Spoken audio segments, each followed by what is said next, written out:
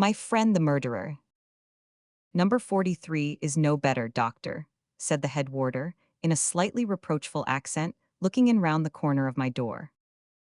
Confound, I responded from behind the pages of the Australian sketcher. And says his tubes are paining him. Couldn't you do anything for him? He's a walking drug shop, said I. He has the whole British pharmacopoeia inside him. I believe his tubes are as sound as yours are. Then there's 7 and they are chronic, continued the warder, glancing down a blue slip of paper. And knocked off work yesterday, said lifting things gave him a stitch in the side.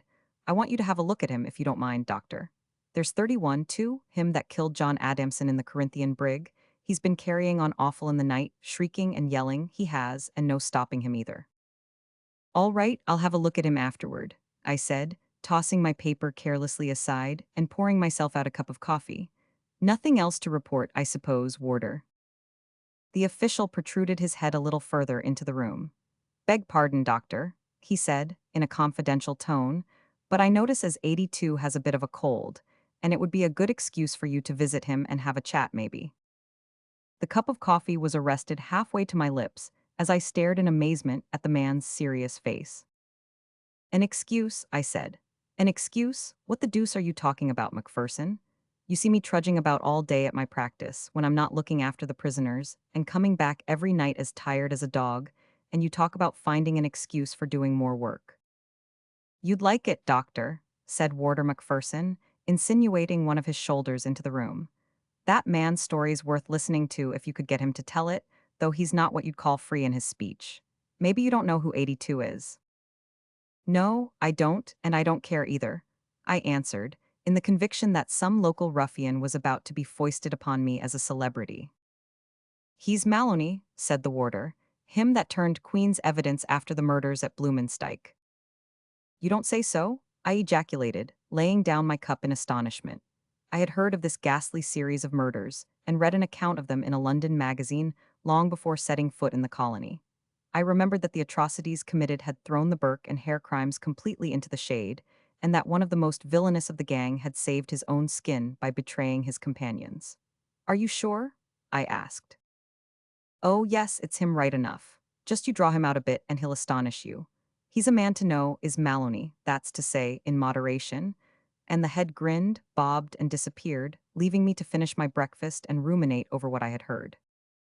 The surgeonship of an Australian prison is not an enviable position. It may be endurable in Melbourne or Sydney, but the little town of Perth has few attractions to recommend it, and those few had been long exhausted. The climate was detestable, and the society far from congenial.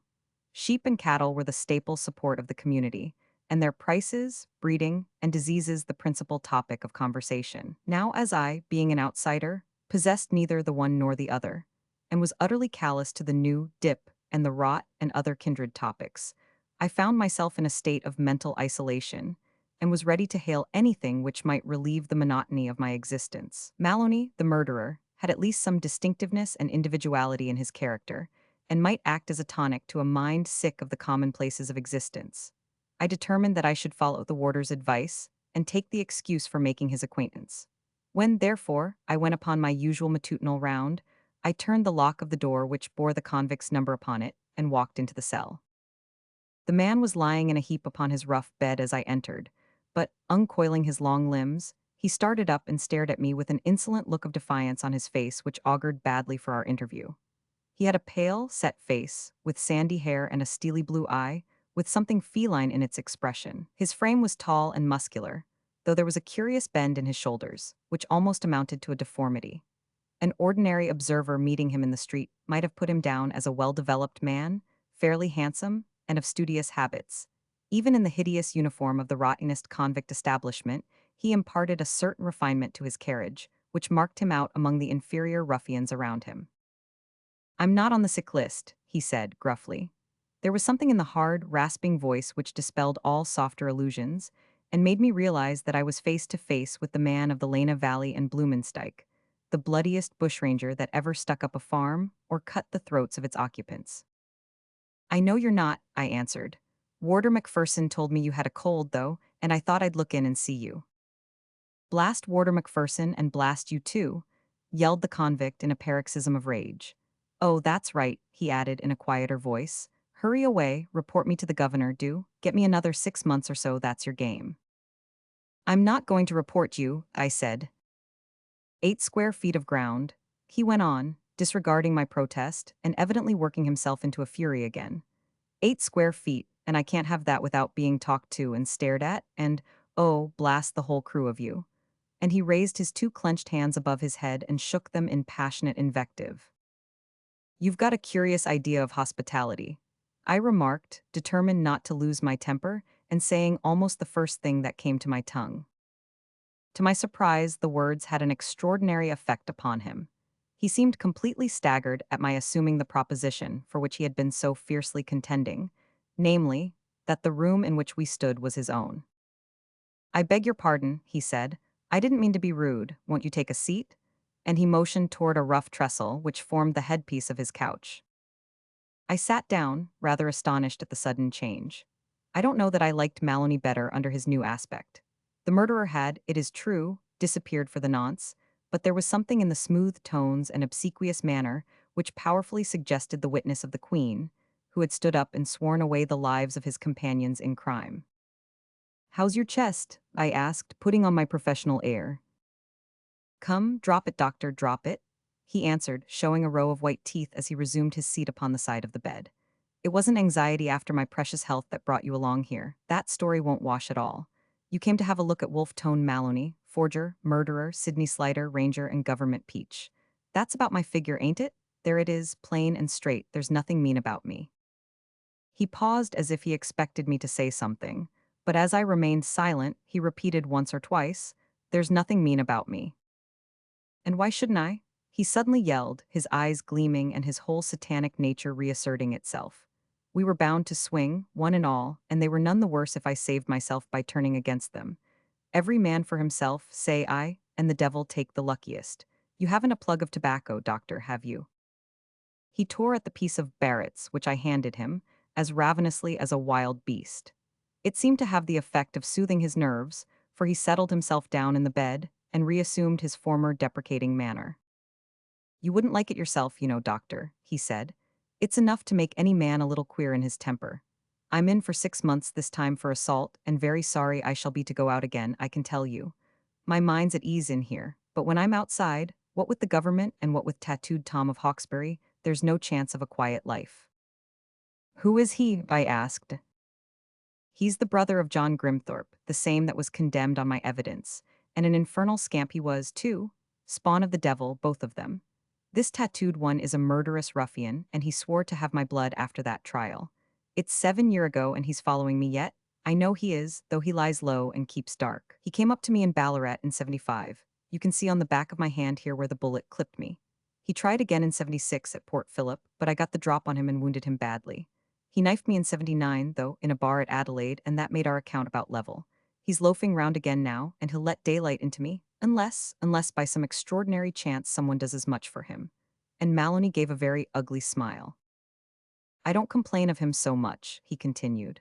Looking at it in his way, no doubt it is a sort of family matter that can hardly be neglected. It's the government that fetches me.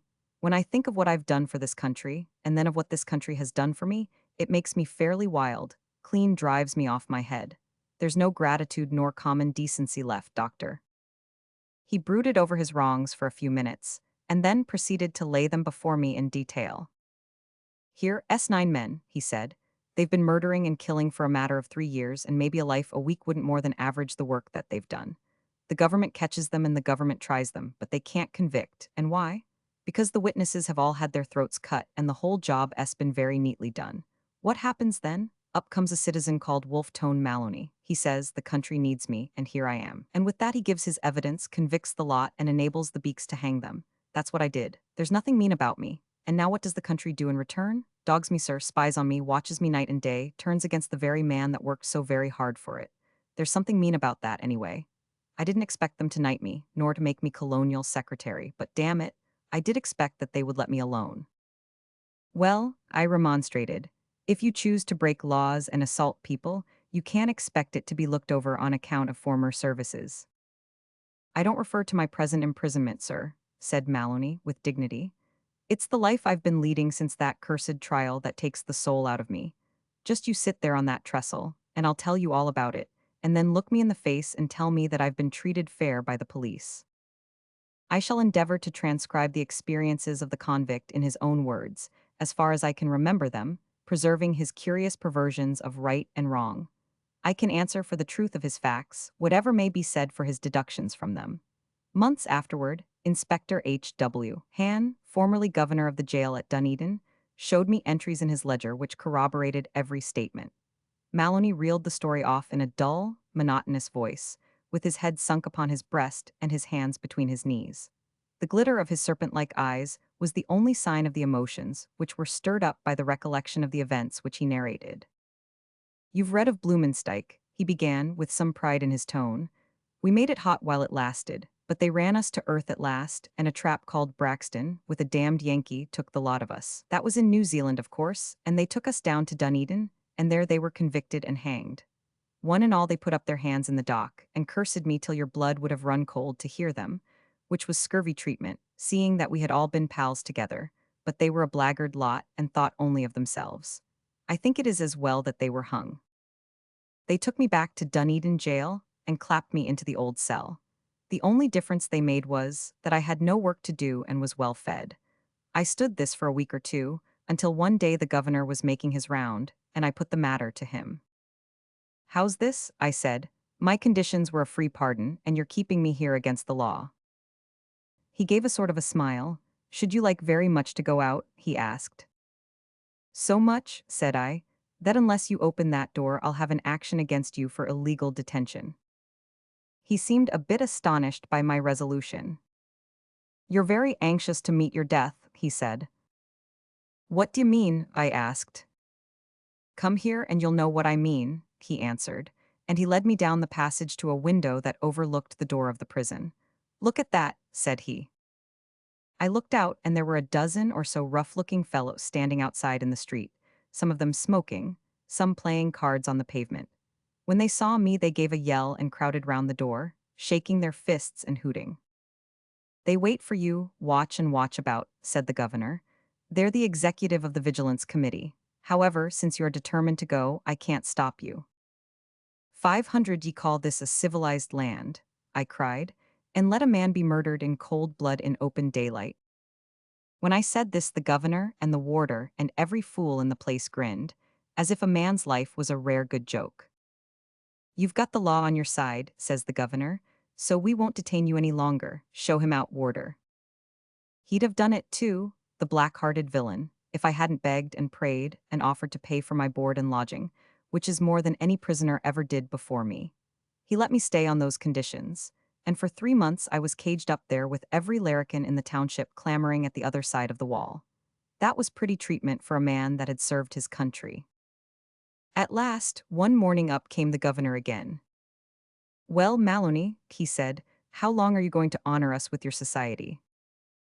I could have put a knife into his cursed body, and would, too, if we had been alone in the bush. But I had to smile and smooth him and flatter, for I feared that he might have me sent out. 'You're an infernal rascal,' he said. Those were his very words, to a man that had helped him all he knew how.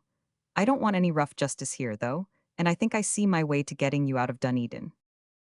'I'll never forget you, governor,' said I, 'and by God I never will.' 'I don't want your thanks nor your gratitude,' he answered. 'It's not for your sake that I do it, but simply to keep order in the town. There's a steamer starts from the West Quay to Melbourne tomorrow, and we'll get you aboard it. She is advertised at 5 in the morning, so have yourself in readiness.' I packed up the few things I had, and was smuggled out by a back door just before daybreak. I hurried down, took my ticket under the name of Isaac Smith, and got safely aboard the Melbourne boat. I remember hearing her screw grinding into the water as the warps were cast loose, and looking back at the lights of Dunedin as I leaned upon the bulwarks, with the pleasant thought that I was leaving them behind me forever. It seemed to me that a new world was before me, and that all my troubles had been cast off. I went down below and had some coffee, and came up again feeling better than I had done since the morning that I woke to find that cursed Irishman that took me, standing over me with a six-shooter. Day had dawned by that time, and we were steaming along by the coast, well out of sight of Dunedin. I loafed about for a couple of hours, and when the sun got well up, some of the other passengers came on deck and joined me. One of them, a little perky sort of fellow, took a good long look at me, and then came over and began talking. "Mining, I suppose," says he. "Yes," I says. "Made your pile?" he asks. "Pretty fair," says I. "I was at it myself," he says. "I worked at the Nelson fields for 3 months and spent all I made in buying a salted claim which busted up the second day. I went at it again, though, and struck it rich. But when the gold wagon was going down to the settlements, it was stuck up by those cursed rangers, and not a red cent left." "That was a bad job," I says. "Broke me, ruined me clean. Never mind, I've seen them all hanged for it. That makes it easier to bear. There's only one left, the villain that gave the evidence. I'd die happy if I could come across him. There are two things I have to do if I meet him." "What's that?" says I carelessly. "I've got to ask him where the money lies. They never had time to make away with it, and it's cached somewhere in the mountains. And then I've got to stretch his neck for him and send his soul down to join the men that he betrayed." It seemed to me that I knew something about that cache, and I felt like laughing. But he was watching me, and it struck me that he had a nasty, vindictive kind of mind. "I'm going up on the bridge," I said, for he was not a man whose acquaintance I cared much about making. He wouldn't hear of my leaving him, though. "We're both miners," he says, "and we're pals for the voyage. Come down to the bar, I'm not too poor to shout." I couldn't refuse him well, and we went down together, and that was the beginning of the trouble. What harm was I doing anyone on the ship? All I asked for was a quiet life, leaving others alone and getting left alone myself. No man could ask fairer than that. And now just you listen to what came of it. We were passing the front of the ladies' cabins, on our way to the saloon, when out comes a servant lass. A freckled currency she-devil, with a baby in her arms. We were brushing past her, when she gave a scream like a railway whistle, and nearly dropped the kid. My nerves gave a sort of a jump when I heard that scream, but I turned and begged her pardon, letting on that I thought I might have trod on her foot. I knew the game was up, though, when I saw her white face and her leaning against the door and pointing. "It's him," she cried. "It's him. I saw him in the courthouse. Oh, don't let him hurt the baby." "Who is it?" asked the steward and half a dozen others in a breath. "It's him, Maloney, the murderer. Oh, take him away, take him away." I don't rightly remember what happened just at that moment. The furniture and me seemed to get kind of mixed, and there was cursing and smashing and someone shouting for his gold and a general stamp round. When I got steadied a bit, I found somebody's hand in my mouth. From what I gathered afterward, I conclude that it belonged to that same little man with the vicious way of talking. He got some of it out again, but that was because the others were choking me. A poor chap can get no fair play in this world when once he is down. Still, I think he will remember me till the day of his death. Longer, I hope. They dragged me out onto the poop and held a damned court-martial. On me, mind you, me that had thrown over my pals in order to serve them. What were they to do with me? Some said this, some said that, but it ended by the captain deciding to send me ashore. The ship stopped, they lowered a boat, and I was hoisted in, the whole gang of them hooting at me from over the bulwarks. I saw the man I spoke of tying up his hand, though, and I felt that things might be worse. I changed my opinion before we got to the land. I had reckoned on the shore being deserted, and that I might make my way inland. But the ship had stopped too near the heads, and a dozen beachcombers and such like had come down to the water's edge and were staring at us, wondering what the boat was after. When we got to the edge of the surf, the coxswain hailed them, and after singing out who I was, he and his men threw me into the water. You may well look surprised, neck and crop into 10 feet of water, with shark as thick as green parrots in the bush, and I heard them laughing as I floundered to the shore. I soon saw it was a worse job than ever. As I came scrambling out through the weeds, I was collared by a big chap with a velveteen coat, and half a dozen others got round me and held me fast. Most of them looked simple fellows enough, and I was not afraid of them. But there was one in a cabbage tree hat that had a very nasty expression on his face, and the big man seemed to be chummy with him. They dragged me up the beach, and then they let go their hold of me and stood round in a circle. "Well, mate," says the man with the hat, "we've been looking out for you some time in these parts." "And very good of you too," I answers. "None of your jaw," says he. "Come, boys, what shall it be? Hanging, drowning, or shooting? Look sharp." This looked a bit too like business. "No, you do," I said. "I've got government protection and it'll be murder." "That's what they call it. answered the one in the velveteen coat, as cheery as a piping crow. And you're going to murder me for being a ranger. Ranger be damned, said the man. We're going to hang you for peaching against your pals, and that's an end of the palaver. They slung a rope round my neck and dragged me up to the edge of the bush. There were some big she-oaks and blue gums, and they pitched on one of these for the wicked deed. They ran the rope over a branch, tied my hands, and told me to say my prayers. It seemed as if it was all up, but Providence interfered to save me. It sounds nice enough sitting here and telling about it, sir. But it was sick work to stand with nothing but the beach in front of you, and the long white line of surf, with the steamer in the distance, and a set of bloody-minded villains round you thirsting for your life. I never thought I'd owe anything good to the police, but they saved me that time. A troop of them were riding from Hawks Point Station to Dunedin, and hearing that something was up, they came down through the bush and interrupted the proceedings. I've heard some bands in my time, Doctor, but I never heard music like the jingle of those traps, spurs, and harness as they galloped out onto the open. They tried to hang me even then, but the police were too quick for them, and the man with the hat got one over the head with the flat of a sword. I was clapped onto a horse, and before evening I found myself in my old quarters in the city jail. The governor wasn't to be done, though. He was determined to get rid of me, and I was equally anxious to see the last of him. He waited a week or so until the excitement had begun to die away, and then he smuggled me aboard a three-masted schooner bound to Sydney with tallow and hides. We got fair away to sea without a hitch, and things began to look a bit more rosy. I made sure that I had seen the last of the prison anyway. The crew had a sort of an idea who I was, and if there'd been any rough weather, they'd have hove me overboard like enough, for they were a rough, ignorant lot, and had a notion that I brought bad luck to the ship. We had a good passage, however, and I was landed safe and sound upon Sydney Quay. Now just you listen to what happened next. You'd have thought they would have been sick of ill-using me and following me by this time. Wouldn't you now? Well, just you listen. It seems that a cursed steamer started from Dunedin to Sydney on the very day we left and got in before us, bringing news that I was coming. Blessed if they hadn't called a meeting, a regular mass meeting, at the docks to discuss about it, and I marched right into it when I landed. They didn't take long about arresting me, and I listened to all the speeches and resolutions. If I'd been a prince, there couldn't have been more excitement. The end of all was that they agreed that it wasn't right that New Zealand should be allowed to foist her criminals upon her neighbors, and that I was to be sent back again by the next boat.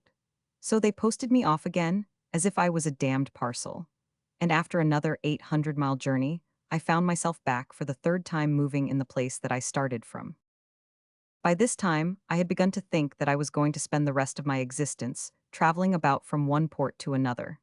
Every man's hand seemed turned against me, and there was no peace or quiet in any direction. I was about sick of it by the time I had come back, and if I could have taken to the bush, I'd have done it and chanced it with my old pals.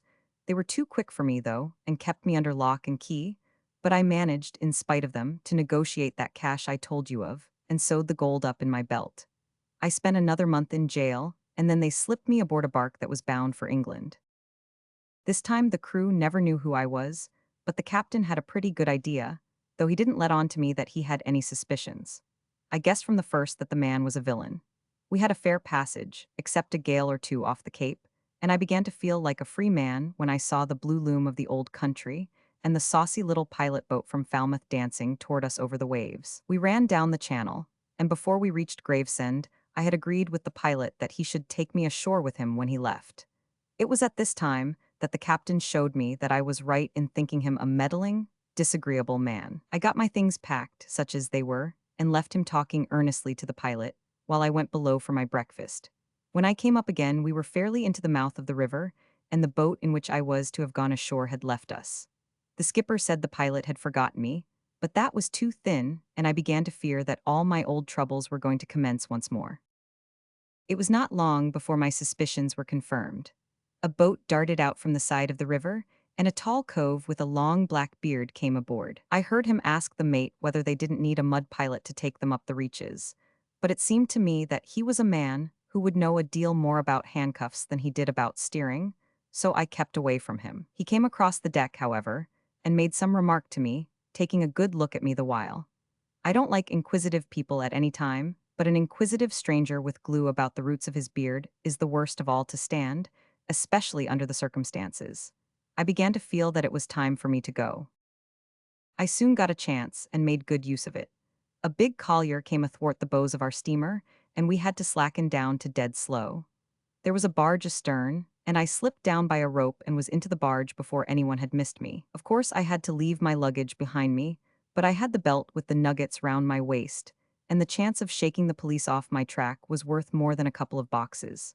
It was clear to me now that the pilot had been a traitor, as well as the captain, and had set the detectives after me.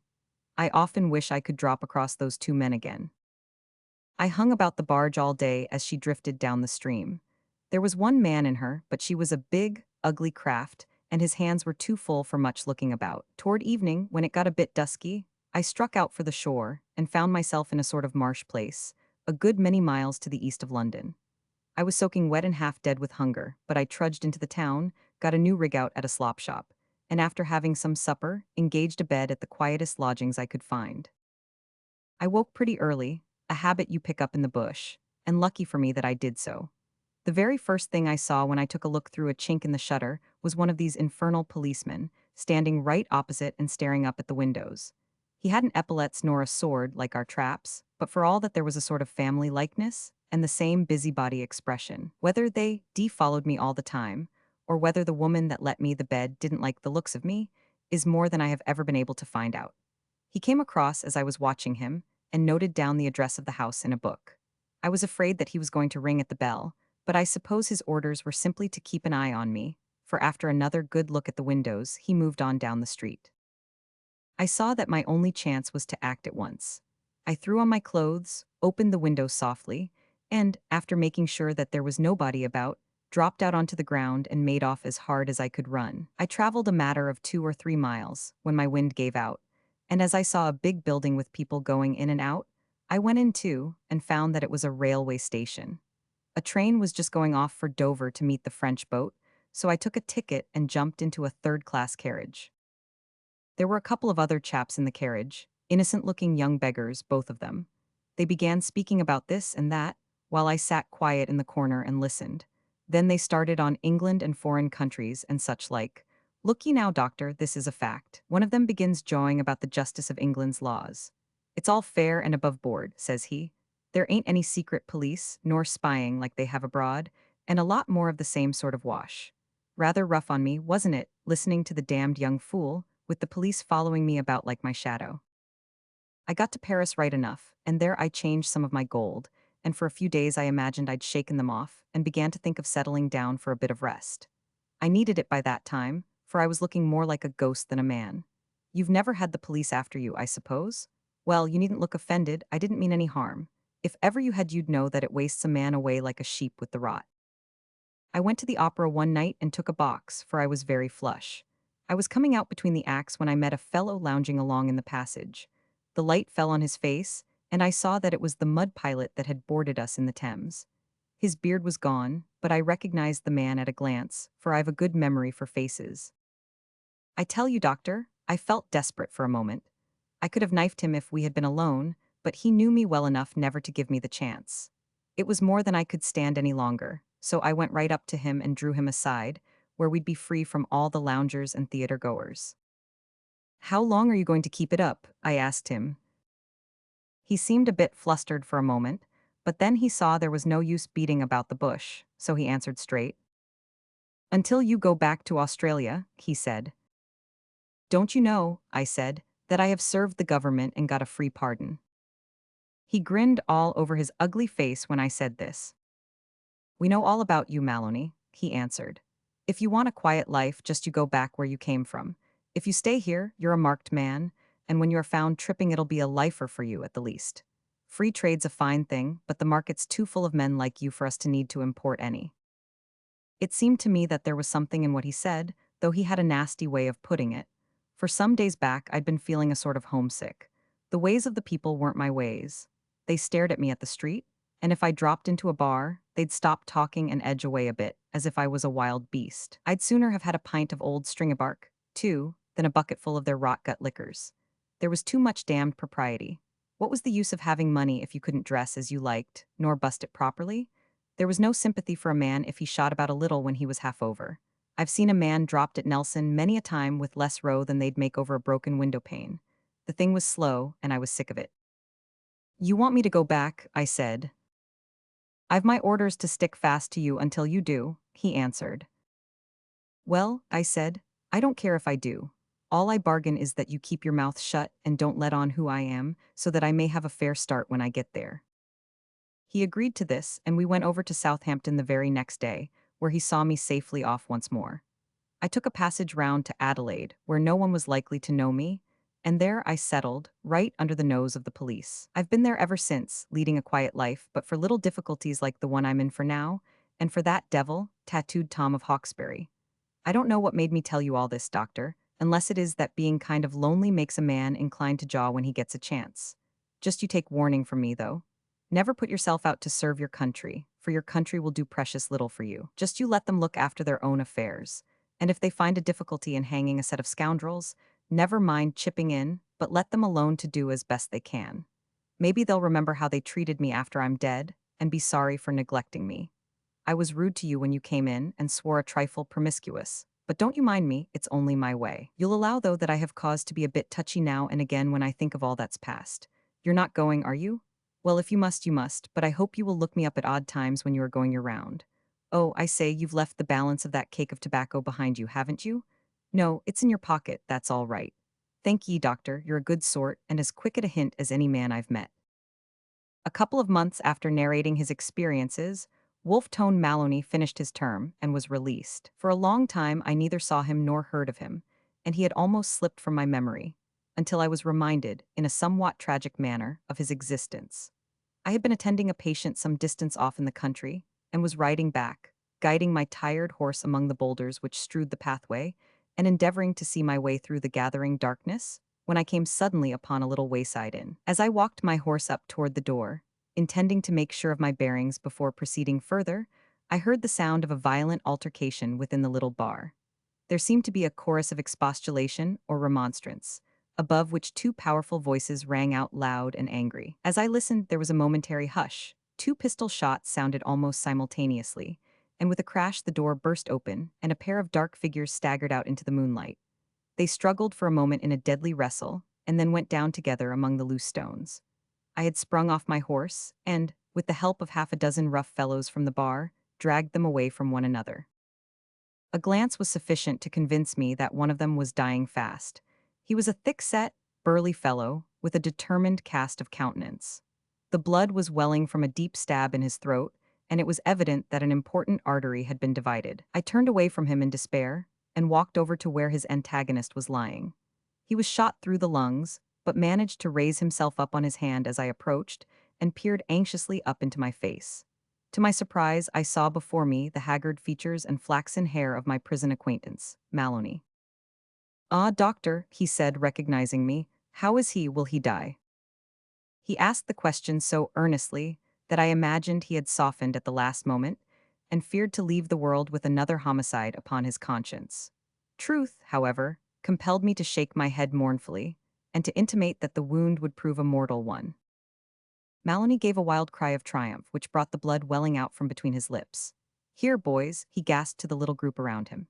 "There's money in my inside pocket. Damn the expense, drinks round. There's nothing mean about me. I'd drink with you, but I'm going. Give the doc my share, for he's as good."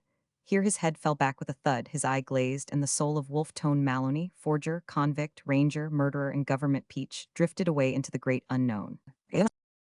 I cannot conclude without borrowing the account of the fatal quarrel which appeared in the columns of the West Australian Sentinel.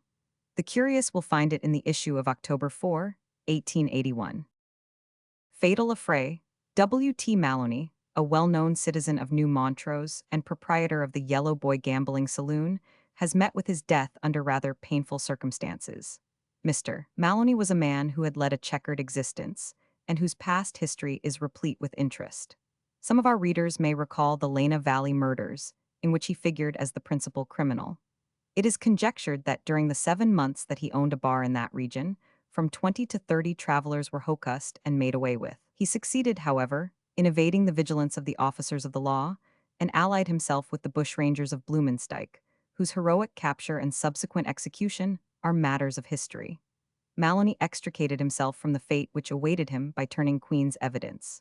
He afterward visited Europe, but returned to West Australia, where he has long played a prominent part in local matters. On Friday evening, he encountered an old enemy, Thomas Grimthorpe, commonly known as Tattooed Tom of Hawkesbury. Shots were exchanged, and both were badly wounded, only surviving a few minutes. Mr. Maloney had the reputation of being not only the most wholesale murderer that ever lived, but also of having a finish and attention to detail in matters of evidence which has been unapproached by any European criminal. Sic transit Gloria Mundi. The Gully of Blumenstyke. A true colonial story. Broadhurst's store was closed, but the little back room looked very comfortable that night.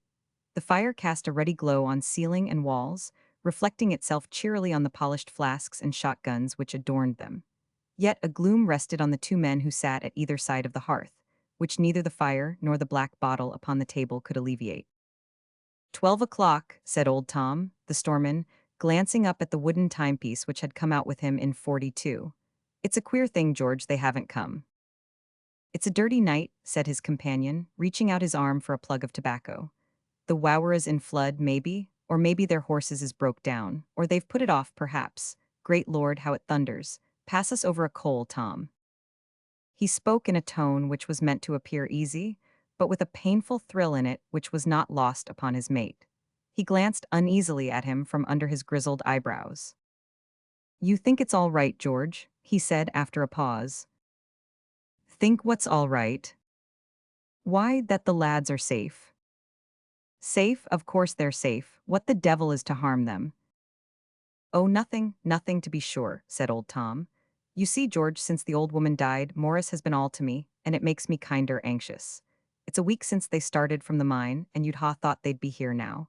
But it's nothing unusual, I suppose, nothing at all, just my darned folly. What's to harm them? Repeated George Hutton again, arguing to convince himself rather than his comrade. It's a straight road from the diggins to Rathurst, and then through the hills past Blumenstyke, and over the Wowera by the ford, and so down to Trafalgar by the bush track. There's nothing deadly in all that, is there? My son Alan, as dear to me as Morris can be to you, mate, he continued. But they know the ford well, and there's no other bad place. They'll be here tomorrow night, cert. Please God they may, said Broadhurst, and the two men lapsed into silence for some time, moodily staring into the glow of the fire and pulling at their short clays. It was indeed, as Hutton had said, a dirty night. The wind was howling down through the gorges of the western mountains, and whirling and eddying among the streets of Trafalgar, whistling through the chinks in the rough wood cabins, and tearing away the frail shingles which formed the roofs. The streets were deserted, save for one or two stragglers from the drinking shanties, who wrapped their cloaks around them and staggered home through the wind and rain toward their own cabins. The silence was broken by Broadhurst, who was evidently still ill at ease. Say, George, he said, what's become of Josiah Mapleton? Went to the diggin' s. Aye, but he sent word he was coming back. But he never came. And what's become of Joss Humphrey? He resumed after a pause. He went diggin' too. Well, did he come back? Drop it, Broadhurst, drop it, I say, said Hutton, springing to his feet and pacing up and down the narrow room. You're trying to make a coward of me? You know the men must have gone up country prospectin', or farmin', maybe. What is it to us where they went? You don't think I have a register of every man in the colony, as Inspector Burton has of the lags? Sit down, George, and listen, said old Tom. There's something queer about that road, something I don't understand and don't like. Maybe you remember how Maloney, the one-eyed scoundrel, made his money in the early mining days. He'd a halfway drinking shanty on the main road up on a kind of bluff, where the Lena comes down from the hills. You've heard, George, how they found a sort of wooden slide from his little back room down to the river. And how it came out that man after man had had his drink doctored, and been shot down that into eternity, like a bale of goods. No one will ever know how many were done away with there. They were all supposed to be farmin' and prospectin', and the like, till their bodies were picked out of the rapids. It's no use mincing matters, George. We'll have the troopers along to the diggins if those lads don't turn up by tomorrow night. As you like, Tom, said Hutton. By the way, talking of Maloney, it's a strange thing, said Broadhurst, that Jack Haldane swears he saw a man as like Maloney, with 10 years added to him, as could be. It was in the bush on Monday morning. Chance, I suppose, but you'd hardly think there could be two pair of shoulders in the world carrying such villainous mugs on the top of them. Jack Haldane's a fool, growled Hutton, throwing open the door and peering anxiously out into the darkness. while the wind played with his long, grizzled beard and sent a train of glowing sparks from his pipe down the street. "A terrible night," he said as he turned back toward the fire. "Yes, a wild, tempestuous night, a night for birds of darkness and for beasts of prey. A strange night for 7 men to lie out in the gully at Blumensteig, with revolvers in their hands and the devil in their hearts." The sun was rising after the storm. A thick, heavy steam reeked up from the saturated ground and hung like a pall over the flourishing little town of Trafalgar. A bluish mist lay in wreaths over the wide tract of bushland around, out of which the western mountains loomed like great islands in a sea of vapor. Something was wrong in the town. The most casual glance would have detected that. There was a shouting and a hurrying of feet. Doors were slammed and rude windows thrown open. A trooper of police came clattering down with his carbine unslung. It was past the time for Joe Butchin's sawmill to commence work, but the great wheel was motionless, for the hands had not appeared. There was a surging, pushing crowd in the main street before old Tom Broadhurst's house, and a mighty clattering of tongues. "What was it?" demanded the newcomers, panting and breathless. "Broadhurst has shot his mate. He has cut his own throat. He has struck gold in the clay floor of his kitchen." No, it was his son Morris who had come home rich. Who had not come back at all? Whose horse had come back without him? At last the truth had come out, and there was the old sorrel horse in question whinnying and rubbing his neck against the familiar door of the stable, as if entreating entrance, while 2 haggard, gray-haired men held him by either bridle and gazed blankly at his reeking sides. "God help me," said old Tom Broadhurst. "It is as I feared." "Cheer up, mate," said Hutton, drawing his rough straw hat down over his brow. "There's hope yet." A sympathetic and encouraging murmur ran through the crowd. "Horse ran away, likely. Or been stolen. Or he's swum the Wawara and been washed off," suggested one Job's comforter. "He ain't got no marks of bruising," said another, more hopeful. "Rider fallen off drunk, maybe," said a bluff old sheep farmer. "I kin remember," he continued, "coming into town 'bout this hour myself with my head in my holster and thinking I was a 6-chambered revolver. Mighty drunk I was. Morris had a good seat, he'd never be washed off." "Not he." "The horse has a wheel on its off forequarter," remarked another, more observant than the rest. "A blow from a whip, maybe." "It would be a darned hard one." "Where's Chicago Bill?" said someone. "He'll know." Thus invoked, a strange, gaunt figure stepped out in front of the crowd. He was an extremely tall and powerful man, with the red shirt and high boots of a miner. The shirt was thrown open, showing the sinewy throat and massive chest. His face was seamed and scarred with many a conflict, both with nature and his brother man. Yet beneath his ruffianly exterior there lay something of the quiet dignity of the gentleman. This man was a veteran gold hunter, a real old Californian, 49er, who had left the fields in disgust when private enterprise began to dwindle before the formation of huge incorporated companies with their ponderous machinery. But the red clay with the little shining points had become to him as the very breath of his nostrils, and he had come halfway round the world to seek it once again. "Here's Chicago Bill," he said. "What is it?" Bill was naturally regarded as an oracle, in virtue of his prowess and varied experience. Every eye was turned on him as Braxton, the young Irish trooper of constabulary, said, "What do you make of the horse, Bill?" The Yankee was in no hurry to commit himself. He surveyed the animal for some time with his shrewd little gray eye. He bent and examined the girths, then he felt the mane carefully. He stooped once more and examined the hoofs and then the quarters.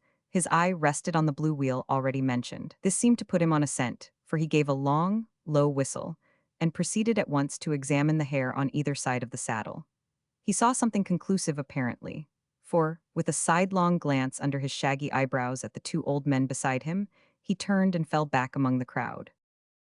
"Well, what d'ye think?" cried a dozen voices. "A job for you," said Bill, looking up at the young Irish trooper. "Why, what is it? What's become of young Broadhurst?" "He's done what better men has done afore. He has sunk a shaft for gold and panned out a coffin." "Speak out, man, what have you seen?" cried a husky voice. "I've seen the graze of a bushranger's bullet on the horse's quarter, and I've seen a drop of the rider's blood on the edge of the saddle here. Hold the old man up, boys. Don't let him drop. Give him a swig of brandy and lead him inside. Say, he continued in a whisper, gripping the trooper by the wrist. Mind, I'm in it. You and I play this hand together. I'm dead on Sitch Varmin. We'll do as they do in Nevada, strike while the iron is hot. Get any men you can together. I suppose you're game to come yourself. Yes, I'll come, said young Braxton with a quiet smile. The American looked at him approvingly. He had learned in his wanderings that an Irishman who grows quieter when deeply stirred is a very dangerous specimen of the genus Homo. Good lad, he muttered, and the two went down the street together toward the station house, followed by half a dozen of the more resolute of the crowd. One word before we proceed with our story, or our chronicle rather, as every word of it is based upon fact. The colonial trooper of 15 or 20 years ago was a very different man from his representative of today. Not that I would imply any slur upon the courage of the latter, but for reckless daredevilry and knight-errantry, the old constabulary has never been equaled. The reason is a simple one. Men of gentle blood, younger sons and wild rakes who had outrun the constable, were sent off to Australia with some wild idea of making their fortunes. On arriving, they found Melbourne by no means the El Dorado they expected. They were unfit for any employment, their money was soon dissipated, and they unerringly gravitated into the mounted police. Thus a sort of colonial, Maison Rouge, became formed, where the lowest private had as much pride of birth and education as his officers. They were men who might have swayed the fate of empires, yet who squandered away their lives in many a lone wild fight with native and bushranger, where nothing but a moldering blue-ragged skeleton was left to tell the tale.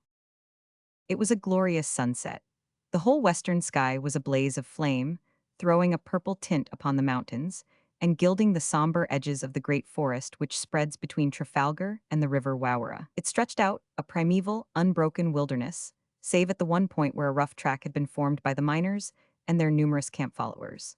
This wound amid the great trunks in a zigzag direction, occasionally making a long detour to avoid some marshy hollow or especially dense clump of vegetation. Often it could be hardly discerned from the ground around, save by the scattered hoof marks and an occasional rut. About 15 miles from Trafalgar, there stands a little knoll, well sheltered and overlooking the road. On this knoll a man was lying as the sun went down that Friday evening. He appeared to shun observation, for he had chosen that part in which the foliage was thickest, yet he seemed decidedly at his ease as he lolled upon his back, with his pipe between his teeth and a broad hat down over his face. It was a face that it was well to cover in the presence of so peaceful a scene, a face pitted with the scars of an immaterial smallpox. The forehead was broad and low. One eye had apparently been gouged out, leaving a ghastly cavity. The other was deep-set, cunning, and vindictive. The mouth was hard and cruel. A rough beard covered the chin. It was the cut of face which, seen in a lonely street, would instinctively make one shift the grasp of one's stick from the knob end to the ferrule, the face of a bold and unscrupulous man.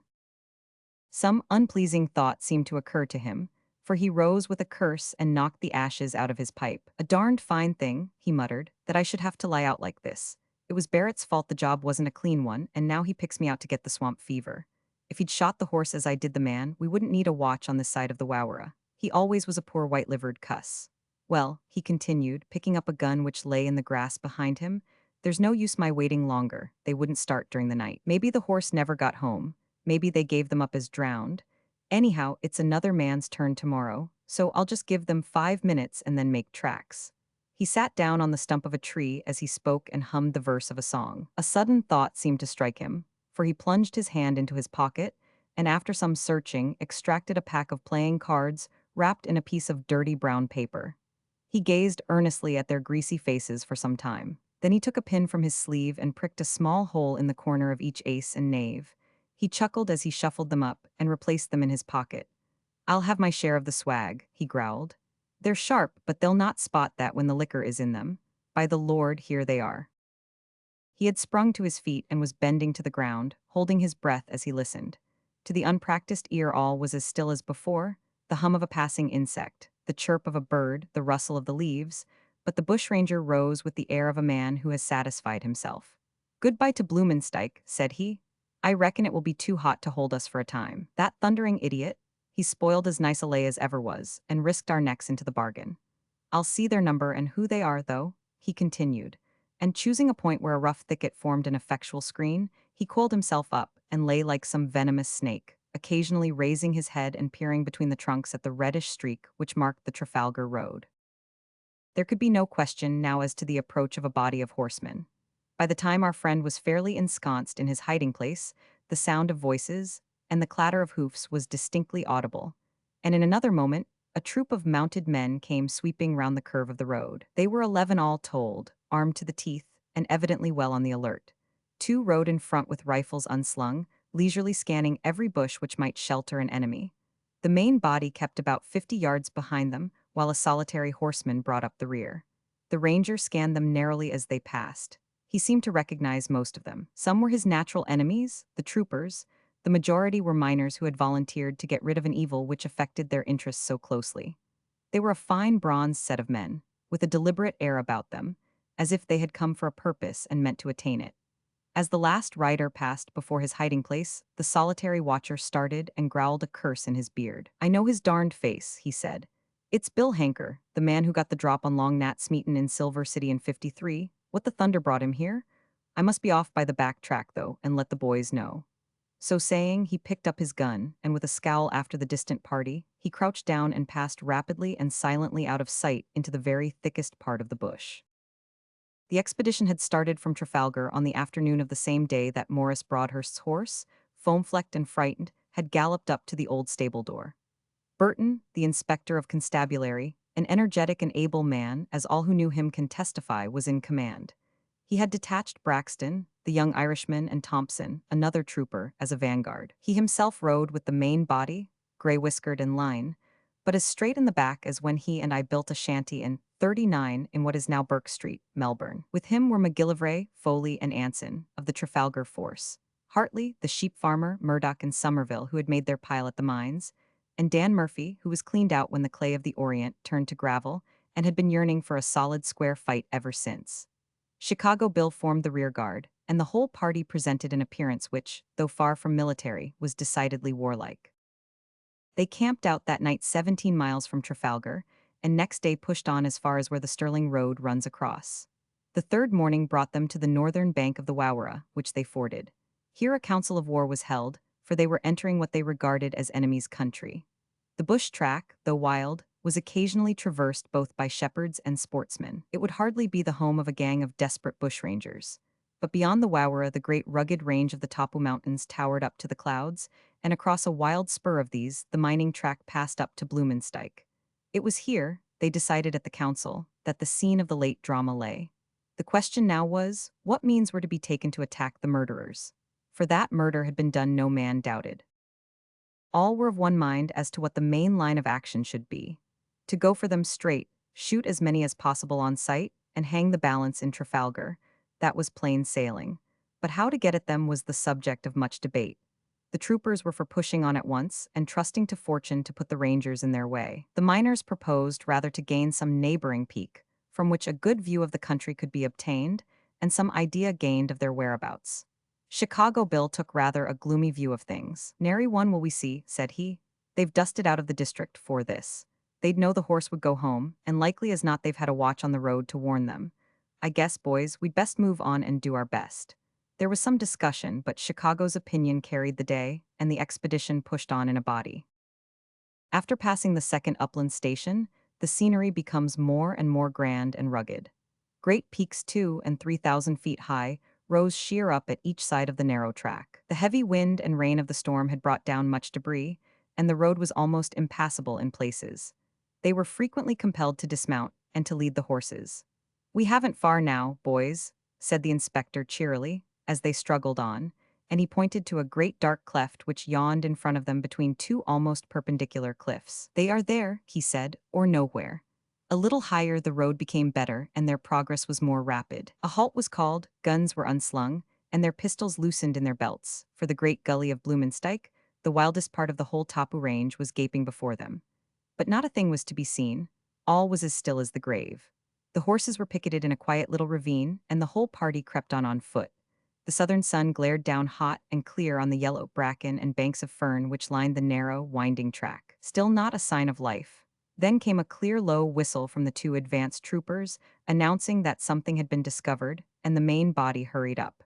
It was a spot for deeds of blood. On one side of the road, there lowered a black gnarled precipice. On the other was the sullen mouth of the rugged gully. The road took a sharp turn at this spot. Just at the angle, several large boulders were scattered, lining and overlooking the track. It was at this angle that a little bed of mud and trampled red clay betokened a recent struggle. There could be no question that they were at the scene of the murder of the two young miners. The outline of a horse could still be seen in the soft ground, and the prints of its hoofs as it kicked out in its death agony were plainly marked. Behind one of the rocks were the tracks of several feet, and some pistol wadding was found in a tuft of ferns. The whole tragedy lay unclosed before them. Two men, careless in the pride of their youth and their strength, had swept round that fatal curve. Then a crash, a groan, a brutal laugh, the galloping of a frightened horse, and all was over. What was to be done now? The rocks around were explored, but nothing fresh discovered. Some 6 days had elapsed, and the birds were apparently flown. The party separated and hunted about among the boulders. Then the American, who could follow a trail like a bloodhound, found tracks leading toward a rugged pile of rocks on the north side of the gully. In a crevice here, the remains of 3 horses were found. Close to them, the rim of an old straw hat projected through the loose loam. Hartley, the sheep farmer, sprang over to pick it up. He started back in the act of stooping, and said in an awestruck whisper to his friend Murphy, "There's a head under it, Dan." A few strokes of a spade disclosed a face familiar to most of the group, that of a poor traveling photographer, well known in the colony by the sobriquet of Stooping Johnny, who had disappeared some time before. It was now in an advanced stage of putrefaction. Close to him, another body was discovered, and another beside that. In all, 13 victims of these English thugs were lying under the shadow of the great north wall of the Blumensteig Gully. It was there, standing in silent awe around the remains of these poor fellows, hurried into eternity and buried like dogs, that the search party registered a vow to sacrifice all interests and comforts for the space of 1 month to the single consideration of revenge. The inspector uncovered his grizzled head as he solemnly swore it, and his comrades followed his example. The bodies were then, with a brief prayer, consigned to a deeper grave, a rough cairn was erected over them, and the 11 men set forth upon their mission of stern justice. 3 weeks had passed, 3 weeks and 2 days.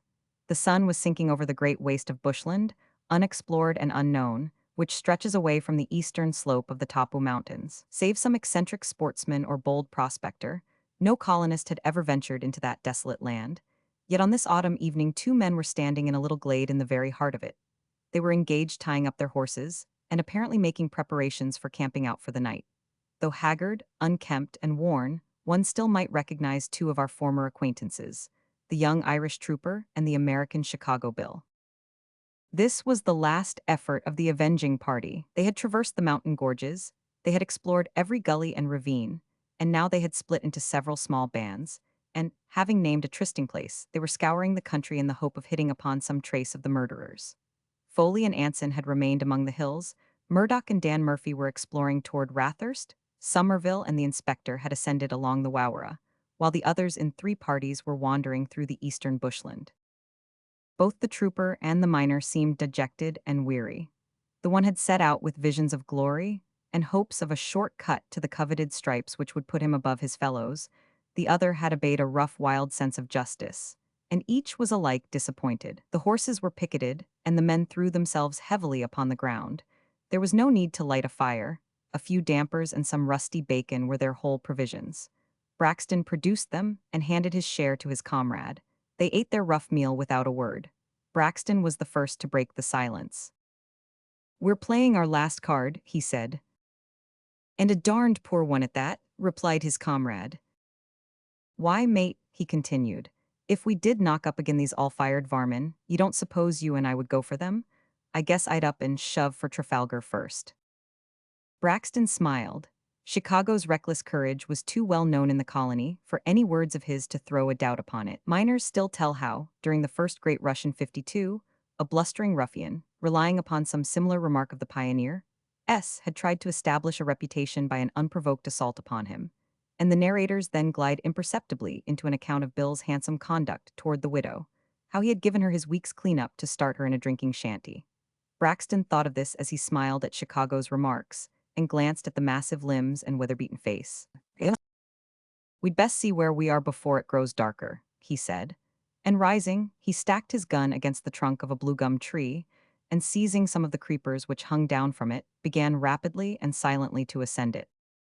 "His soul's too big for his body," growled the American, as he watched the dark lithe figure standing out against the pale blue evening sky. "What d'ye see, Jack?" he shouted, for the trooper had reached the topmost branch by this time, and was taking a survey of the country. "Bush, bush, nothing but bush," said the voice among the leaves. "Wait a bit, though, there's a kind of hill about 3 miles off away to the northeast. I see it above the trees right over there. Not much good to us, though," he continued after a pause, "for it seems a barren, stony sort of place." Chicago paced about at the bottom of the tree. "He seems an almighty long time prospectin' it," he muttered, after 10 minutes had elapsed. "Ah, here he is!" And the trooper came swinging down and landed panting just in front of him.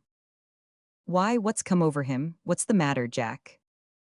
Something was the matter. That was very evident. There was a light in Braxton's blue eyes and a flush on the pale cheek. "Bill," he said, putting his hand on his comrade's shoulder, "it's about time you made tracks for the settlements." "What do you mean?" said Chicago. "Why, I mean that the murderers are within a league of us and that I intend going for them. There, don't be huffed, old man," he added. "Of course I knew you were only joking, but they are there, Bill. I saw smoke on the top of that hill, and it wasn't good, honest smoke, mind you. It was drywood smoke and meant to be hid. I thought it was mist at first, but no, it was smoke. I'll swear it. It could only be them. Who else would camp on the summit of a desolate hill? We've got them, Bill. We have them as sure as fate." "Or they've got us," growled the American. "But here, lad, here's my glass. Run up and have a look at them." "It's too dark now," said Braxton. "We'll camp out tonight. No fear of them stirring. They're lying by there until the whole thing blows over, depend upon it, so we'll make sure of them in the morning." The miner looked plaintively up at the tree, and then down at his 14 stone of solid muscle. "I guess I must take your word for it," he grumbled. "But you are bushman enough to tell smoke from mist, and a drywood fire from an open one. We can't do anything tonight till we feel our way, so I allow we'd best water the horses and have a good night's rest." Braxton seemed to be of the same mind, so after a few minutes' preparation the two men wrapped themselves in their cloaks and lay, two little dark spots, on the great green carpet of the primeval bush. With the first gray light of dawn Chicago sat up and roused his comrade. A heavy mist hung over the bushland. They could hardly see the loom of the trees across the little glade. Their clothes glistened with the little shining beads of moisture. They brushed each other down and squatted in bush fashion over their rough breakfast. The haze seemed to be lifting a little now. They could see 50 yards in every direction. The miner paced up and down in silence, ruminating over a plug of Barrett's Twist. Braxton sat on a fallen tree sponging and oiling his revolver. Suddenly, a single beam of sunshine played over the great blue gum. It widened and spread, and then in a moment the mist melted away and the yellow leaves glowed like flakes of copper in the glare of the morning sun. Braxton cheerily snapped the lock of the pistol, loaded it, and replaced it in his belt. Chicago began to whistle and stopped in the middle of his walk. "Now, young un," he said, "here's the glass." Braxton slung it round his neck and ascended the tree as he had done the night before. It was child's play to the trooper, a splendid climber, as I can testify, for I saw him 2 years later swarming up the topmost backstay of the Hector frigate in a gale of wind for a bet of a bottle of wine. He soon reached the summit, and shuffling along a naked branch 200 feet from the ground, he gained a point where no leaves could obstruct his view. Here he sat straddle-legged, and unslinging the glass, he proceeded to examine the hill, bush by bush and stone by stone. An hour passed without his moving. Another had almost elapsed before he descended. His face was grave and thoughtful. "Are they there?" was the eager query. "Yes, they are there." "How many?" "I've only seen 5, but there may be more. Wait till I think it out, Bill." The miner gazed at him with all the reverence matter has toward mind. Thinking things out was not his strong point. "Blamed if I can help you," he said, apologetically. "It kinder don't come natural to me to be plottin' and plannin'. Want edication, likely. My father was allowed to be the hardest-headed man in the States." Judge Jeffers let on as how the old man wanted to hand in his checks. So he down and put his head on the line when the first engine as ran from Vermont was common, up. They fined him $100 for upsettin' that air locomotive, and the old man got the cussedest headache as ever was. Braxton hardly seemed to hear this family anecdote. He was deep in thought. "Look here, old man," said he, Sit down by me on the trunk and listen to what I say. Remember that you are here as a volunteer, Bill. You've no call to come. Now I am here in the course of duty. Your name is known through the settlement. You were a marked man when I was in the nursery. Now, Bill, it's a big thing I am going to ask you. If you and I go in and take these men, it will be another feather in your cap, and in yours only. What do men know of Jack Braxton, the private of police? He'd hardly be mentioned in the matter. Now I want to make my name this day. We'll have to secure these men by a surprise after dusk, and it will be as easy for one resolute man to do it as for two, perhaps easier, for there is less chance of detection. Bill, I want you to stay with the horses and let me go alone. Chicago sprang to his feet with a snarl of indignation and paced up and down in front of the fallen trees. Then he seemed to master himself, for he sat down again. "They'd chaw you up, lad," he said, putting his hand on Braxton's shoulder. "It wouldn't wash." "Not they," said the trooper. "I'd take your pistol as well as my own, and I'd need a deal of chawing." "My character would be ruined," said Bill. "It's beyond the reach of calumny. You can afford to give me one fair chance." Bill buried his face in his hands and thought a little. "Well, lad," he said, looking up, "I'll look after the horses." Braxton wrung him by the hand. "There are few men would have done it, Bill. You are a friend worth having. Now we'll spend our day as best we can, old man, and lie close till evening, for I won't start till an hour after dusk, so we have plenty of time on our hands." The day passed slowly. The trooper lay among the mosses below the great blue gum in earnest thought. Once or twice he imagined he heard the subterranean chuckle and slap of the thigh which usually denoted amusement on the part of the miner. But on glancing up at that individual, the expression of his face was so solemn, not to say funereal, that it was evidently an illusion. They partook of their scanty dinner and supper cheerfully and with hearty appetites. The former listlessness had given place to briskness and activity, now that their object was in view. Chicago blossomed out into many strange experiences and racy reminiscences of Western life. The hours passed rapidly and cheerily. The trooper produced a venerable pack of cards from his holster and proposed euchre, but their gregariousness, and the general difficulty of distinguishing the king of clubs from the ace of hearts, exercised a depressing influence upon the players. Gradually the sun went down on the great wilderness. The shadow fell on the little glade, while the distant hill was still tipped with gold. Then that too became purplish. A star twinkled over the Tapu range, and night crept over the scene. "Goodbye, old man," said Braxton. "I won't take my carbine, it would only be in the way. I can't thank you enough for letting me have this chance. If they wipe me out, Bill, you'll not lose sight of them, I know, and you'll say I died like a man. I've got no friends and no message and nothing in the world but this pack of cards. Keep them, Bill, they were a fine pack in '51. If you see a smoke on the hill in the morning, you'll know all's well, and you'll bring up the horses at once. If you don't, you'll ride to Fallen Pine, where we were to meet, ride day and night, Bill. Tell Inspector Burton that you know where the Rangers are, that Private Braxton is dead, and that he said he was to bring up his men, else he'd come back from the grave and lead them up himself. Do that, Bill. Goodbye." A great quiet rested over the heart of that desolate woodland. The croak of a frog, the gurgle of a little streamlet half hidden in the long grass, no other sound. Then a wakeful jay gave a shrill chatter, another joined and another. A bluefinch screamed. A wombat rushed past to gain its burrow. Something had disturbed them, yet all was apparently as peaceful as before.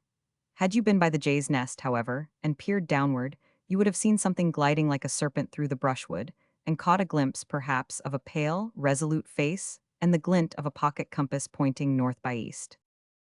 It was a long and weary night for Trooper Braxton. Any moment he might come on an outpost of the Rangers, so every step had to be taken slowly and with care.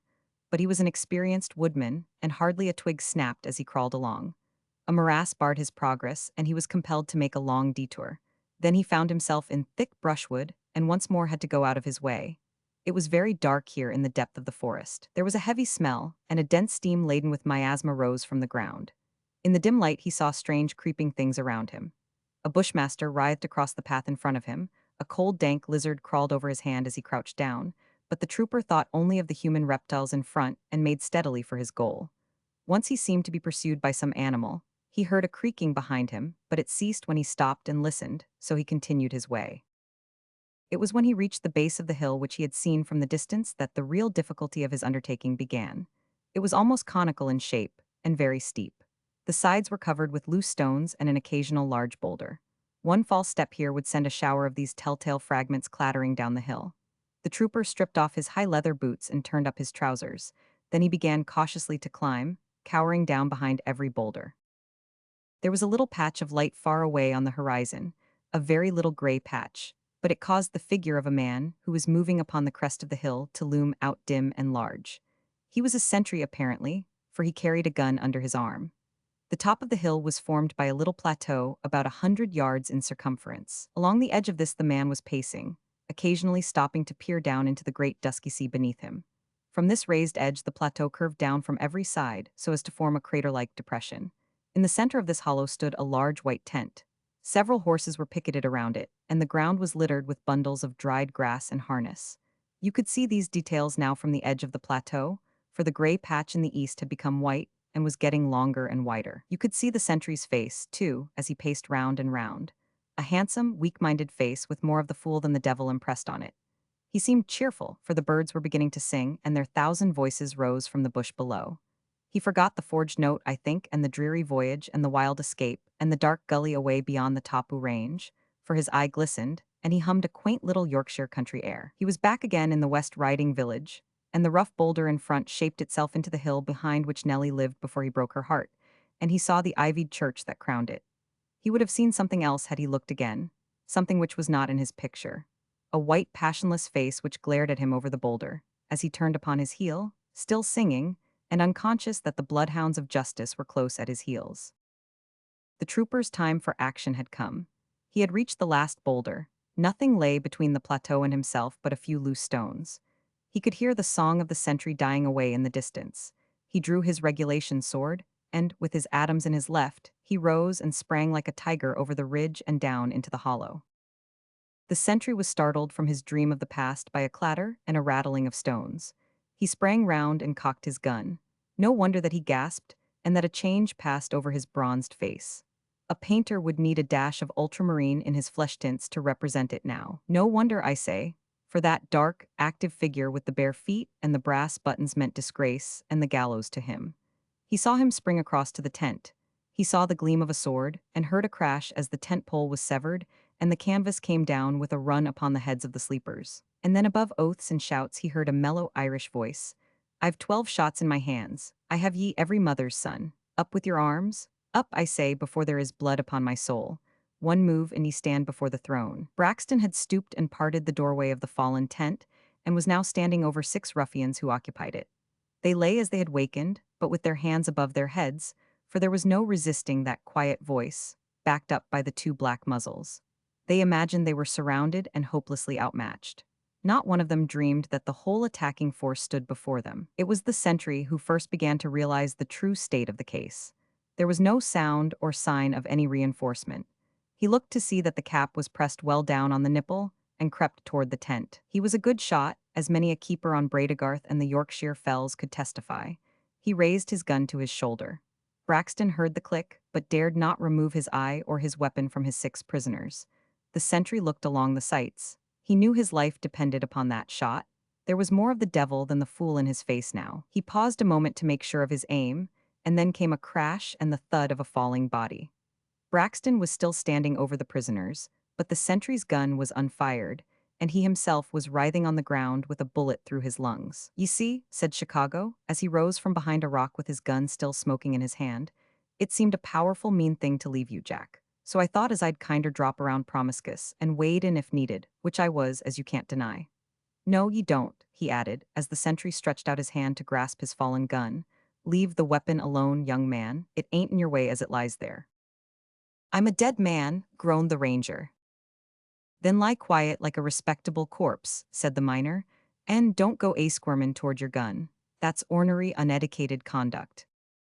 "Come here, Bill," cried Braxton, "and bring the ropes those horses are picketed with. Now," he continued, as the American, having abstracted the sentry's gun, appeared with an armful of ropes, "you tie these fellows up, and I'll kill any man who moves." "A pleasant division of labor, old blatherskite?" said Chicago, playfully tapping the one-eyed villain Maloney on the head. "Come on, the ugliest first." So saying, he began upon him and fastened him securely. One after another the rangers were tied up, all except the pounded man, who was too helpless to need securing.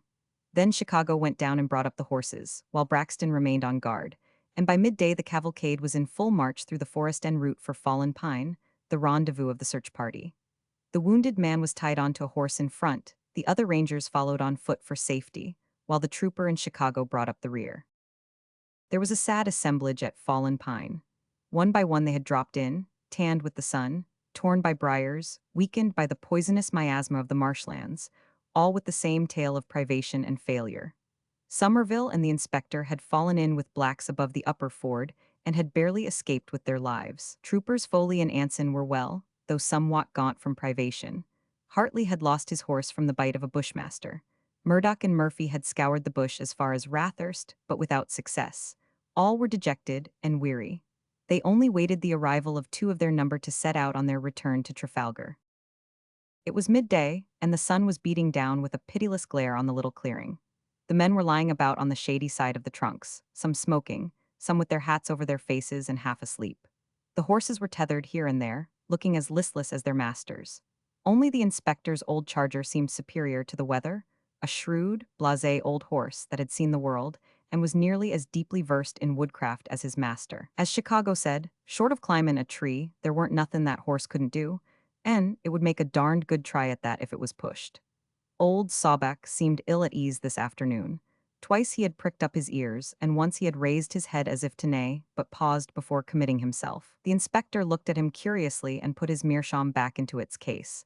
Meerschaums were always a weakness of poor Jim Burton's. "Demn it, sir," I have heard him say, "a gentleman is known by his pipe.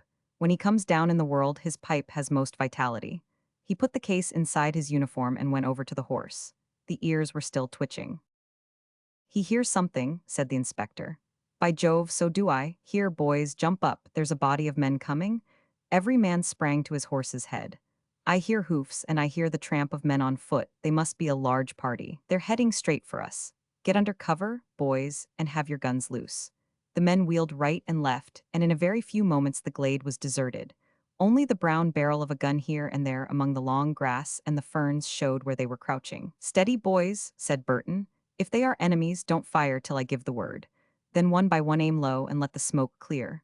Rangers, by Jove," he added, as a horseman broke into the clearing some way down, with his head hanging down over his horse's neck. "More," he growled, as several men emerged from the bush at the same point.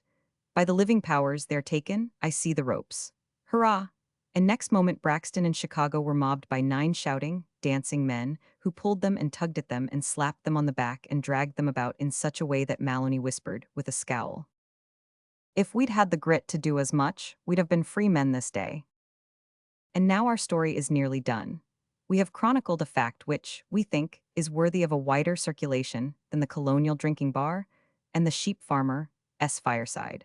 For Trooper Braxton and his capture of the Blumenstyke murderers have long been household words among our brothers in the England of the Southern Seas. We need not detail that joyful ride to Trafalgar, nor the welcome, nor the attempt at lynching, nor how Maloney, the arch-criminal, turned Queen's evidence and so writhed away from the gallows. All that may be read in the colonial press more graphically than I can tell it. My friend Jack Braxton is an officer now, as his father was before him, and still in the Trafalgar force. Bill I saw last in '61, when he came over to London in charge of the bark of the Wellingtonia for the international exhibition. He is laying on flesh, I fear, since he took to sheep farming, for he was barely brought up by 17 stone, and his fighting weight used to be 14, but he looks well and hearty. Maloney was lynched in Placerville, at least so I heard. I had a letter last mail from the old inspector. He has left the police and has a farm at Rathurst. I think, stout-hearted as he is, he must give a little bit of a shudder when he rides down to Trafalgar for the Thursday market and comes round that sharp turn of the road where the boulders lie, and the firs look so yellow against the red clay. The parson of Jackman's Gulch.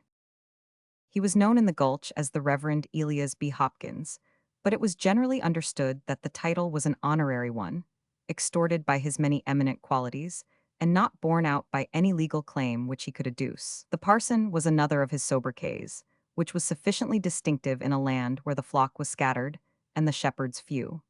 To do him justice, he never pretended to have received any preliminary training for the ministry or any orthodox qualification to practice it. "We're all working in the claim of the Lord," he remarked one day, "and it don't matter a cent whether we're hired for the job or whether we waltzes in on our own account."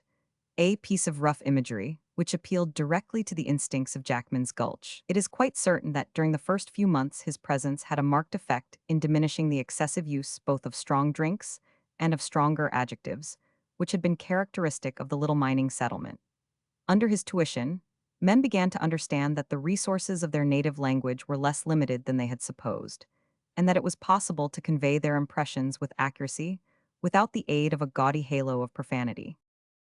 We were certainly in need of a regenerator at Jackman's Gulch about the beginning of '53. Times were flush then over the whole colony, but nowhere flusher than there. Our material prosperity had had a bad effect upon our morals. The camp was a small one, lying rather better than 120 miles to the south of Ballarat, at a spot where a mountain torrent finds its way down a rugged ravine on its way to join the Arrowsmith River. History does not relate who the original Jackman may have been, but at the time I speak of the camp, it contained 100 or so adults, many of whom were men who had sought an asylum there after making more civilized mining centers too hot to hold them. They were a rough, murderous crew, hardly leavened by the few respectable members of society who were scattered among them. Communication between Jackman's Gulch and the outside world was difficult and uncertain. A portion of the bush between it and Ballarat was infested by a redoubtable outlaw named Conky Jim, who, with a small gang as desperate as himself, made traveling a dangerous matter. It was customary, therefore, at the Gulch, to store up the dust and nuggets obtained from the mines in a special store, each man's share being placed in a separate bag on which his name was marked. A trusty man, named Woburn, was deputed to watch over this primitive bank. When the amount deposited became considerable, a wagon was hired, and the whole treasure was conveyed to Ballarat, guarded by the police and by a certain number of miners, who took it in turn to perform the office. Once in Ballarat, it was forwarded on to Melbourne by the regular gold wagons. By this plan, the gold was often kept for months in the Gulch before being dispatched, but Conky Jim was effectually checkmated, as the escort party were far too strong for him and his gang. He appeared, at the time of which I write, to have forsaken his haunts in disgust, and the road could be traversed by small parties with impunity. Comparative order used to reign during the daytime at Jackman's Gulch, for the majority of the inhabitants were out with crowbar and pick among the quartz ledges, or washing clay and sand in their cradles by the banks of the little stream. As the sun sank down, however, the claims were gradually deserted, and their unkempt owners, clay-bespattered and shaggy, came lounging into camp, ripe for any form of mischief. Their first visit was to Woburn's gold store, where their cleanup of the day was duly deposited, the amount being entered in the storekeeper's book, and each miner retaining enough to cover his evening's expenses. After that, all restraint was at an end, and each set to work to get rid of his surplus dust with the greatest rapidity possible. The focus of dissipation was the rough bar, formed by a couple of hogsheads spanned by planks, which was dignified by the name of the Britannia Drinking Saloon. Here Nat Adams, the burly barkeeper, dispensed bad whiskey at the rate of 2 shillings a noggin, or a guinea a bottle, while his brother Ben acted as croupier in a rude wooden shanty behind, which had been converted into a gambling hell and was crowded every night. There had been a third brother, but an unfortunate misunderstanding with a customer had shortened his existence. He was too soft to live long. His brother Nathaniel feelingly observed on the occasion of his funeral. Many's the time I've said to him, if you're arguing a pint with a stranger, you should always draw first, then argue, and then shoot if you judge that he's on the shoot. Bill was too perlite. He must needs argue first and draw after, when he might just as well have kivered his man before talkin' it over with him. This amiable weakness of the deceased Bill was a blow to the firm of Adams, which became so short-handed that the concern could hardly be worked without the admission of a partner, which would mean a considerable decrease in the profits. Nat Adams had had a roadside shanty in the Gulch before the discovery of gold, and might, therefore, claim to be the oldest inhabitant. These keepers of shanties were a peculiar race, and, at the cost of a digression, it may be interesting to explain how they managed to amass considerable sums of money in a land where travelers were few and far between. It was the custom of the bushmen, i.e., bullock drivers, sheep tenders, and the other white hands who worked on the sheep runs up country, to sign articles by which they agreed to serve their master for 1, 2, or 3 years at so much per year, and certain daily rations. Liquor was never included in this agreement, and the men remained, perforce, total abstainers during the whole time. The money was paid in a lump sum at the end of the engagement. When that day came round, Jimmy, the stockman, would come slouching into his master's office, cabbage tree hat in hand. "Morning, master," Jimmy would say, My time's up. I guess I'll draw my check and ride down to town. You'll come back, Jimmy. Yes, I'll come back. Maybe I'll be away 3 weeks, maybe a month. I want some clothes, master, and my bloomin' boots are well nigh off my feet. How much, Jimmy? Asks his master, taking up his pen. There's 60 pounds screw, Jimmy answers thoughtfully. And you mind, master, last March when the brindled bull broke out o' the paddock. 2 pound you promised me then. And a pound at the dipping. And a pound when Miller's sheep got mixed with urn. And so he goes on, for bushmen can seldom write, but they have memories which nothing escapes.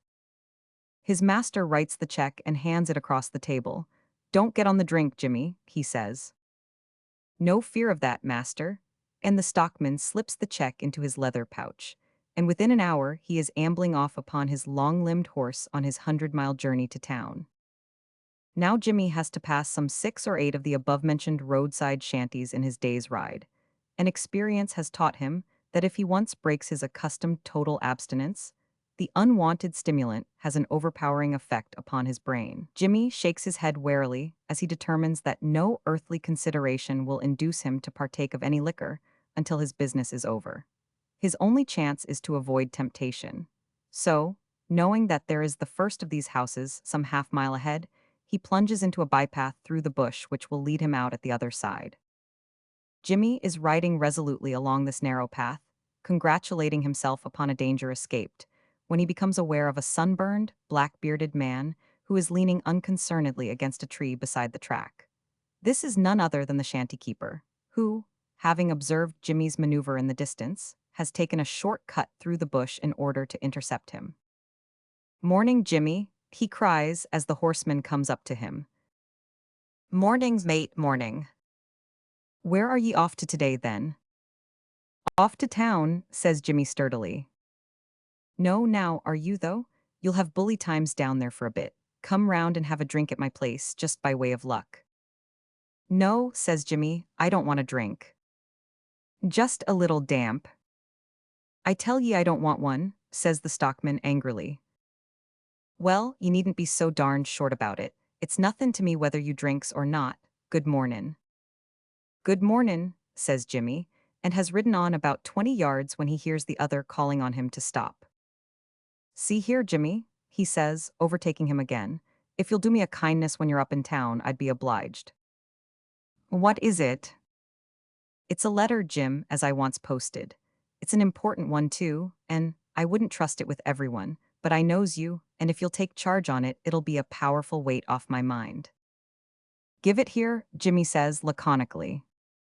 "I hain't got it here, it's round in my caboose. Come round for it with me, it ain't more'n quarter of a mile."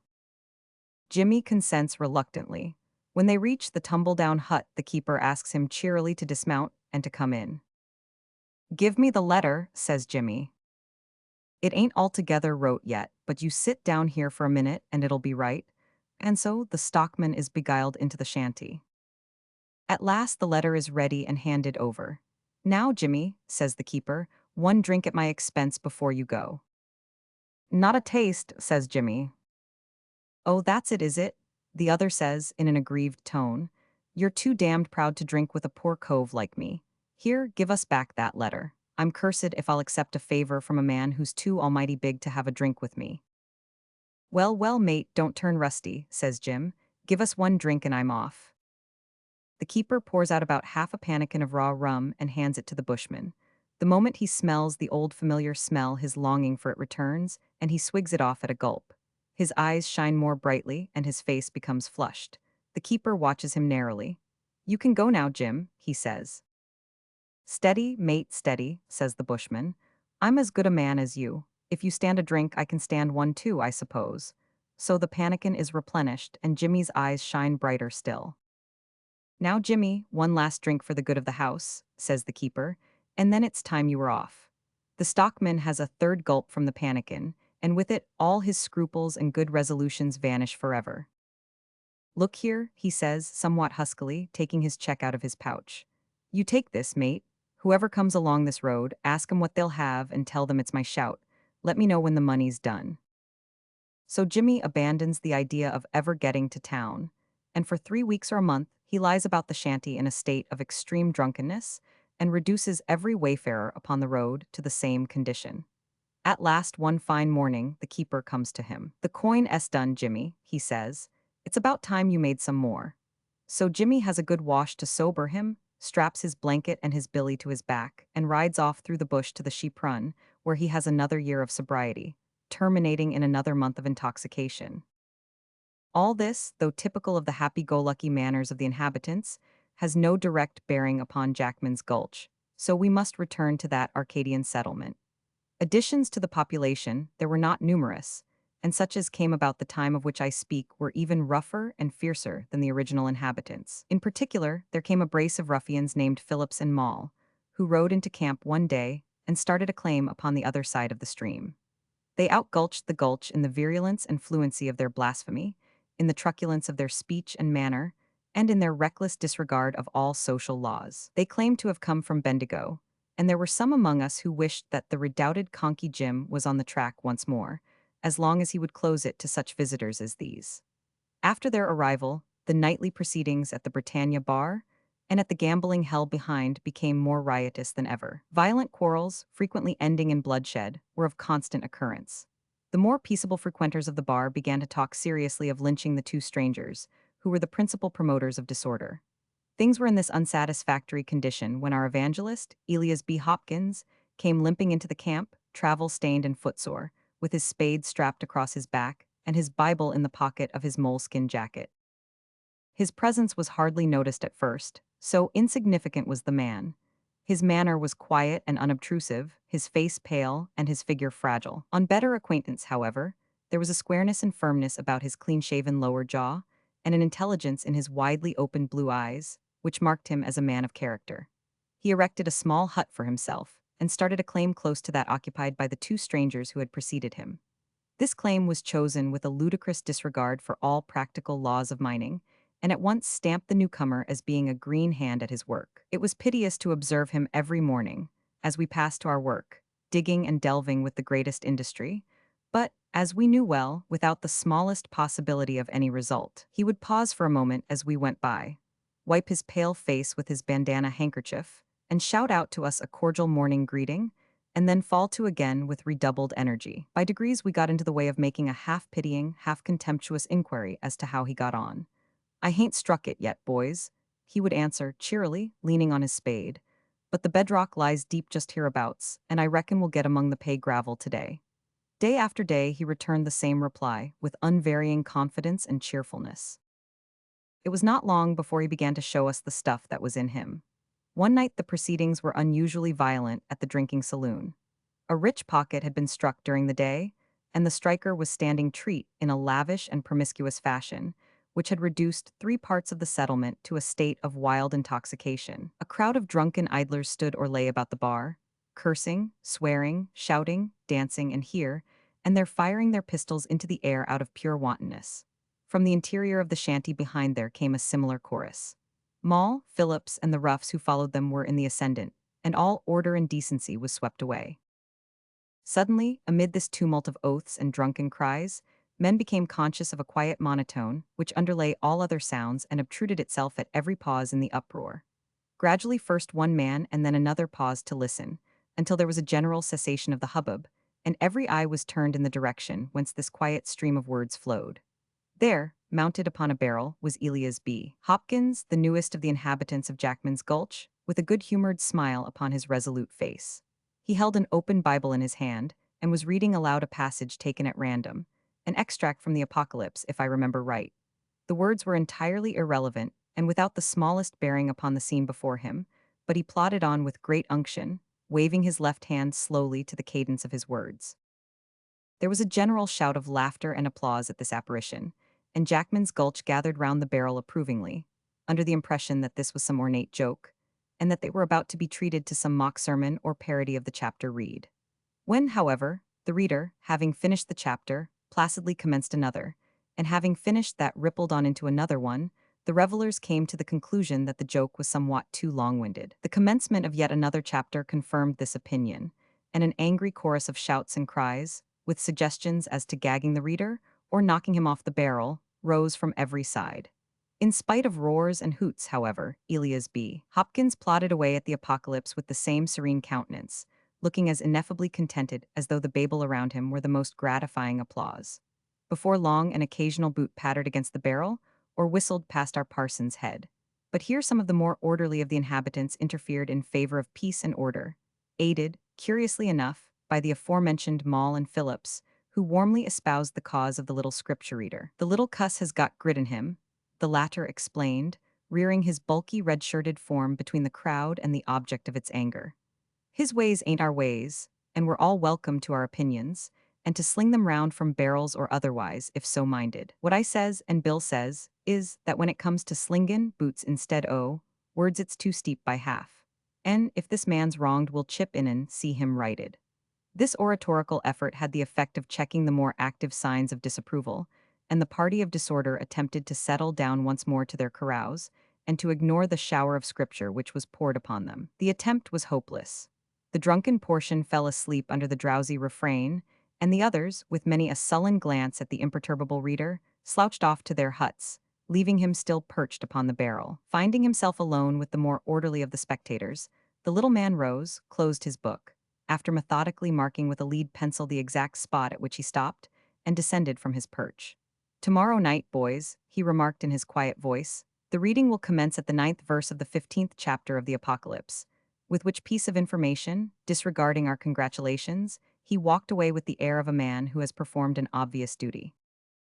We found that his parting words were no empty threat. Hardly had the crowd begun to assemble next night before he appeared once more upon the barrel and began to read with the same monotonous vigor, tripping over words, muddling up sentences, but still boring along through chapter after chapter. Laughter, threats, chaff, every weapon short of actual violence, was used to deter him, but all with the same want of success. Soon it was found that there was a method in his proceedings. When silence reigned, or when the conversation was of an innocent nature, the reading ceased. A single word of blasphemy, however, set it going again, and it would ramble on for a quarter of an hour or so, when it stopped, only to be renewed upon similar provocation. The reading was pretty continuous during that second night, for the language of the opposition was still considerably free. At least it was an improvement upon the night before.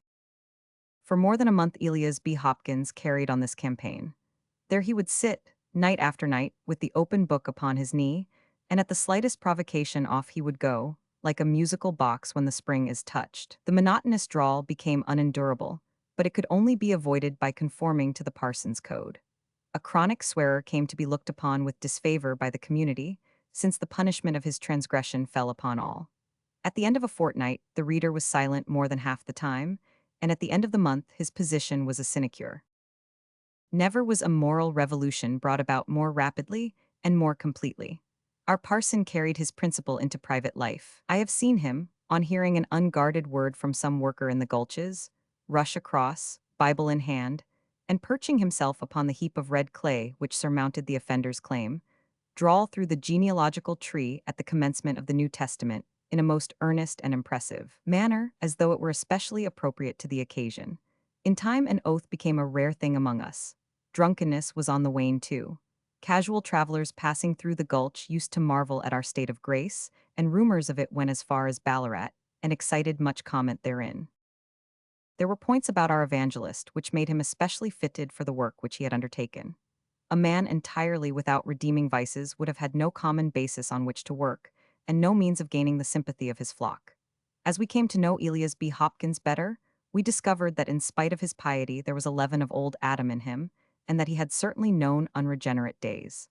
He was no teetotaler. On the contrary, he could choose his liquor with discrimination, and lower it in an able manner.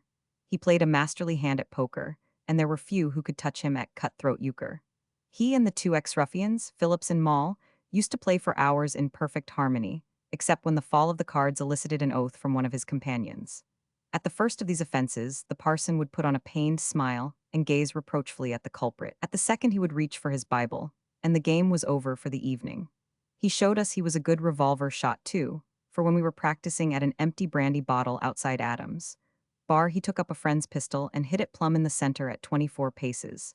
There were few things he took up that he could not make a show at apparently, except gold digging, and at that he was the veriest duffer alive. It was pitiful to see the little canvas bag, with his name printed across it, lying placid and empty upon the shelf at Woburn's store, while all the other bags were increasing daily, and some had assumed quite a portly rotundity of form, for the weeks were slipping by, and it was almost time for the gold train to start off for Ballarat.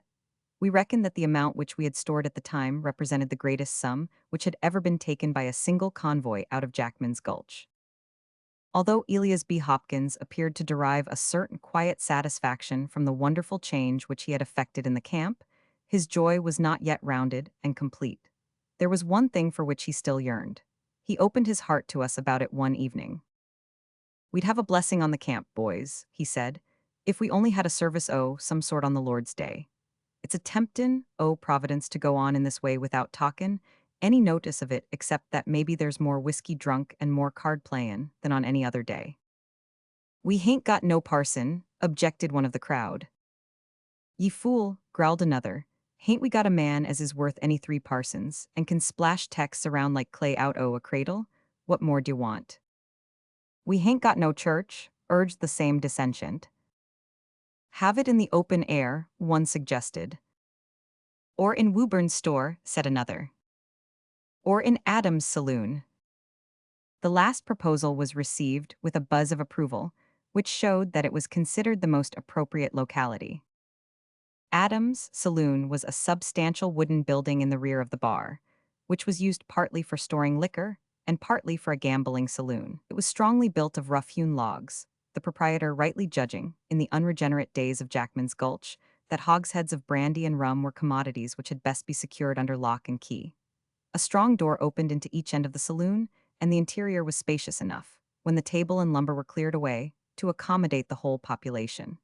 The spirit barrels were heaped together at one end by their owner, so as to make a very fair imitation of a pulpit. At first the Gulch took but a mild interest in the proceedings, but when it became known that Elias B. Hopkins intended, after reading the service, to address the audience, the settlement began to warm up to the occasion. A real sermon was a novelty to all of them, and one coming from their own parson was additionally so. Rumor announced that it would be interspersed with local hits, and that the moral would be pointed by pungent personalities. Men began to fear that they would be unable to gain seats, and many applications were made to the brothers Adams. It was only when conclusively shown that the saloon could contain them all with a margin that the camp settled down into calm expectancy. It was as well that the building was of such a size, for the assembly upon the Sunday morning was the largest which had ever occurred in the annals of Jackman's Gulch. At first it was thought that the whole population was present, but a little reflection showed that this was not so. Maule and Phillips had gone on a prospecting journey among the hills, and had not returned as yet. And Woburn, the gold keeper, was unable to leave his store. Having a very large quantity of the precious metal under his charge, he stuck to his post, feeling that the responsibility was too great to trifle with. With these 3 exceptions, the whole of the Gulch, with clean red shirts, and such other additions to their toilet as the occasion demanded, sauntered in a straggling line along the clayey pathway which led up to the saloon. The interior of the building had been provided with rough benches, and the parson, with his quiet, good-humored smile, was standing at the door to welcome them. "Good morning, boys," he cried cheerily as each group came lounging up. Pass in, pass in. You'll find this is as good a morning's work as any you've done. Leave your pistols in this barrel outside the door as you pass. You can pick them out as you come out again, but it isn't the thing to carry weapons into the house of peace." His request was good-humoredly complied with, and before the last of the congregation filed in there was a strange assortment of knives and firearms in this depository. When all had assembled, the doors were shut, and the service began, the first and the last which was ever performed at Jackman's Gulch. The weather was sultry and the room close, yet the miners listened with exemplary patience. There was a sense of novelty in the situation which had its attractions. To some it was entirely new, others were wafted back by it to another land and other days. Beyond a disposition which was exhibited by the uninitiated to applaud at the end of certain prayers, by way of showing that they sympathized with the sentiments expressed, no audience could have behaved better. There was a murmur of interest, however, when Elias B. Hopkins, looking down on the congregation from his rostrum of casks, began his address. He had attired himself with care in honor of the occasion. He wore a velveteen tunic, girt round the waist with a sash of China silk, a pair of moleskin trousers, and held his cabbage-tree hat in his left hand. He began speaking in a low tone, and it was noticed at the time that he frequently glanced through the small aperture which served for a window, which was placed above the heads of those who sat beneath him. "I've put you straight now," he said in the course of his address. "I've got you in the right rut if you will but stick in it." Here he looked very hard out of the window for some seconds. "You've learned soberness and industry, and with those things you can always make up any loss you may sustain. I guess there isn't one of ye that won't remember my visit to this camp." He paused for a moment, and 3 revolver shots rang out upon the quiet summer air. "Keep your seats, damn ye!" roared our preacher as his audience rose in excitement. "If a man of ye moves, down he goes. The door's locked on the outside, so he can't get out anyhow. Your seats, ye canting, chuckle-headed fools. Down with ye, ye dogs, or I'll fire among ye." Astonishment and fear brought us back into our seats, and we sat staring blankly at our pastor and each other. Elias B. Hopkins, whose whole face and even figure appeared to have undergone an extraordinary alteration, looked fiercely down on us from his commanding position, with a contemptuous smile on his stern face. "I have your lives in my hands," he remarked, and we noticed as he spoke that he held a heavy revolver in his hand and that the butt of another one protruded from his sash. "I am armed and you are not. If one of you moves or speaks, he is a dead man. If not, I shall not harm you. You must wait here for an hour. Why, you fools," this with a hiss of contempt which rang in our ears for many a long day, "do you know who it is that has stuck you up? Do you know who it is that has been playing it upon you for months as a parson and a saint? Conky Jim, the bushranger, ye apes. And Phillips and Moll were my 2 right-hand men. They're off into the hills with your gold. Ha, would ye?" This to some restive member of the audience, who quieted down instantly before the fierce eye and the ready weapon of the bushranger. "In an hour they will be clear of any pursuit, and I advise you to make the best of it and not to follow, or you may lose more than your money. My horse is tethered outside this door behind me. When the time is up I shall pass through it, lock it on the outside, and be off. Then you may break your way out as best you can. I have no more to say to you, except that ye are the most cursed set of asses that ever trod in boot leather." We had time to endorse mentally this outspoken opinion during the long 60 minutes which followed. We were powerless before the resolute desperado. It is true that if we made a simultaneous rush, we might bear him down at the cost of 8 or 10 of our number. But how could such a rush be organized without speaking, and who would attempt it without a previous agreement that he would be supported? There was nothing for it but submission. It seemed 3 hours at the least before the ranger snapped up his watch, stepped down from the barrel, walked backward, still covering us with his weapon, to the door behind him, and then passed rapidly through it. We heard the creaking of the rusty lock and the clatter of his horse's hoofs as he galloped away. It has been remarked that an oath had for the last few weeks been a rare thing in the camp.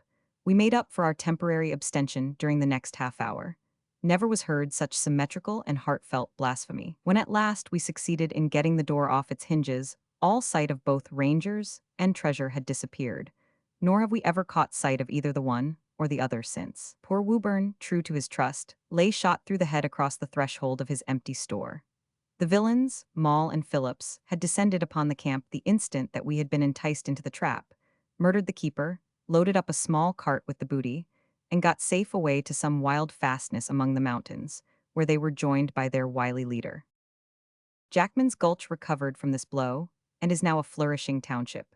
Social reformers are not in request there, however, and morality is at a discount.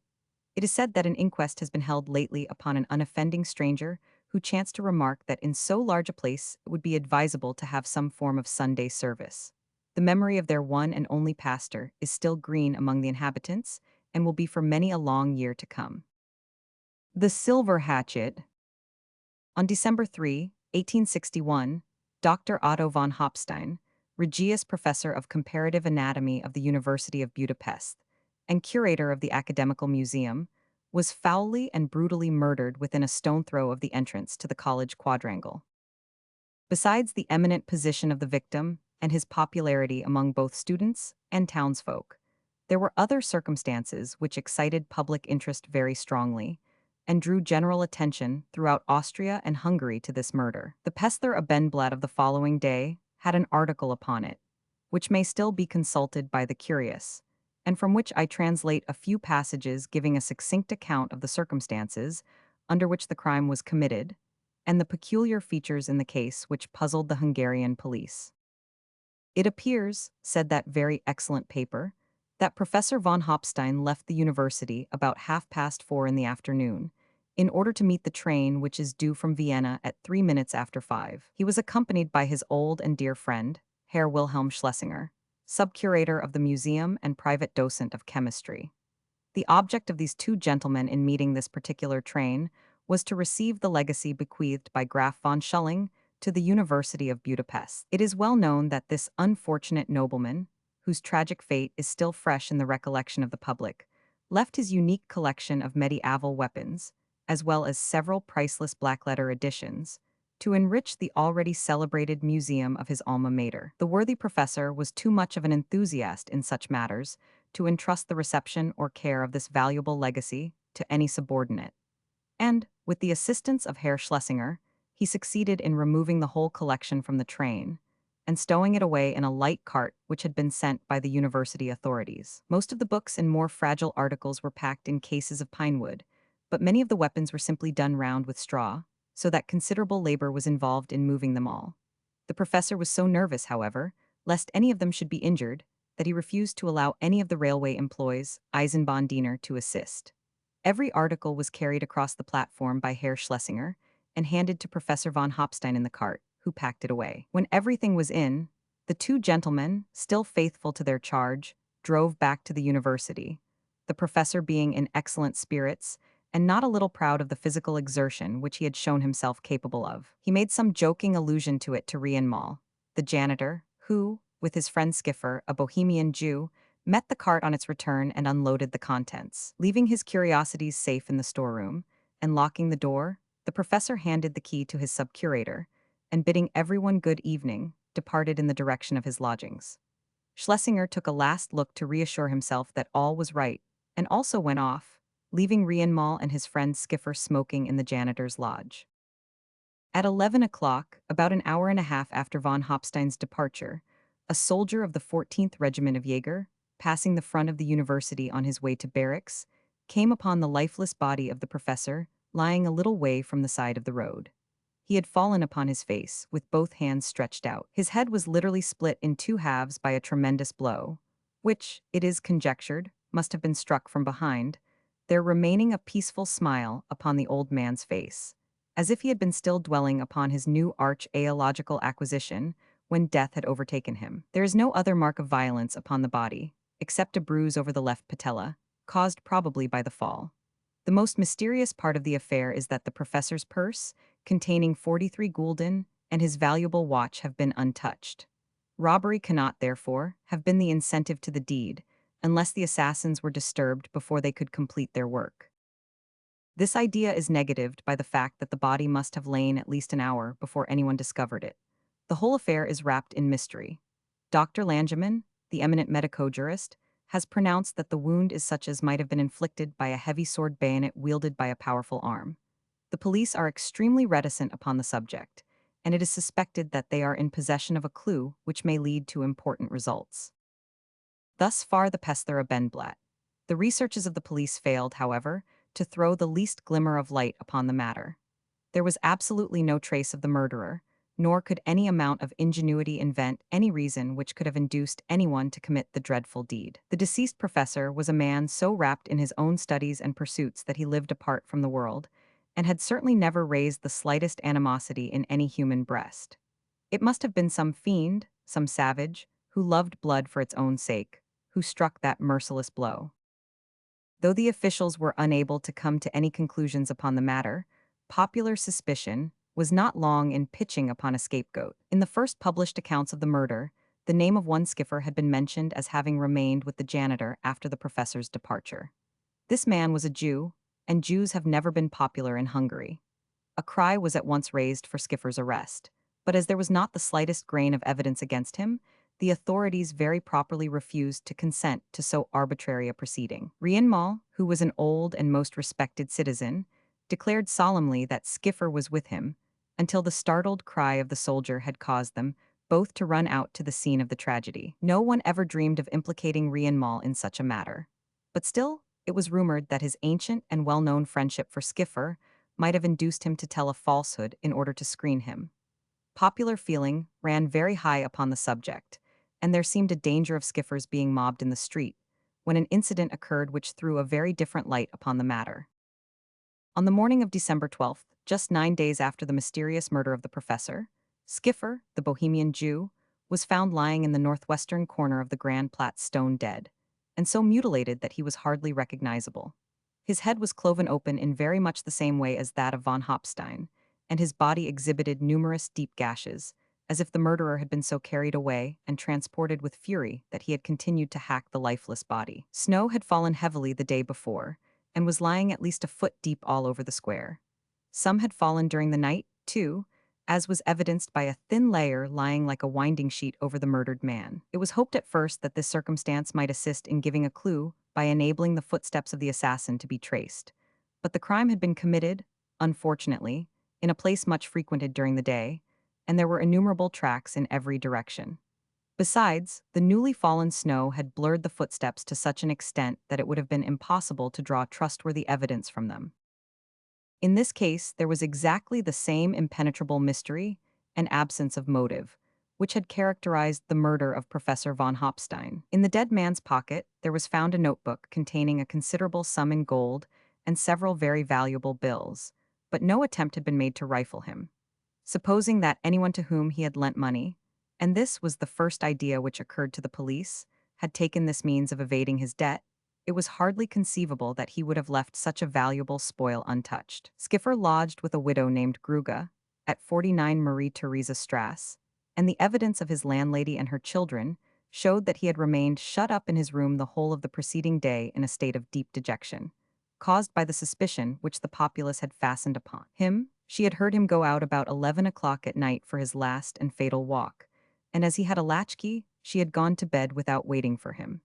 His object in choosing such a late hour for a ramble obviously was that he did not consider himself safe if recognized in the streets.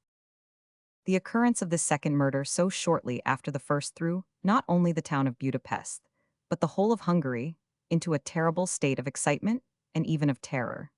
Vague dangers seemed to hang over the head of every man. The only parallel to this intense feeling was to be found in our own country at the time of the Williams murders described by De Quincey. There were so many resemblances between the cases of von Hopstein and of Skiffer that no one could doubt that there existed a connection between the two. The absence of object and of robbery, the utter want of any clue to the assassin, and, lastly, the ghastly nature of the wounds, evidently inflicted by the same or a similar weapon, all pointed in one direction. Things were in this state when the incidents which I am now about to relate occurred, and in order to make them intelligible, I must lead up to them from a fresh point of departure. Otto von Schlegel was a younger son of the old Silesian family of that name. His father had originally destined him for the army, but at the advice of his teachers, who saw the surprising talent of the youth, had sent him to the University of Budapest to be educated in medicine. Here young Schlegel carried everything before him, and promised to be one of the most brilliant graduates turned out for many a year. Though a hard reader, he was no bookworm, but an active, powerful young fellow, full of animal spirits and vivacity, and extremely popular among his fellow students. The New Year examinations were at hand, and Schlegel was working hard, so hard that even the strange murders in the town and the general excitement in men's minds failed to turn his thoughts from his studies. Upon Christmas Eve, when every house was illuminated, and the roar of drinking songs came from the Birkeler in the student quartier, he refused the many invitations to roistering suppers which were showered upon him, and went off with his books under his arm to the rooms of Leopold Strauss, to work with him into the small hours of the morning. Strauss and Schlegel were bosom friends. They were both Silesians and had known each other from boyhood. Their affection had become proverbial in the university. Strauss was almost as distinguished a student as Schlegel, and there had been many a tough struggle for academic honors between the two fellow countrymen, which had only served to strengthen their friendship by a bond of mutual respect. Schlegel admired the dogged pluck and never-failing good temper of his old playmate, while the latter considered Schlegel, with his many talents and brilliant versatility, the most accomplished of mortals. The friends were still working together, the one reading from a volume on anatomy, the other holding a skull and marking off the various parts mentioned in the text, when the deep-toned bell of St. Gregory's Church struck the hour of midnight. "Hark to that," said Schlegel, snapping up the book and stretching out his long legs toward the cheery fire. "Why, it's Christmas morning, old friend. May it not be the last that we spend together? May we have passed all these confounded examinations before another one comes? answered Strauss.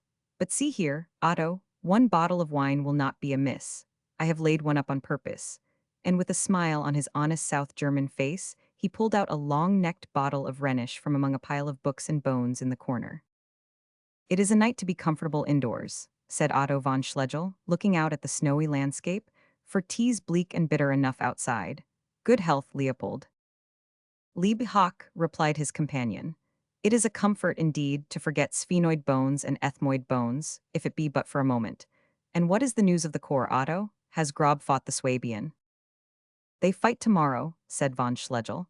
I fear that our man will lose his beauty, for he is short in the arm, yet activity and skill may do much for him. They say his hanging guard is perfection. And what else is the news among the students? Asked Strauss. They talk, I believe, of nothing but the murders. But I have worked hard of late, as you know, and hear little of the gossip. Have you had time, inquired Strauss, to look over the books and the weapons which our dear old professor was so concerned about the very day he met his death? They say they are well worth a visit. I saw them today, said Schlegel, lighting his pipe.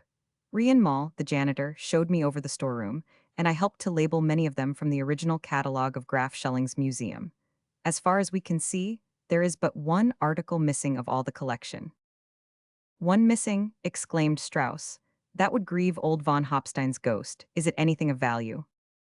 It is described as an antique hatchet, with a head of steel and a handle of chased silver. We have applied to the railway company, and no doubt it will be found. I trust so, echoed Strauss, and the conversation drifted off into other channels.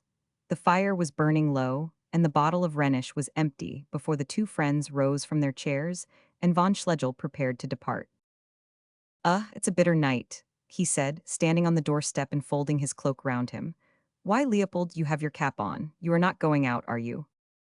Yes, I am coming with you, said Strauss, shutting the door behind him.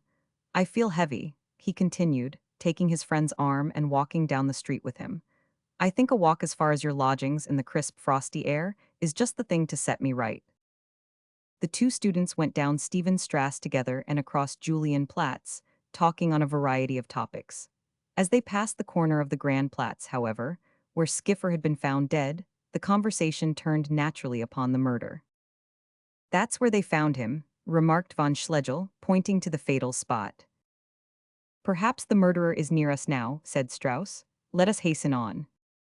They both turned to go, when von Schlegel gave a sudden cry of pain and stooped down. Something has cut through my boot, he cried, and feeling about with his hand in the snow, he pulled out a small glistening battle-axe, made apparently entirely of metal. It had been lying with the blade turned slightly upward, so as to cut the foot of the student when he trod upon it. The weapon of the murderer, he ejaculated. The silver hatchet from the museum, cried Strauss in the same breath. There could be no doubt that it was both the one and the other.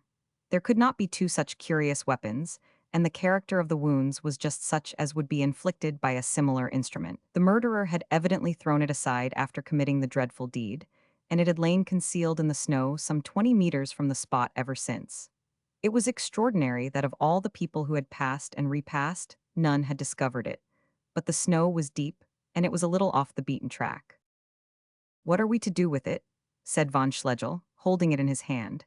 He shuddered as he noticed by the light of the moon that the head of it was all dabbled with dark brown stains. Take it to the commissary of police, suggested Strauss. He'll be in bed now. Still, I think you are right, but it is nearly 4 o'clock. I will wait until morning and take it round before breakfast. Meanwhile, I must carry it with me to my lodgings. That is the best plan, said his friend, and the two walked on together talking of the remarkable find which they had made. When they came to Schlegel's door, Strauss said goodbye, refusing an invitation to go in, and walked briskly down the street in the direction of his own lodgings. Schlegel was stooping down putting the key into the lock, when a strange change came over him. He trembled violently, and dropped the key from his quivering fingers. His right hand closed convulsively round the handle of the silver hatchet, and his eye followed the retreating figure of his friend with a vindictive glare. In spite of the coldness of the night, the perspiration streamed down his face. For a moment he seemed to struggle with himself, holding his hand up to his throat as if he were suffocating. Then, with crouching body and rapid, noiseless steps, he crept after his late companion. Strauss was plodding sturdily along through the snow, humming snatches of a student's song, and little dreaming of the dark figure which pursued him. At the Grand Platz it was 40 yards behind him. At the Julienplatz it was but 20. In Stephenstrasse it was 10, and gaining on him with panther-like rapidity. Already it was almost within arm's length of the unsuspecting man, and the hatchet glittered coldly in the moonlight, when some slight noise must have reached Strauss's ears, for he faced suddenly round upon his pursuer. He started and uttered an exclamation as his eye met the white set face, with flashing eyes and clenched teeth, which seemed to be suspended in the air behind him. "What, Otto?" he exclaimed, recognizing his friend. "Art thou ill? You look pale. Come with me to my— Ah, hold, you madman, hold. Drop that axe. Drop it, I say, or by heaven I'll choke you." Von Schlegel had thrown himself upon him with a wild cry and uplifted weapon, but the student was stout-hearted and resolute. He rushed inside the sweep of the hatchet and caught his assailant round the waist, narrowly escaping a blow which would have cloven his head. The two staggered for a moment in a deadly wrestle, Schlegel endeavoring to shorten his weapon.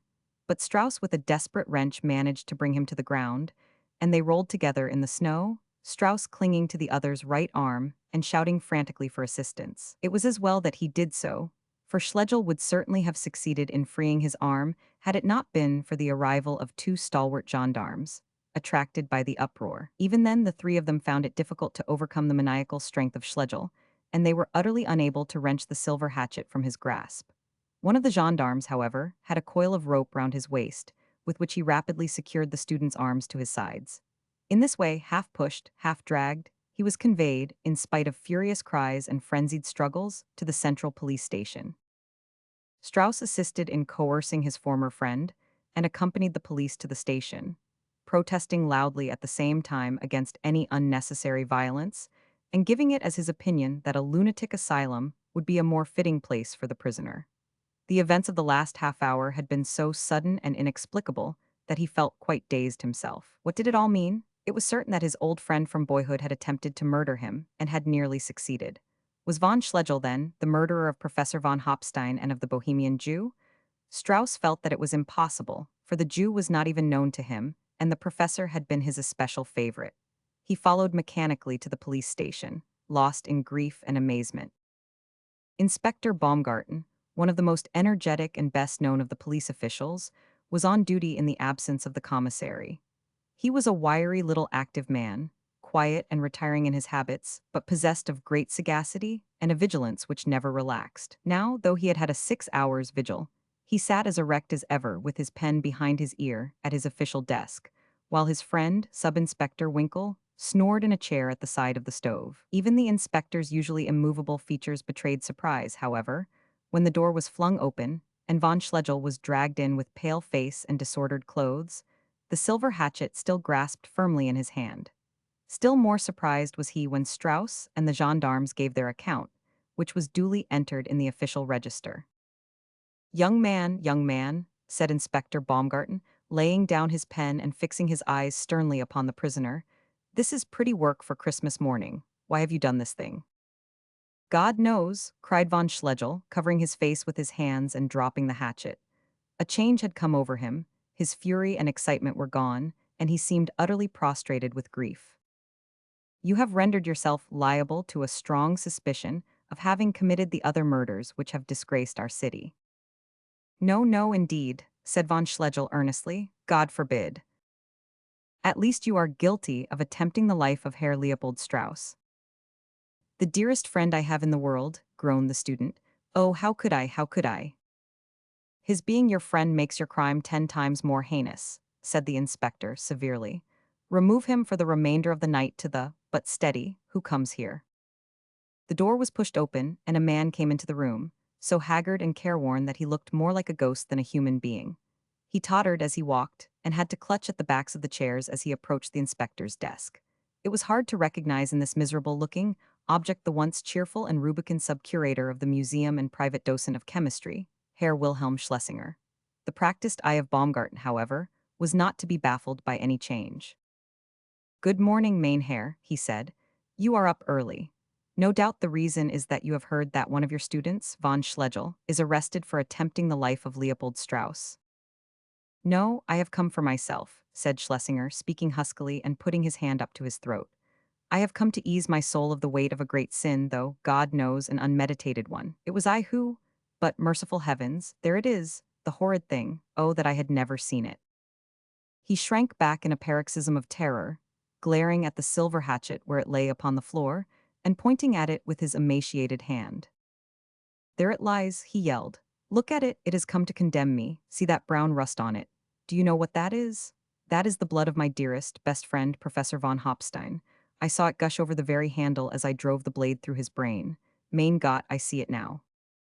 Sub-Inspector Winkle, said Baumgarten, endeavoring to preserve his official austerity, you will arrest this man, charged on his own confession with the murder of the late professor.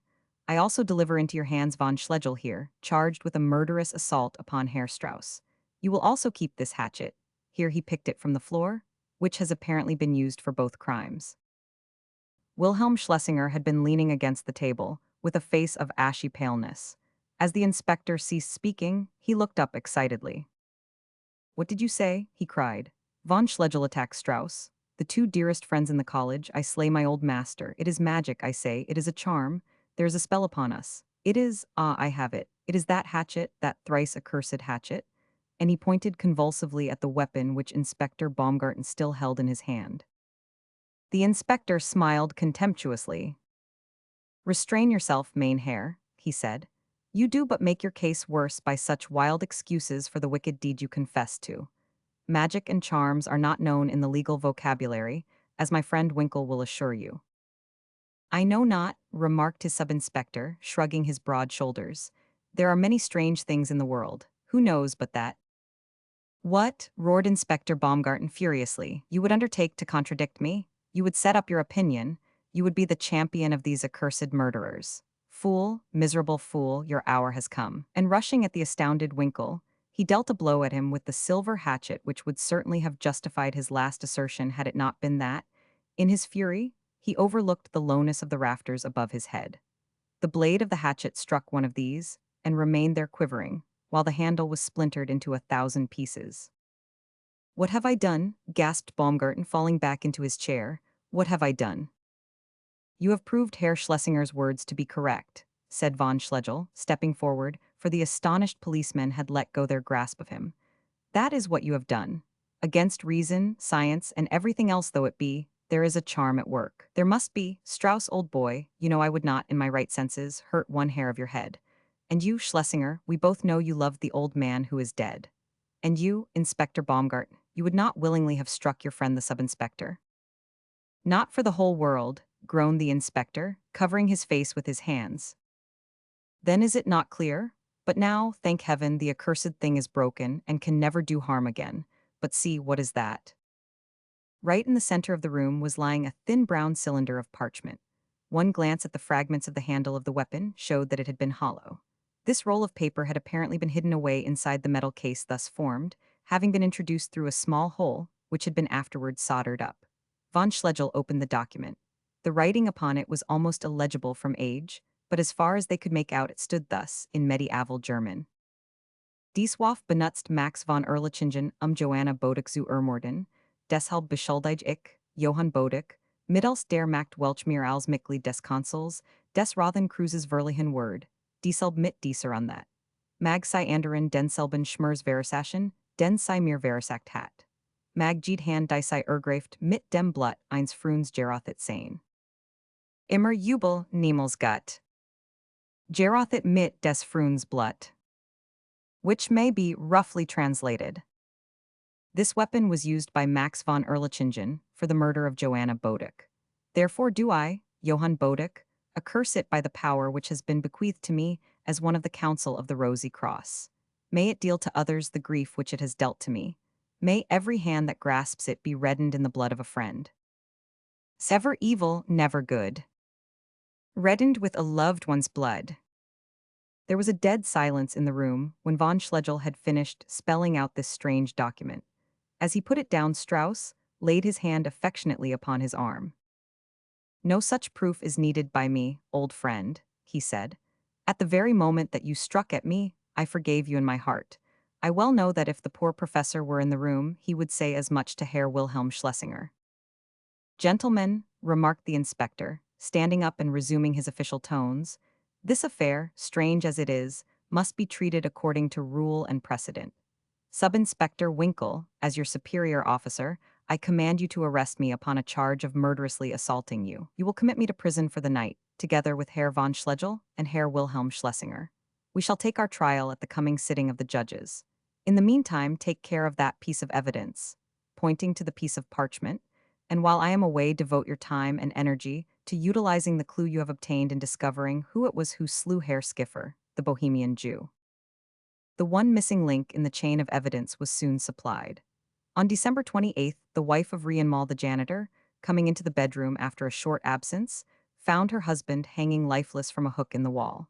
He had tied a long bolster case round his neck and stood upon a chair in order to commit the fatal deed. On the table was a note in which he confessed to the murder of Skiffer, the Jew, adding that the deceased had been his oldest friend and that he had slain him without premeditation, in obedience to some uncontrollable impulse.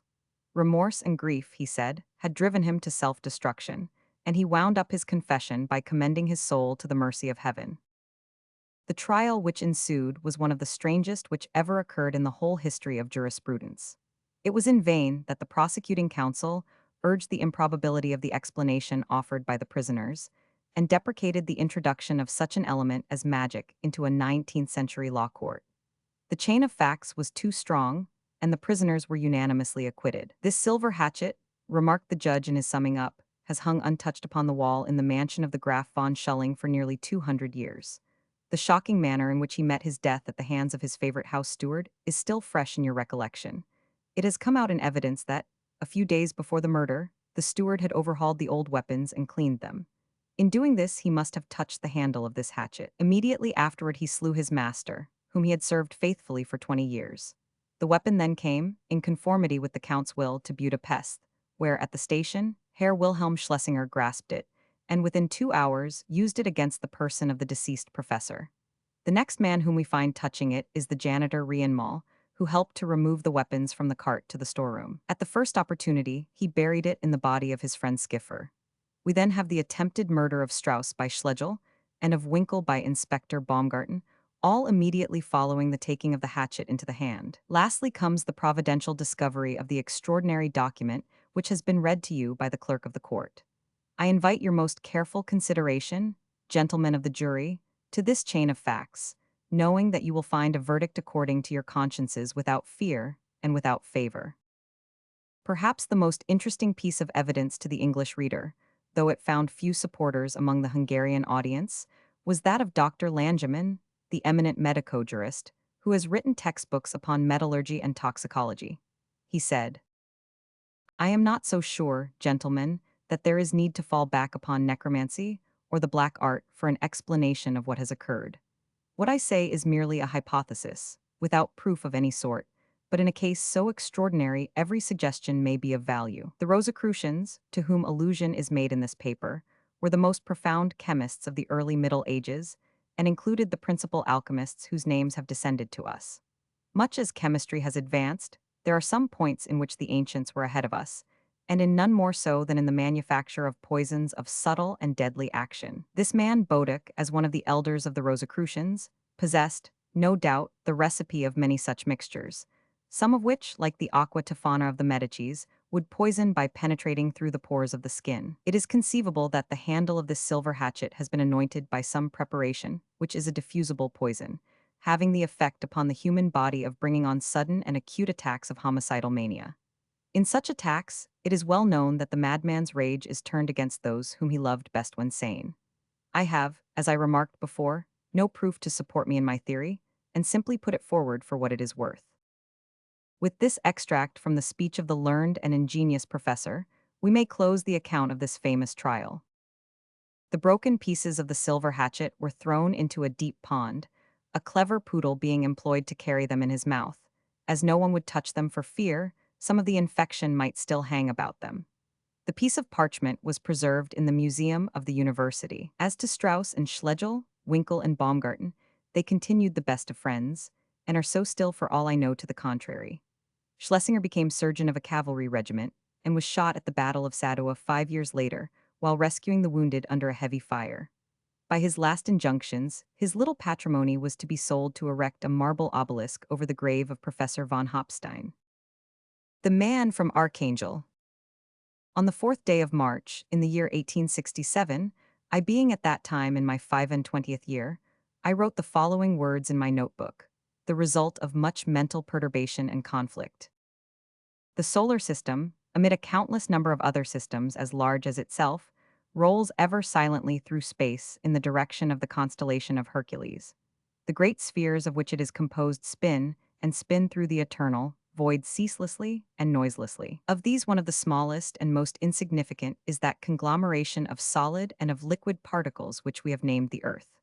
It whirls onward now as it has done before my birth, and will do after my death, a revolving mystery, coming none know whence, and going none know whither. Upon the outer crust of this moving mass crawl many mites, of whom I, John McVitie, am one, helpless, impotent, being dragged aimlessly through space. Yet such is the state of things among us that the little energy and glimmering of reason which I possess is entirely taken up with the labors which are necessary in order to procure certain metallic discs, wherewith I may purchase the chemical elements necessary to build up my ever-wasting tissues, and keep a roof over me to shelter me from the inclemency of the weather.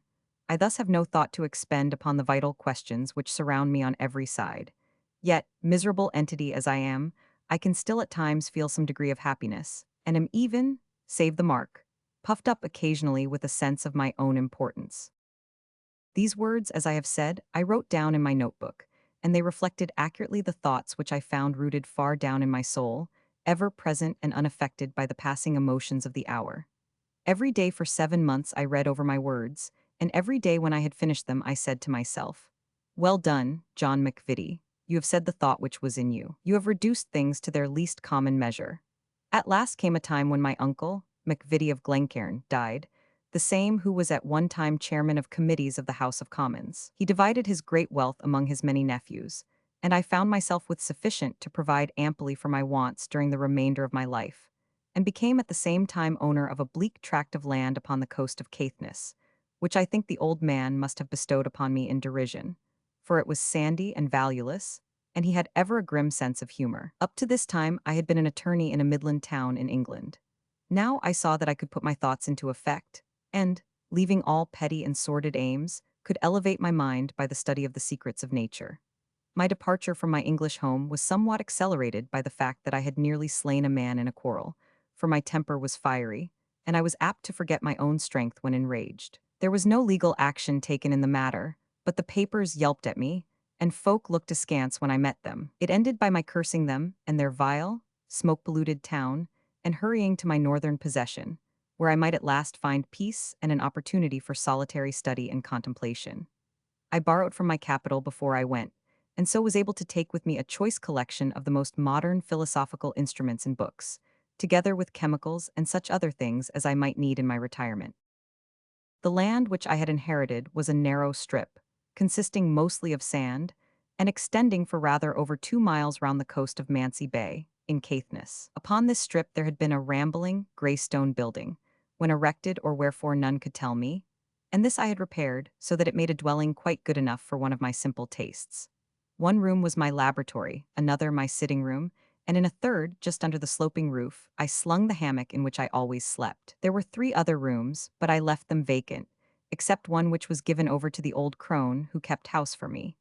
Save the Youngs and the MacLeods, who were fisher folk living round at the other side of Fergus Ness, there were no other people for many miles in each direction. In front of the house was the great bay. Behind it were 2 long barren hills, capped by other loftier ones beyond. There was a glen between the hills, and when the wind was from the land, it used to sweep down this with a melancholy sough and whisper among the branches of the fir trees beneath my attic window. I dislike my fellow mortals. Justice compels me to add that they appear for the most part to dislike me.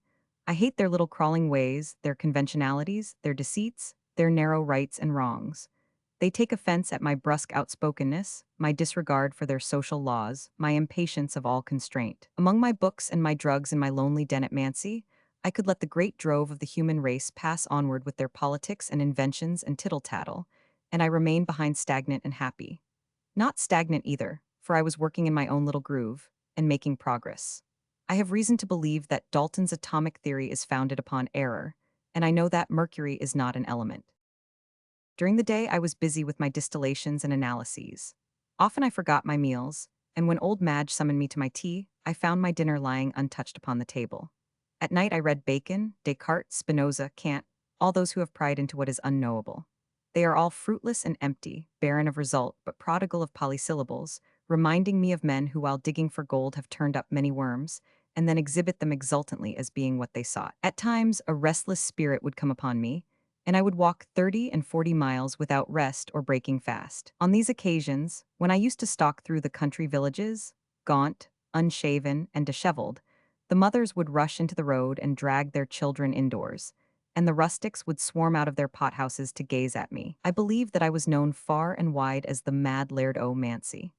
It was rarely, however, that I made these raids into the country, for I usually took my exercise upon my own beach, where I soothed my spirit with strong black tobacco and made the ocean my friend and my confidant. What companion is there like the great, restless, throbbing sea? What human mood is there which it does not match and sympathize with? There are none so gay but that they may feel gayer when they listen to its merry turmoil, and see the long green surges racing in, with the glint of the sunbeams in their sparkling crests. But when the gray waves toss their heads in anger, and the wind screams above them, goading them on to madder and more tumultuous efforts, then the darkest minded of men feels that there is a melancholy principle in nature which is as gloomy as his own thoughts. When it was calm in the Bay of Mancy, the surface would be as clear and bright as a sheet of silver, broken only at one spot, some little way from the shore, where a long black line projected out of the water, looking like the jagged back of some sleeping monster. This was the top of the dangerous ridge of rocks known to the fishermen as the Ragged Reef o' Mancy. When the wind blew from the east, the waves would break upon it like thunder, and the spray would be tossed far over my house and up to the hills behind. The bay itself was a bold and noble one, but too much exposed to the northern and eastern gales, and too much dreaded for its reef, to be much used by mariners. There was something of romance about this lonely spot. I have lain in my boat upon a calm day, and peering over the edge, I have seen far down the flickering, ghostly forms of great fish. Fish, as it seemed to me, such as naturalists never knew, and which my imagination transformed into the genii of that desolate bay. Once, as I stood by the brink of the waters upon a quiet night, a great cry, as of a woman in hopeless grief, rose from the bosom of the deep and swelled out upon the still air, now sinking and now rising, for a space of 30 seconds. This I heard with my own ears.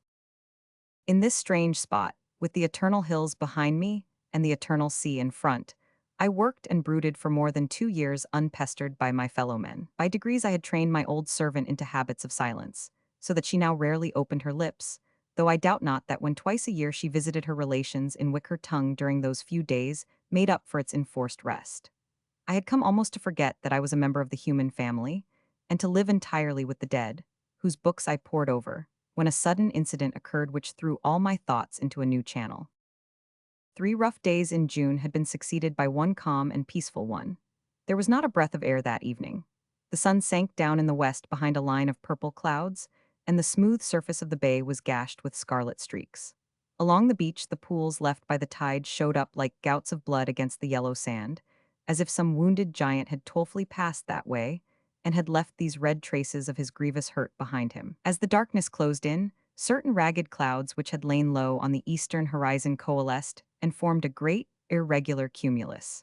The glass was still low, and I knew that there was mischief brewing. About 9 o'clock a dull, moaning sound came up from the sea, as from a creature who, much harassed, learns that the hour of suffering has come round again. At 10, a sharp breeze sprang up from the eastward. At 11 it had increased to a gale, and by midnight the most furious storm was raging which I ever remember upon that weather-beaten coast. As I went to bed, the shingle and seaweed was pattering up against my attic window, and the wind was screaming as though every gust were a lost soul. By that time, the sounds of the tempest had become a lullaby to me. I knew that the gray walls of the old house would buffet it out, and for what occurred in the world outside I had small concern.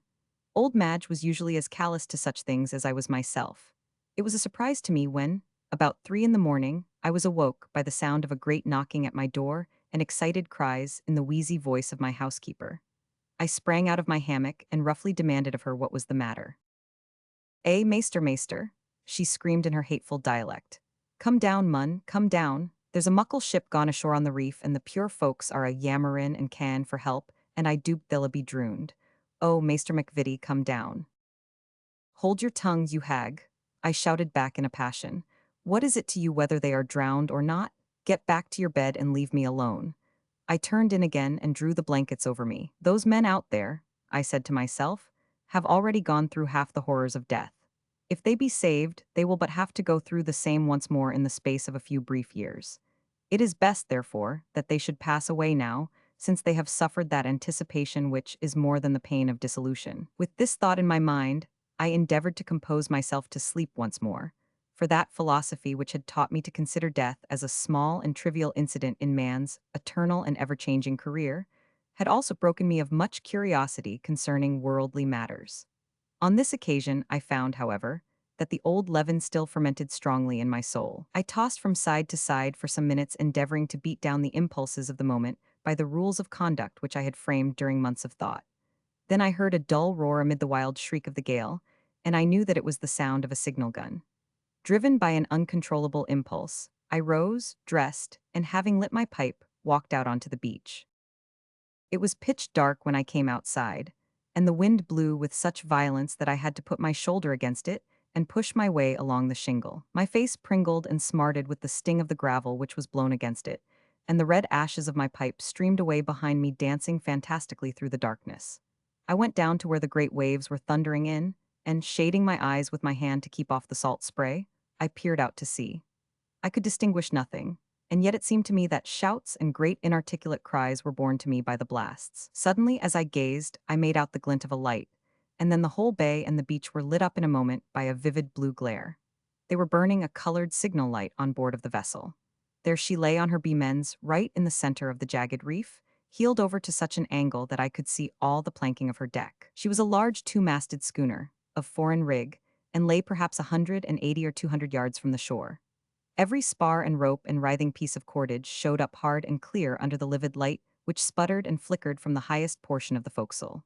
Beyond the doomed ship, out of the great darkness, came the long rolling lines of black waves, never ending, never tiring, with a petulant tuft of foam here and there upon their crests. Each, as it reached the broad circle of unnatural light, appeared to gather strength and volume, and to hurry on more impetuously until, with a roar and a jarring crash, it sprang upon its victim. Clinging to the weather shrouds, I could distinctly see some 10 or 12 frightened seamen, who, when their light revealed my presence, turned their white faces toward me and waved their hands imploringly.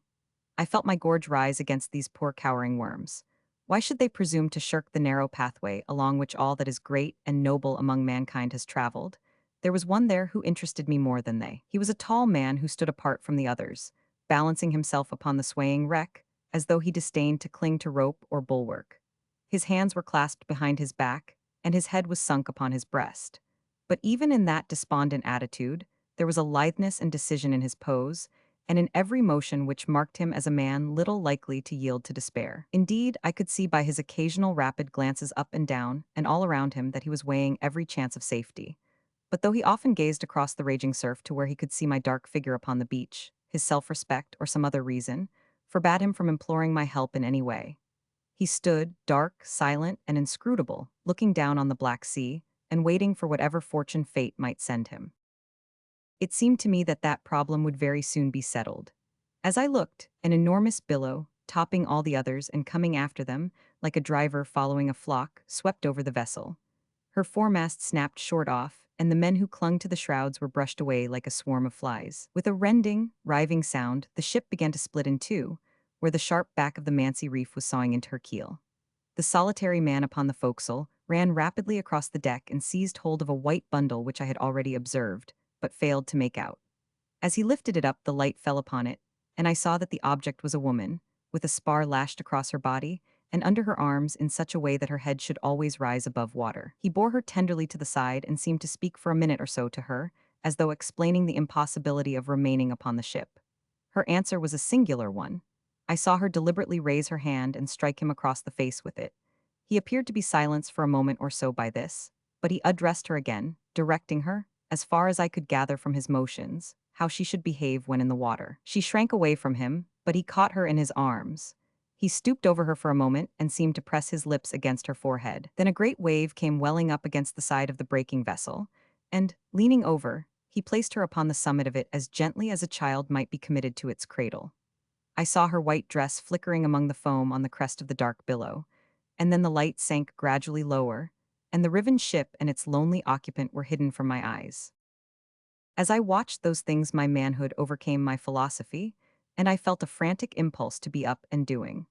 I threw my cynicism to one side as a garment which I might don again at leisure, and I rushed wildly to my boat and my sculls. She was a leaky tub, but what then? Was I, who had cast many a wistful, doubtful glance at my opium bottle, to begin now to weigh chances and to cavil at danger? I dragged her down to the sea with the strength of a maniac and sprang in. For a moment or two it was a question whether she could live among the boiling surge, but a dozen frantic strokes took me through it, half full of water but still afloat. I was out on the unbroken waves now, at one time climbing up the broad black breast of one, then sinking down on the other side, until looking up I could see the gleam of the foam all around me against the dark heavens. Far behind me I could hear the wild wailings of old Madge, who, seeing me start, thought no doubt that my madness had come to a climax. As I rowed I peered over my shoulder, until at last on the belly of a great wave, which was sweeping toward me, I distinguished the vague white outline of the woman. Stooping over, I seized her as she swept by me, and with an effort lifted her, all sodden with water, into the boat. There was no need to row back, for the next billow carried us in and threw us upon the beach.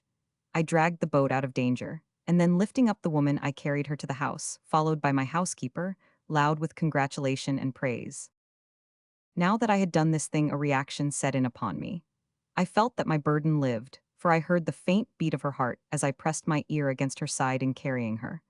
Knowing this, I threw her down beside the fire which Madge had lit, with as little sympathy as though she had been a bundle of faggots. I never glanced at her to see if she were fair or no. For many years I had cared little for the face of a woman. As I lay in my hammock upstairs, however, I heard the old woman, as she chafed the warmth back into her, crooning a chorus of the pure lassie, the bonny lassie, from which I gathered that this piece of jetsam was both young and comely. The morning after the gale was peaceful and sunny. As I walked along the long sweep of sand, I could hear the panting of the sea. It was heaving and swirling about the reef, but along the shore it rippled in gently enough. There was no sign of the schooner, nor was there any wreckage upon the beach, which did not surprise me, as I knew there was a great undertow in those waters. A couple of broad-winged gulls were hovering and skimming over the scene of the shipwreck, as though many strange things were visible to them beneath the waves. At times, I could hear their raucous voices as they spoke to one another of what they saw.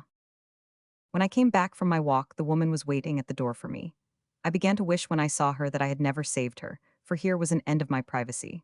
She was very young, at the most 19, with a pale, somewhat refined face, yellow hair, merry blue eyes, and shining teeth.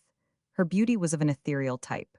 She looked so white and light and fragile that she might have been the spirit of that storm foam from out of which I plucked her. She had wreathed some of Madge's garments round her in a way which was quaint and not unbecoming. As I strode heavily up the pathway, she put out her hands with a pretty childlike gesture and ran down toward me, meaning, as I surmised, to thank me for having saved her. But I put her aside with a wave of my hand and passed her. At this she seemed somewhat hurt, and the tears sprang into her eyes, but she followed me into the sitting room and watched me wistfully. "What country do you come from?" I asked her suddenly. She smiled when I spoke but shook her head. "Frankreich?" I asked. "Deutsch? Espagnol?" Each time she shook her head, and then she rippled off into a long statement in some tongue of which I could not understand one word. After breakfast was over, however, I got a clue to her nationality. Passing along the beach once more, I saw that in a cleft of the ridge a piece of wood had been jammed. I rowed out to it in my boat and brought it ashore. It was part of the stern post of a boat, and on it, or rather on the piece of wood attached to it, was the word Archangel, painted in strange, quaint lettering. So, I thought as I paddled slowly back, this pale damsel is a Russian, a fit subject for the White Tsar, and a proper dweller on the shores of the White Sea. It seemed to me strange that one of her apparent refinement should perform so long a journey in so frail a craft. When I came back into the house, I pronounced the word Archangel several times in different intonations, but she did not appear to recognize it. I shut myself up in the laboratory all the morning, continuing a research which I was making upon the nature of the allotropic forms of carbon and of sulfur. When I came out at midday for some food, she was sitting by the table with a needle and thread, mending some rents in her clothes, which were now dry. I resented her continued presence, but I could not turn her out on the beach to shift for herself. Presently she presented a new phase of her character. Pointing to herself and then to the scene of the shipwreck, she held up one finger, by which I understood her to be asking whether she was the only one saved. I nodded my head to indicate that she was. On this she sprang out of the chair, with a cry of great joy, and holding the garment which she was mending over her head, and swaying it from side to side with the motion of her body, she danced as lightly as a feather all round the room, and then out through the open door into the sunshine. As she whirled round, she sang in a plaintive, shrill voice some uncouth, barbarous chant, expressive of exultation. I called out to her, "Come in, you young fiend, come in and be silent," but she went on with her dance. Then she suddenly ran toward me, and catching my hand before I could pluck it away, she kissed it. While we were at dinner, she spied one of my pencils, and taking it up, she wrote the two words, Sophie Ramusine, upon a piece of paper, and then pointed to herself as a sign that that was her name. She handed the pencil to me, evidently expecting that I would be equally communicative, but I put it in my pocket as a sign that I wished to hold no intercourse with her. Every moment of my life now, I regretted the unguarded precipitancy with which I had saved this woman. What was it to me whether she had lived or died? I was no young hot-headed youth to do such things. It was bad enough to be compelled to have Madge in the house, but she was old and ugly and could be ignored. This one was young and lively, and so fashioned as to divert attention from graver things. Where could I send her, and what could I do with her? If I sent information to Wicket would mean that officials and others would come to me and pry and peep and chatter, a hateful thought. It was better to endure her presence than that. I soon found that there were fresh troubles in store for me. There is no place safe from the swarming, restless race of which I am a member. In the evening, when the sun was dipping down behind the hills, casting them into dark shadow, but gilding the sands and casting a great glory over the sea, I went, as is my custom, for a stroll along the beach. Sometimes on these occasions I took my book with me. I did so on this night, and stretching myself upon a sand dune, I composed myself to read. As I lay there, I suddenly became aware of a shadow which interposed itself between the sun and myself. Looking round, I saw, to my great surprise, a very tall, powerful man who was standing a few yards off, and who, instead of looking at me, was ignoring my existence completely, and was gazing over my head with a stern set face at the bay and the black line of the Mansi Reef. His complexion was dark, with black hair and short curling beard, a hawk-like nose, and golden earrings in his ears, the general effect being wild and somewhat noble. He wore a faded velveteen jacket, a red flannel shirt, and high sea boots coming halfway up his thighs. I recognized him at a glance as being the same man who had been left on the wreck the night before. "Hullo," I said in an aggrieved voice. "You got ashore all right, then?" "Yes," he answered in good English. "It was no doing of mine. The waves threw me up. I wish to God I had been allowed to drown." There was a slight foreign lisp in his accent which was rather pleasing. "Two good fishermen, who live round yonder point, pulled me out and cared for me, yet I could not honestly thank them for it." "Ho, ho," thought I, "here is a man of my own kidney. Why do you wish to be drowned?" I asked. "Because," he cried, throwing out his long arms with a passionate, despairing gesture, there in that blue smiling bay lies my soul, my treasure, everything that I loved and lived for." "Well, well," I said, "people are ruined every day, but there's no use making a fuss about it. Let me inform you that this ground on which you walk is my ground, and that the sooner you take yourself off it the better pleased I shall be. One of you is quite trouble enough." "One of us?" he gasped. "Yes, if you could take her off with you, I should be still more grateful." He gazed at me for a moment as if hardly able to realize what I said, and then, with a wild cry, he ran away from me with prodigious speed and raced along the sands toward my house. Never before or since have I seen a human being run so fast. I followed as rapidly as I could, furious at this threatened invasion, but long before I reached the house he had disappeared through the open door. I heard a great scream from the inside, and as I came nearer, the sound of the man's bass voice speaking rapidly and loudly.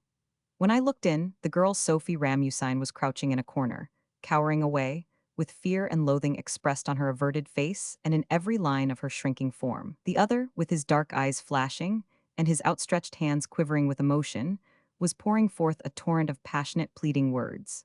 He made a step forward to her as I entered, but she writhed still further away, and uttered a sharp cry like that of a rabbit when the weasel has him by the throat. "Here," I said, pulling him back from her. "This is a pretty to-do. What do you mean? Do you think this is a wayside inn or place of public accommodation?" "Oh, sir," he said, "excuse me. This woman is my wife and I feared that she was drowned. You have brought me back to life." Who are you? I asked roughly. I am a man from Archangel, he said simply, a Russian man. What is your name? Arganif. Arganif, and hers is Sophie Ramusine. She is no wife of yours, she has no ring. We are man and wife in the sight of heaven, he said, solemnly, looking upward. We are bound by higher laws than those of earth. As he spoke, the girl slipped behind me and caught me by the other hand, pressing it as though beseeching my protection. Give me up my wife, sir, he went on. Let me take her away from here. Look here, you whatever your name is, I said sternly. I don't want this wench here. I wish I had never seen her. If she died, it would be no grief to me. But as to handing her over to you, when it is clear she fears and hates you, I won't do it. So now just clear your great body out of this and leave me to my books. I hope I may never look upon your face again. You won't give her up to me, he said hoarsely. I'll see you damned first, I answered. Suppose I take her, he cried, his dark face growing darker. All my tigerish blood flushed up in a moment. I picked up a billet of wood from beside the fireplace. Go, I said in a low voice. Go quick, or I may do you an injury. He looked at me irresolutely for a moment, and then he left the house. He came back again in a moment, however, and stood in the doorway looking in at us. Have a heed what you do, he said. The woman is mine, and I shall have her. When it comes to blows, a Russian is as good a man as a Scotchman. We shall see that, I cried, springing forward, but he was already gone, and I could see his tall form moving away through the gathering darkness. For a month or more after this things went smoothly with us. I never spoke to the Russian girl, nor did she ever address me. Sometimes when I was at work at my laboratory, she would slip inside the door and sit silently there watching me with her great eyes. At first this intrusion annoyed me, but by degrees, finding that she made no attempt to distract my attention, I suffered her to remain. Encouraged by this concession, she gradually came to move the stool on which she sat nearer and nearer to my table, until, after gaining a little every day during some weeks, she at last worked her way right up to me, and used to perch herself beside me whenever I worked. In this position she used, still without ever obtruding her presence in any way, to make herself very useful by holding my pens, test tubes, bottles, etc., and handing me whatever I wanted with never-failing sagacity. By ignoring the fact of her being a human being, and looking upon her as a useful automatic machine, I accustomed myself to her presence so far as to miss her on the few occasions when she was not at her post. I have a habit of talking aloud to myself at times when I work, so as to fix my results better in my mind. The girl must have had a surprising memory for sounds, for she could always repeat the words which I let fall in this way, without, of course, understanding in the least what they meant. I have often been amused at hearing her discharge a volley of chemical equations and algebraic symbols at old Madge, and then burst into a ringing laugh when the crone would shake her head, under the impression, no doubt, that she was being addressed in Russian. She never went more than a few yards from the house, and indeed never put her foot over the threshold without looking carefully out of each window in order to be sure that there was nobody about. By this, I knew that she suspected that her fellow countryman was still in the neighborhood and feared that he might attempt to carry her off. She did something else which was significant. I had an old revolver with some cartridges, which had been thrown away among the rubbish. She found this one day and at once proceeded to clean it and oil it. She hung it up near the door, with the cartridges in a little bag beside it, and whenever I went for a walk she would take it down and insist upon my carrying it with me. In my absence she would always bolt the door. Apart from her apprehensions, she seemed fairly happy, busying herself in helping Madge when she was not attending upon me. She was wonderfully nimble-fingered and natty in all domestic duties. It was not long before I discovered that her suspicions were well-founded, and that this man from Archangel was still lurking in the vicinity. Being restless one night, I rose and peered out of the window. The weather was somewhat cloudy, and I could barely make out the line of the sea and the loom of my boat upon the beach. As I gazed, however, and my eyes became accustomed to the obscurity, I became aware that there was some other dark blur upon the sands, and that in front of my very door, where certainly there had been nothing of the sort the preceding night. As I stood at my diamond-paned lattice, still peering and peeping to make out what this might be, a great bank of clouds rolled slowly away from the face of the moon, and a flood of cold, clear light was poured down upon the silent bay and the long sweep of its desolate shores. Then I saw what this was which haunted my doorstep. It was he, the Russian. He squatted there like a gigantic toad, with his legs doubled under him in strange Mongolian fashion, and his eyes fixed apparently upon the window of the room in which the young girl and the housekeeper slept. The light fell upon his upturned face, and I saw once more the hawk-like grace of his countenance, with the single deeply indented line of care upon his brow, and the protruding beard which marks the passionate nature.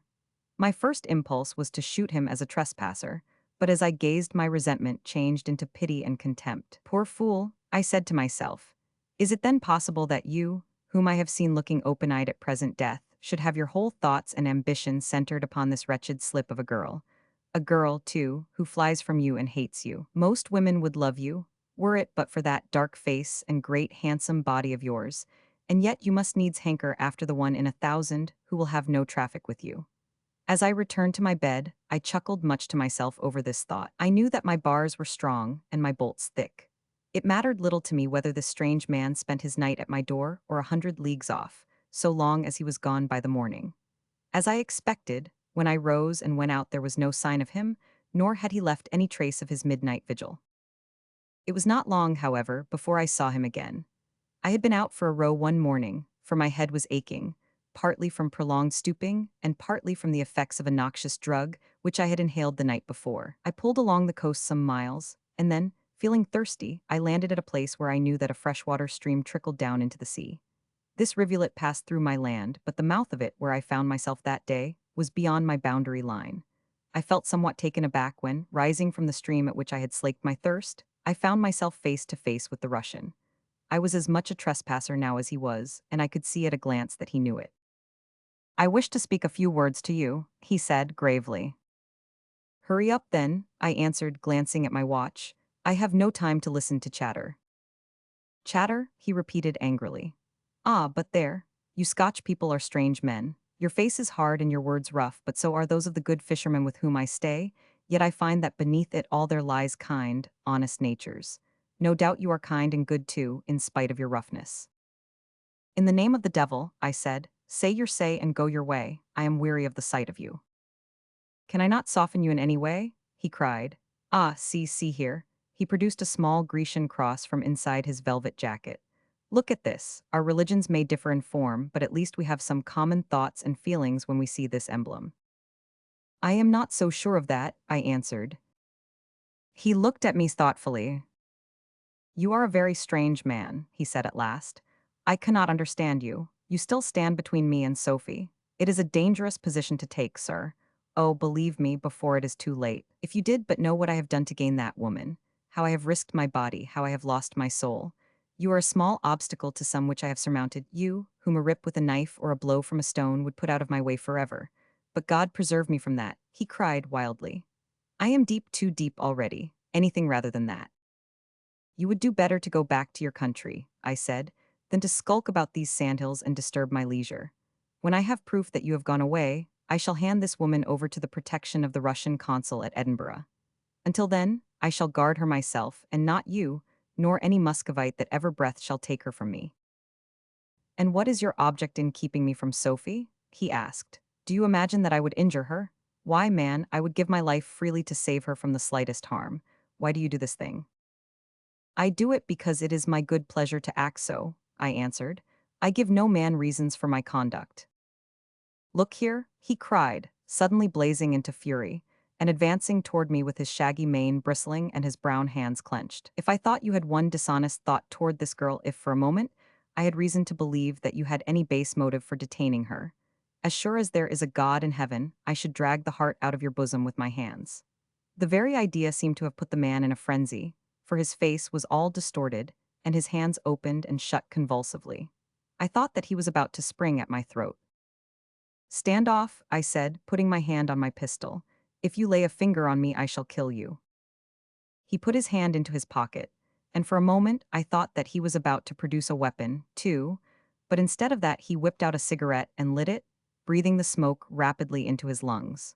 No doubt he had found by experience that this was the most effectual way of curbing his passions. "I told you," he said in a quieter voice, "that my name is Arganif, Alexis Arganif.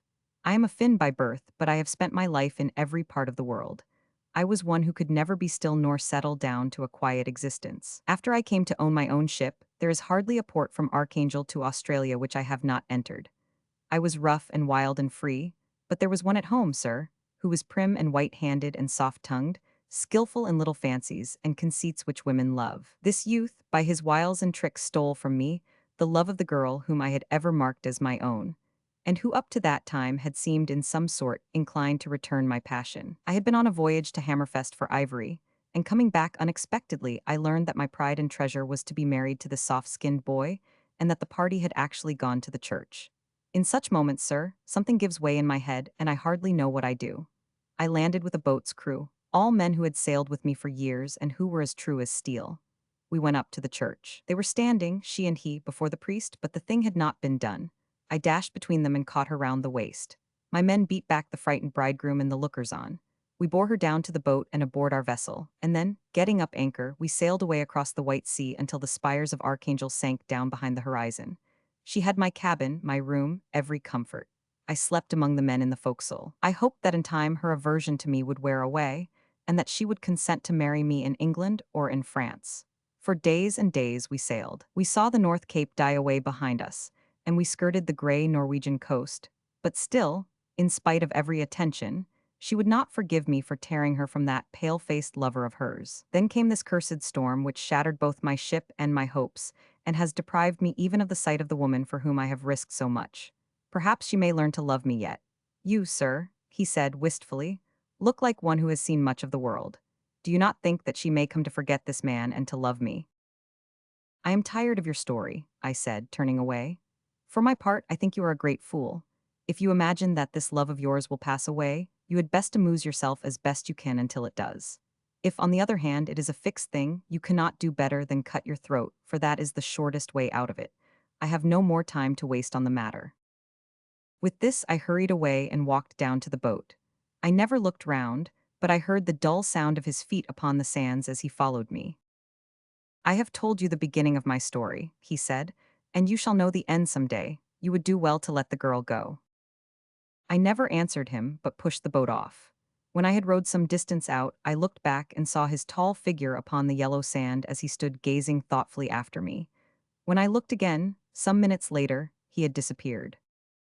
For a long time after this, my life was as regular and as monotonous as it had been before the shipwreck. At times I hoped that the man from Archangel had gone away altogether, but certain footsteps which I saw upon the sand, and more particularly a little pile of cigarette ash which I found one day behind a hillock from which a view of the house might be obtained, warned me that, though invisible, he was still in the vicinity. My relations with the Russian girl remained the same as before. Old Madge had been somewhat jealous of her presence at first, and seemed to fear that what little authority she had would be taken away from her. By degrees, however, as she came to realize my utter indifference, she became reconciled to the situation, and, as I have said before, profited by it, as our visitor performed much of the domestic work. And now I am coming near the end of this narrative of mine, which I have written a great deal more for my own amusement than for that of anyone else. The termination of the strange episode in which these two Russians had played a part was as wild and as sudden as the commencement. The events of one single night freed me from all my troubles and left me once more alone with my books and my studies, as I had been before their intrusion. Let me endeavor to describe how this came about. I had had a long day of heavy and wearying work, so that in the evening I determined upon taking a long walk. When I emerged from the house, my attention was attracted by the appearance of the sea. It lay like a sheet of glass, so that never a ripple disturbed its surface. Yet the air was filled with that indescribable moaning sound, which I have alluded to before. A sound, as though the spirits of all those who lay beneath those treacherous waters were sending a sad warning of coming troubles to their brethren in the flesh. The fishermen's wives along that coast know the eerie sound, and look anxiously across the waters for the brown sails making for the land. When I heard it, I stepped back into the house and looked at the glass. It was down below 29 degrees. Then I knew that a wild night was coming upon us. Underneath the hills where I walked that evening it was dull and chill, but their summits were rosy red, and the sea was brightened by the sinking sun. There were no clouds of importance in the sky, yet the dull groaning of the sea grew louder and stronger. I saw, far to the eastward, a brig beating up for Wick, with a reef in her topsails. It was evident that her captain had read the signs of nature as I had done. Behind her, a long, lurid haze lay low upon the water, concealing the horizon. I had better push on, I thought to myself, or the wind may rise before I get back. I suppose I must have been at least half a mile from the house when I suddenly stopped and listened breathlessly. My ears were so accustomed to the noises of nature, the sighing of the breeze and the sob of the waves, that any other sound made itself heard at a great distance. I waited, listening with all my ears. Yes, there it was again, a long-drawn, shrill cry of despair ringing over the sands and echoed back from the hills behind me, a piteous appeal for aid. It came from the direction of my house. I turned and ran back homeward at the top of my speed, plowing through the sand, racing over the shingle. In my mind, there was a great dim perception of what had occurred. About a quarter of a mile from the house, there is a high sandhill from which the whole country round is visible. When I reached the top of this, I paused for a moment. There was the old gray building, there the boat. Everything seemed to be as I had left it. Even as I gazed, however, the shrill scream was repeated, louder than before, and the next moment a tall figure emerged from my door, the figure of the Russian sailor. Over his shoulder was the white form of the young girl, and even in his haste he seemed to bear her tenderly and with gentle reverence. I could hear her wild cries and see her desperate struggles to break away from him. Behind the couple came my old housekeeper, staunch and true, as the aged dog, who can no longer bite, still snarls with toothless gums at the intruder. She staggered feebly along at the heels of the ravisher, waving her long, thin arms and hurling, no doubt, volleys of Scotch curses and imprecations at his head.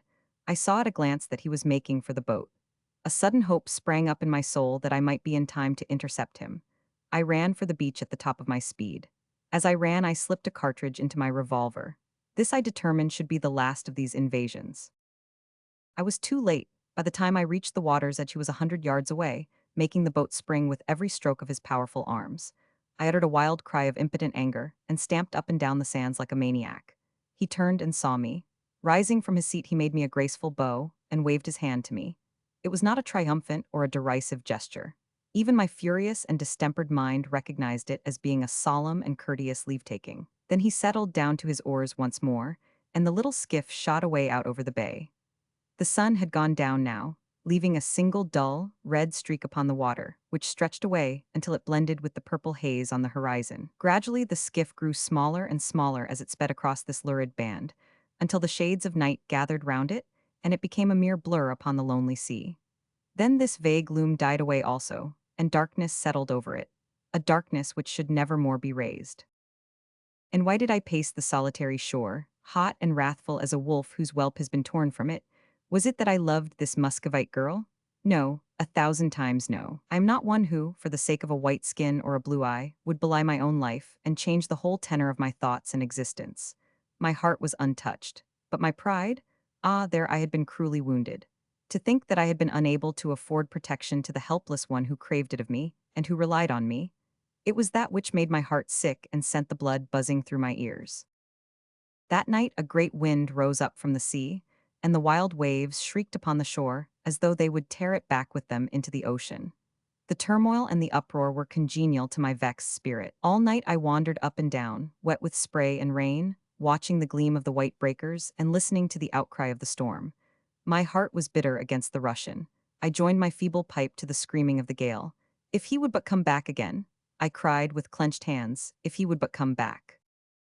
He came back. When the gray light of morning spread over the eastern sky and lit up the great waste of yellow, tossing waters, with the brown clouds drifting swiftly over them, then I saw him once again. A few 100 yards off along the sand there lay a long, dark object, cast up by the fury of the waves. It was my boat, much shattered and splintered. A little farther on a vague, shapeless something was washing to and fro in the shallow water, all mixed with shingle and with seaweed. I saw at a glance that it was the Russian, face downward and dead.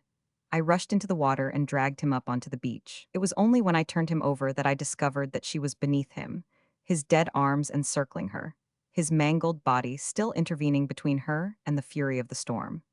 It seemed that the fierce German sea might beat the life from him, but with all its strength, it was unable to tear this one-ideaed man from the woman whom he loved. There were signs which led me to believe that, during that awful night, the woman's fickle mind had come at last to learn the worth of the true heart and strong arm which struggled for her and guarded her so tenderly. Why else should her little head be nestling so lovingly on his broad breast, while her yellow hair entwined itself with his flowing beard?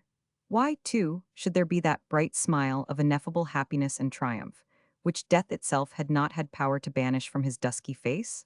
I fancy that death had been brighter to him than life had ever been. Madge and I buried them there on the shores of the desolate northern sea. They lie in one grave deep down beneath the yellow sand.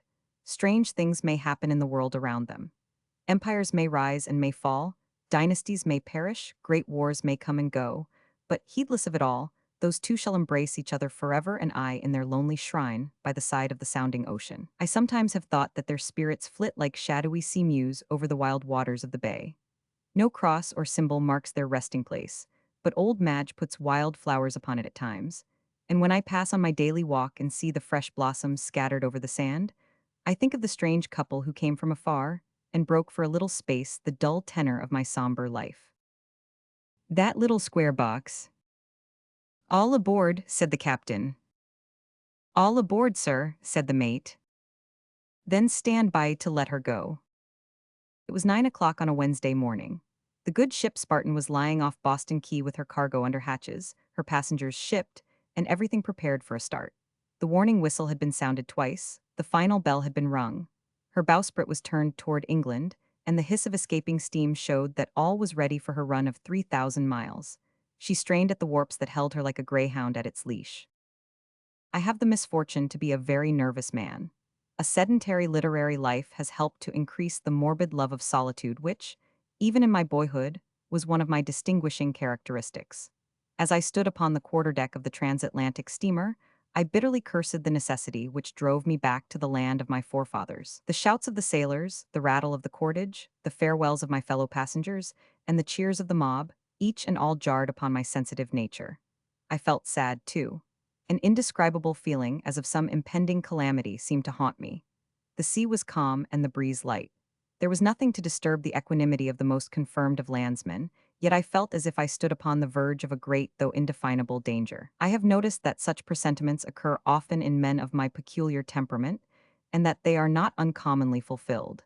There is a theory that it arises from a species of second sight, a subtle spiritual communication with the future. I well remember that Herr Romer, the eminent spiritualist, remarked on one occasion that I was the most sensitive subject as regards supernatural phenomena that he had ever encountered in the whole of his wide experience. Be that as it may, I certainly felt far from happy as I threaded my way among the weeping, cheering groups which dotted the white decks of the good ship Spartan. Had I known the experience which awaited me in the course of the next 12 hours, I would even then, at the last moment, have sprung upon the shore and made my escape from the accursed vessel. "Time's up," said the captain, closing his chronometer with a snap and replacing it in his pocket.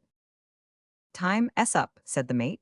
There was a last wail from the whistle, a rush of friends and relatives upon the land. One warp was loosened, the gangway was being pushed away, when there was a shout from the bridge, and two men appeared running rapidly down the quay. They were waving their hands and making frantic gestures, apparently with the intention of stopping the ship. "Look sharp," shouted the crowd. "Hold hard," cried the captain. "Ease her, stop her, up with the gangway." And the two men sprang aboard just as the second warp parted, and a convulsive throb of the engine shot us clear of the shore. There was a cheer from the deck, another from the quay, a mighty fluttering of handkerchiefs, and the great vessel plowed its way out of the harbor and steamed grandly away across the placid bay. We were fairly started upon our fortnight's voyage. There was a general dive among the passengers in quest of berths and luggage, while a popping of corks in the saloon proved that more than one bereaved traveler was adopting artificial means for drowning the pangs of separation. I glanced round the deck and took a running inventory of my companions de voyage. They presented the usual types met with upon these occasions. There was no striking face among them. I speak as a connoisseur, for faces are a specialty of mine. I pounce upon a characteristic feature as a botanist does on a flower, and bear it away with me to analyze at my leisure, and classify and label it in my little anthropological museum. There was nothing worthy of me here. 20 types of young America going to Europe, a few respectable middle-aged couples as an antidote, a sprinkling of clergymen and professional men, young ladies, bagmen, British exclusives, and all the alla podrida of an ocean-going steamer. I turned away from them and gazed back at the receding shores of America, and, as a cloud of remembrances rose before me, my heart warmed toward the land of my adoption. A pile of portmanteaus and luggage chanced to be lying on one side of the deck, awaiting their turn to be taken below. With my usual love for solitude, I walked behind these, and sitting on a coil of rope between them and the vessel's side, I indulged in a melancholy reverie. I was aroused from this by a whisper behind me. "Here's a quiet place," said the voice. "Sit down, and we can talk it over in safety."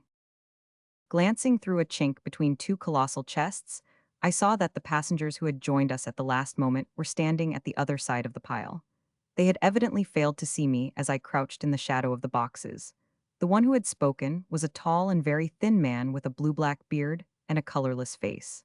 His manner was nervous and excited. His companion was a short, plethoric little fellow with a brisk and resolute air.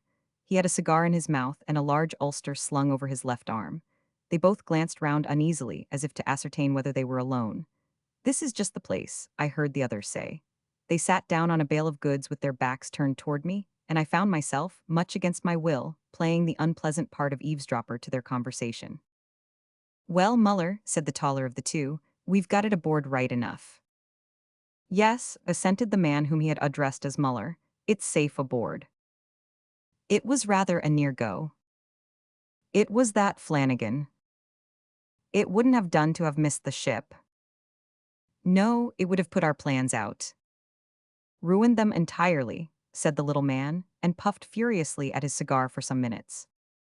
"I've got it here," he said at last. "Let me see it." "Is no one looking?" "No, they are nearly all below." "We can't be too careful where so much is at stake," said Muller, as he uncoiled the ulster which hung over his arm and disclosed a dark object which he laid upon the deck. One glance at it was enough to cause me to spring to my feet with an exclamation of horror. Luckily, they were so engrossed in the matter on hand that neither of them observed me. Had they turned their heads, they would infallibly have seen my pale face glaring at them over the pile of boxes. From the first moment of their conversation, a horrible misgiving had come over me. It seemed more than confirmed as I gazed at what lay before me. It was a little square box made of some dark wood and ribbed with brass. I suppose it was about the size of a cubic foot. It reminded me of a pistol case, only it was decidedly higher. There was an appendage to it, however, on which my eyes were riveted, and which suggested the pistol itself rather than its receptacle. This was a trigger-like arrangement upon the lid, to which a coil of string was attached. Beside this trigger there was a small square aperture through the wood. The tall man, Flanagan, as his companion called him, applied his eye to this and peered in for several minutes with an expression of intense anxiety upon his face. "It seems right enough," he said at last. "I tried not to shake it," said his companion. "Such delicate things heed delicate treatment. Put in some of the needful, Muller." The shorter man fumbled in his pocket for some time, and then produced a small paper packet. He opened this and took out of it half a handful of whitish granules, which he poured down through the hole. A curious clicking noise followed from the inside of the box, and both the men smiled in a satisfied way. "Nothing much wrong there," said Flanagan. "Right as a trivet," answered his companion. "Look out, here's someone coming. Take it down to our berth. It wouldn't do to have anyone suspecting what our game is, or, worse still, have them fumbling with it and letting it off by mistake." "Well, it would come to the same, whoever let it off," said Muller. "They'd be rather astonished if they pulled the trigger," said the taller, with a sinister laugh. "Ha, ha, fancy their faces? It's not a bad bit of workmanship, I flatter myself." "No," said Muller. "I hear it is your own design, every bit of it, isn't it?" "Yes, the spring and the sliding shutter are my own." "We should take out a patent."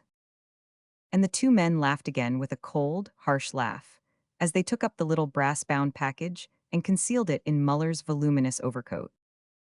"Come down and we'll stow it in our berth," said Flanagan. "We won't need it until tonight, and it will be safe there." His companion assented, and the two went arm in arm along the deck and disappeared down the hatchway, bearing the mysterious little box away with them.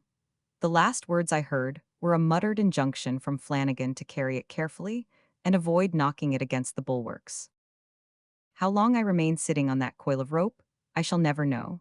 The horror of the conversation I had just overheard was aggravated by the first sinking qualms of seasickness. The long roll of the Atlantic was beginning to assert itself over both ship and passengers. I felt prostrated in mind and in body, and fell into a state of collapse, from which I was finally aroused by the hearty voice of our worthy quartermaster. "Do you mind moving out of that, sir?" he said. "We want to get this lumber cleared off the deck." His bluff manner and ruddy, healthy face seemed to be a positive insult to me in my present condition. Had I been a courageous or a muscular man, I could have struck him. As it was, I treated the honest sailor to a melodramatic scowl, which seemed to cause him no small astonishment, and strode past him to the other side of the deck. Solitude was what I wanted, solitude in which I could brood over the frightful crime which was being hatched before my very eyes. One of the quarterboats was hanging rather low down upon the davits. An idea struck me, and climbing on the bulwarks, I stepped into the empty boat and lay down in the bottom of it.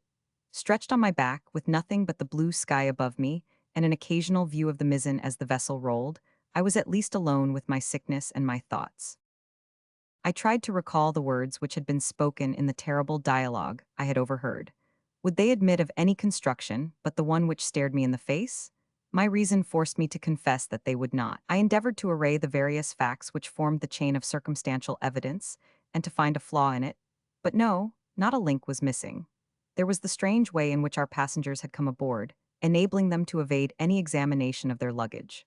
The very name of Flanagan smacked of Fenianism, while Muller suggested nothing but socialism and murder. Then their mysterious manner, their remark that their plans would have been ruined had they missed the ship, their fear of being observed. Last, but not least, the clenching evidence in the production of the little square box with the trigger, and their grim joke about the face of the man who should let it off by mistake. Could these facts lead to any conclusion other than that they were the desperate emissaries of some body, political or otherwise, and intended to sacrifice themselves, their fellow passengers, and the ship in one great holocaust? The whitish granules which I had seen one of them pour into the box formed no doubt a fuse or train for exploding it. I had myself heard a sound come from it, which might have emanated from some delicate piece of machinery. But what did they mean by their allusion to tonight? Could it be that they contemplated putting their horrible design into execution on the very first evening of our voyage? The mere thought of it sent a cold shudder over me, and made me for a moment superior even to the agonies of seasickness. I have remarked that I am a physical coward. I am a moral one also. It is seldom that the two defects are united to such a degree in the one character. I have known many men who were most sensitive to bodily danger, and yet were distinguished for the independence and strength of their minds. In my own case, however, I regret to say that my quiet and retiring habits had fostered a nervous dread of doing anything remarkable or making myself conspicuous, which exceeded, if possible, my fear of personal peril. An ordinary mortal placed under the circumstances in which I now found myself would have gone at once to the captain, confessed his fears, and put the matter into his hands. To me, however, constituted as I am, the idea was most repugnant. The thought of becoming the observed of all observers, cross-questioned by a stranger, and confronted with two desperate conspirators in the character of a denouncer, was hateful to me. Might it not by some remote possibility prove that I was mistaken? What would be my feelings if there should turn out to be no grounds for my accusation? No, I would procrastinate. I would keep my eye on the two desperadoes and dog them at every turn. Anything was better than the possibility of being wrong. Then it struck me that even at that moment, some new phase of the conspiracy might be developing itself.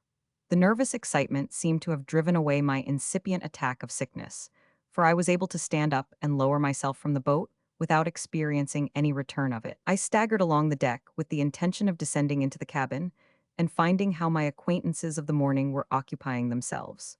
Just as I had my hand on the companion rail, I was astonished by receiving a hearty slap on the back, which nearly shot me down the steps with more haste than dignity. "Is that you, Hammond?" said a voice which I seemed to recognize. "God bless me," I said as I turned round. "It can't be Dick Merton. Why, how are you, old man?" This was an unexpected piece of luck in the midst of my perplexities. Dick was just the man I wanted. Kindly and shrewd in his nature, and prompt in his actions, I should have no difficulty in telling him my suspicions, and could rely upon his sound sense to point out the best course to pursue. Since I was a little lad in the second form at Harrow, Dick had been my adviser and protector. He saw at a glance that something had gone wrong with me. "Hullo," he said in his kindly way, "what's put you about, Hammond? You look as white as a sheet. Mal de mer, eh?" "No, not that altogether," said I. "Walk up and down with me, Dick. I want to speak to you. Give me your arm." Supporting myself on Dick's stalwart frame, I tottered along by his side, but it was some time before I could muster resolution to speak. "Have a cigar," said he, breaking the silence. "No, thanks," said I. "Dick, we shall all be corpses tonight." "That's no reason against your having a cigar now," said Dick, in his cool way, but looking hard at me from under his shaggy eyebrows as he spoke. He evidently thought my intellect was a little gone. "No," I continued, It's no laughing matter, and I speak in sober earnest, I assure you. I have discovered an infamous conspiracy, Dick, to destroy this ship and every soul that is in her. And I then proceeded systematically, and in order to lay before him the chain of evidence which I had collected. There, Dick, I said as I concluded, what do you think of that? And above all, what am I to do? To my astonishment, he burst into a hearty fit of laughter. I'd be frightened, he said, if any fellow but you had told me as much. You always had a way, Hammond, of discovering mares' nests. I like to see the old traits breaking out again. Do you remember at school how you swore there was a ghost in the long room, and how it turned out to be your own reflection in the mirror? Why, man, he continued, what object would anyone have in destroying this ship? We have no great political guns aboard. On the contrary, the majority of the passengers are Americans. Besides, in this sober 19th century, the most wholesale murderers stop at including themselves among their victims. Depend upon it, you have misunderstood them and have mistaken a photographic camera, or something equally innocent, for an infernal machine. Nothing of the sort, sir, said I, rather touchily. You will learn to your cost, I fear, that I have neither exaggerated nor misinterpreted a word. As to the box, I have certainly never before seen one like it. It contained delicate machinery, of that I am convinced, from the way in which the men handled it and spoke of it. You'd make out every packet of perishable goods to be a torpedo, said Dick, if that is to be your only test. The man's name was Flanagan, I continued. I don't think that would go very far in a court of law, said Dick. But come, I have finished my cigar. Suppose we go down together and split a bottle of claret. You can point out these two Orsinas to me if they are still in the cabin. All right, I answered. I am determined not to lose sight of them all day. Don't look hard at them, though, for I don't want them to think that they are being watched. Trust me, said Dick. I'll look as unconscious and guileless as a lamb.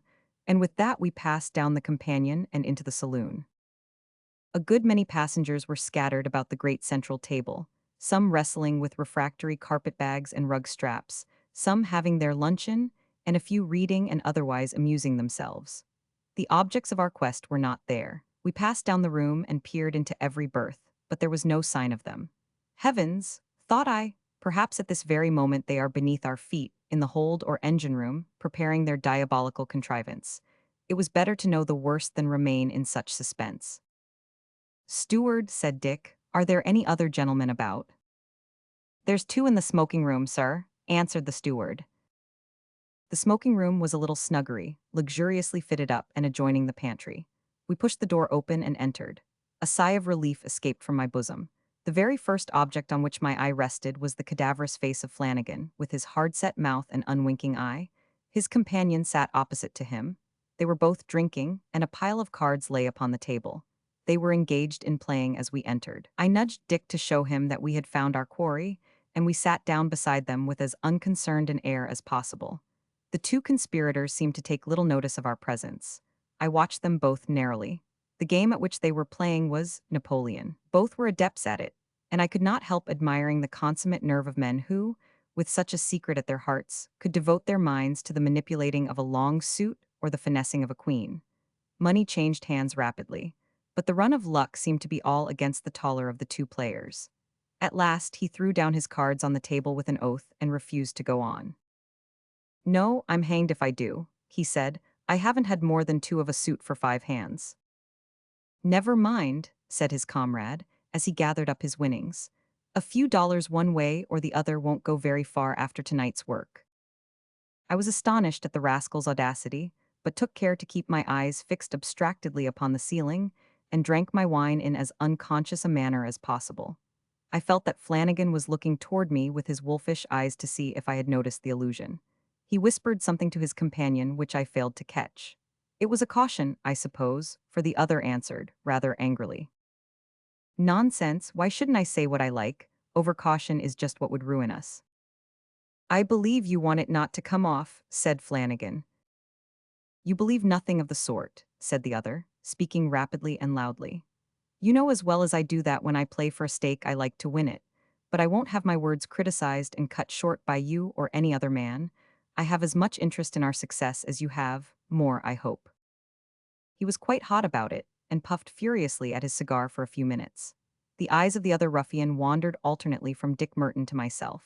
I knew that I was in the presence of a desperate man, that a quiver of my lip might be the signal for him to plunge a weapon into my heart, but I betrayed more self-command than I should have given myself credit for under such trying circumstances. As to Dick, he was as immovable and apparently as unconscious as the Egyptian Sphinx. There was silence for some time in the smoking room, broken only by the crisp rattle of the cards as the man Muller shuffled them up before replacing them in his pocket. He still seemed to be somewhat flushed and irritable. Throwing the end of his cigar into the spittoon, he glanced defiantly at his companion and turned toward me. "Can you tell me, sir," he said, "when this ship will be heard of again?" They were both looking at me, but though my face may have turned a trifle paler, my voice was as steady as ever as I answered. "I presume, sir, that it will be heard of first when it enters Queenstown Harbor." "Ha ha," laughed the angry little man. "I knew you would say that. Don't you kick me under the table, Flanagan. I won't stand it. I know what I am doing." "You are wrong, sir," he continued, turning to me. "Utterly wrong." "Some passing ship, perhaps," suggested Dick. "No, nor that either."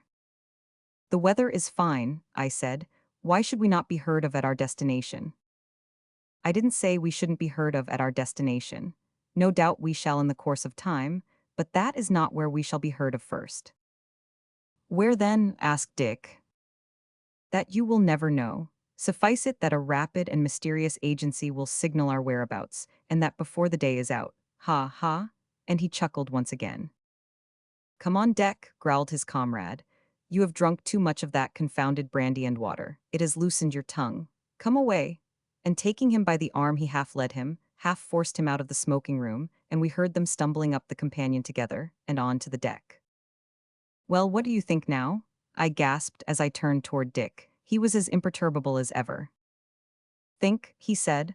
"Why, I think what his companion thinks, that we have been listening to the ravings of a half-drunken man. The fellow stunk of brandy." "Nonsense, Dick. You saw how the other tried to stop his tongue." "Of course he did. He didn't want his friend to make a fool of himself before strangers. Maybe the short one is a lunatic, and the other his private keeper. It's quite possible." "Oh, Dick, Dick," I cried. "How can you be so blind? Don't you see that every word confirmed our previous suspicion?" "Humbug man," said Dick. "You're working yourself into a state of nervous excitement. Why, what the devil do you make of all that nonsense about a mysterious agent who would signal our whereabouts?" "I'll tell you what he meant, Dick," I said, bending forward and grasping my friend's arm. "He meant a sudden glare and a flash seen far out at sea by some lonely fisherman off the American coast. That's what he meant." "I didn't think you were such a fool, Hammond," said Dick Merton testily. "If you try to fix a literal meaning on the twaddle that every drunken man talks, you will come to some queer conclusions. Let us follow their example and go on deck. You need fresh air, I think. Depend upon it, your liver is out of order. A sea voyage will do you a world of good." "If ever I see the end of this one," I groaned, "I'll promise never to venture on another. They are laying the cloth, so it's hardly worth while my going up. I'll stay below and finish my smoke." "I hope dinner will find you in a more pleasant state of mind," said Dick, and he went out, leaving me to my thoughts until the clang of the great gong summoned us to the saloon. My appetite, I need hardly say, had not been improved by the incidents which had occurred during the day. I sat down, however, mechanically at the table, and listened to the talk which was going on around me. There were nearly 100 first-class passengers, and as the wine began to circulate, their voices combined with the clash of the dishes to form a perfect babel. I found myself seated between a very stout and nervous old lady and a prim little clergyman, and as neither made any advances, I retired into my shell and spent my time in observing the appearance of my fellow voyagers. I could see Dick in the dim distance dividing his attentions between a jointless fowl in front of him and a self-possessed young lady at his side. Captain Dowie was doing the honors at my end, while the surgeon of the vessel was seated at the other. I was glad to notice that Flanagan was placed almost opposite to me. As long as I had him before my eyes, I knew that, for the time at least, we were safe. He was sitting with what was meant to be a sociable smile on his grim face. It did not escape me that he drank largely of wine, so largely that even before the dessert appeared his voice had become decidedly husky. His friend Muller was seated a few places lower down. He ate little, and appeared to be nervous and restless. "Now, ladies," said our genial captain, "I trust that you will consider yourselves at home aboard my vessel. I have no fears for the gentlemen. A bottle of champagne, steward. Here, to a fresh breeze and a quick passage. I trust our friends in America will hear of our safe arrival in 12 days, or a fortnight at the very latest. I looked up. Quick as was the glance which passed between Flanagan and his confederate, I was able to intercept it. There was an evil smile upon the former's thin lips. The conversation rippled on. Politics, the sea, amusements, religion, each was in turn discussed. I remained a silent though an interested listener. It struck me that no harm could be done by introducing the subject which was ever in my mind. It could be managed in an offhand way, and would at least have the effect of turning the captain's thoughts in that direction. I could watch, too, what effect it would have upon the faces of the conspirators. There was a sudden lull in the conversation. The ordinary subjects of interest appeared to be exhausted. The opportunity was a favorable one. "May I ask, Captain," I said, bending forward and speaking very distinctly, "what you think of Fenian manifestos?" The captain's ruddy face became a shade darker from honest indignation. "They are poor cowardly things," he said, "as silly as they are wicked." "The impotent threats of a set of anonymous scoundrels," said a pompous-looking old gentleman beside him. "Oh, Captain," said the fat lady at my side, "you don't really think they would blow up a ship?" "I have no doubt they would if they could, but I am very sure they will never blow up mine." "May I ask what precautions are taken against them?" said an elderly man at the end of the table. "All goods sent aboard the ship are strictly examined," said Captain Dowie. "But suppose a man brought explosives aboard with him?" said I. "They are too cowardly to risk their own lives in that way." During this conversation, Flanagan had not betrayed the slightest interest in what was going on. He raised his head now and looked at the captain. "Don't you think you are rather underrating them?" he said. "Every secret society has produced desperate men. Why shouldn't the Fenians have them too? Many men think it a privilege to die in the service of a cause which seems right in their eyes, though others may think it wrong." "Indiscriminate murder cannot be right in anybody's eyes," said the little clergyman. "The bombardment of Paris was nothing else," said Flanagan. "Yet the whole civilized world agreed to look on with folded arms and change the ugly word, murder, into the more euphonious one of war. It seemed right enough to German eyes. Why shouldn't dynamite seem so to the Fenian?" "At any rate, their empty vaporings have led to nothing as yet," said the captain. "Excuse me," returned Flanagan, "but is there not some room for doubt yet as to the fate of the Dotterel? I have met men in America who asserted from their own personal knowledge that there was a coal torpedo aboard that vessel." "Then they lied," said the captain. "It was proved conclusively at the court-martial to have arisen from an explosion of coal gas, but we had better change the subject, or we may cause the ladies to have a restless night," and the conversation once more drifted back into its original channel. During this little discussion, Flanagan had argued his point with a gentlemanly deference and a quiet power for which I had not given him credit. I could not help admiring a man who, on the eve of a desperate enterprise, could courteously argue upon a point which must touch him so nearly. He had, as I have already mentioned, partaken of a considerable quantity of wine, but though there was a slight flush upon his pale cheek, his manner was as reserved as ever. He did not join in the conversation again, but seemed to be lost in thought. A whirl of conflicting ideas was battling in my own mind. What was I to do? Should I stand up now and denounce them before both passengers and captain? Should I demand a few minutes' conversation with the latter in his own cabin, and reveal it all? For an instant I was half resolved to do it, but then the old constitutional timidity came back with redoubled force. After all, there might be some mistake. Dick had heard the evidence and had refused to believe in it. I determined to let things go on their course. A strange, reckless feeling came over me. Why should I help men who were blind to their own danger? Surely it was the duty of the officers to protect us, not ours to give warning to them. I drank off a couple of glasses of wine and staggered upon deck with the determination of keeping my secret locked in my own bosom. It was a glorious evening. Even in my excited state of mind, I could not help leaning against the bulwarks and enjoying the refreshing breeze. Away to the westward, a solitary sail stood out as a dark speck against the great sheet of flame left by the setting sun. I shuddered as I looked at it. It seemed like a sea of blood. A single star was twinkling faintly above our mainmast, but 1,000 seemed to gleam in the water below with every stroke of our propeller. The only blot in the fair scene was the great trail of smoke, which stretched away behind us like a black slash upon a crimson curtain. It seemed hard to believe that the great peace which hung over all nature could be marred by a poor miserable mortal. After all, I thought, as I gazed upon the blue depths beneath me, if the worst comes to the worst, it is better to die here than to linger in agony upon a sick bed on land. A man's life seems a very paltry thing amid the great forces of nature. All my philosophy could not prevent my shuddering, however, when I turned my head and saw two shadowy figures at the other side of the deck, which I had no difficulty in recognizing. They seemed to be conversing earnestly, but I had no opportunity of overhearing what was said, so I contented myself with pacing up and down and keeping a vigilant watch upon their movements. It was a relief to me when Dick came on deck. Even an incredulous confidant is better than none at all. "Well, old man," he said, giving me a facetious dig in the ribs, "we've not been blown up yet."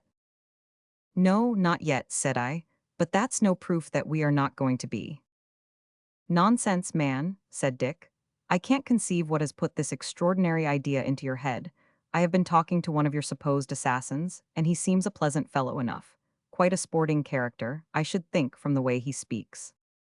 "Dick," I said, "I am as certain that those men have an infernal machine, and that we are on the verge of eternity, as if I saw them putting the match to the fuse." "Well, if you really think so," said Dick, half awed for the moment by the earnestness of my manner, "it is your duty to let the captain know of your suspicions." "You are right," I said. "I will. My absurd timidity has prevented my doing so sooner. I believe our lives can only be saved by laying the whole matter before him." "Well, go and do it now," said Dick, "but for goodness' sake don't mix me up in the matter." "I'll speak to him when he comes off the bridge," I answered, "and in the meantime I don't mean to lose sight of them." "Let me know of the result," said my companion, and with a nod he strolled away in search, I fancy, of his partner at the dinner table. Left to myself, I bethought me of my retreat of the morning, and climbing on the bulwark I mounted into the quarter-boat and lay down there. In it I could reconsider my course of action, and by raising my head I was able at any time to get a view of my disagreeable neighbors. An hour passed, and the captain was still on the bridge. He was talking to one of the passengers, a retired naval officer, and the two were deep in debate concerning some abstruse point in navigation. I could see the red tips of their cigars from where I lay. It was dark now, so dark that I could hardly make out the figures of Flanagan and his accomplice. They were still standing in the position which they had taken up after dinner. A few of the passengers were scattered about the deck, but many had gone below. A strange stillness seemed to pervade the air. The voices of the watch and the rattle of the wheel were the only sounds which broke the silence. Another half-hour passed. The captain was still upon the bridge. It seemed as if he would never come down. My nerves were in a state of unnatural tension, so much so that the sound of 2 steps upon the deck made me start up in a quiver of excitement. I peered over the side of the boat and saw that our suspicious passengers had crossed from the other side and were standing almost directly beneath me. The light of a binnacle fell full upon the ghastly face of the ruffian Flanagan. Even in that short glance, I saw that Muller had the ulster, whose use I knew so well, slung loosely over his arm. I sank back with a groan. It seemed that my fatal procrastination had sacrificed 200 innocent lives. I had read of the fiendish vengeance which awaited a spy. I knew that men with their lives in their hands would stick at nothing. All I could do was to cower at the bottom of the boat and listen silently to their whispered talk below. "This place will do," said a voice. "Yes, the leeward side is best." "I wonder if the trigger will act." "I am sure it will." "We were to let it off at 10, were we not?" "Yes, at 10 sharp, we have 8 minutes yet." There was a pause, then the voice began again. "They'll hear the drop of the trigger, won't they?" "It doesn't matter, it will be too late for anyone to prevent its going off." "That's true, there will be some excitement among those we have left behind, won't there?" "Rather, how long do you reckon it will be before they hear of us?" "The first news will get in about 24 hours. "That will be mine." "No, mine." "Ha ha, we'll settle that." There was a pause here. Then I heard Muller's voice in a ghastly whisper, "There's only 5 minutes more." How slowly the moments seemed to pass. I could count them by the throbbing of my heart. "It'll make a sensation on land," said a voice. "Yes, it will make a noise in the newspapers." I raised my head and peered over the side of the boat. There seemed no hope, no help. Death stared me in the face, whether I did or did not give the alarm. The captain had at last left the bridge. The deck was deserted, save for those two dark figures crouching in the shadow of the boat. Flanagan had a watch lying open in his hand. 3 minutes more, he said. Put it down upon the deck.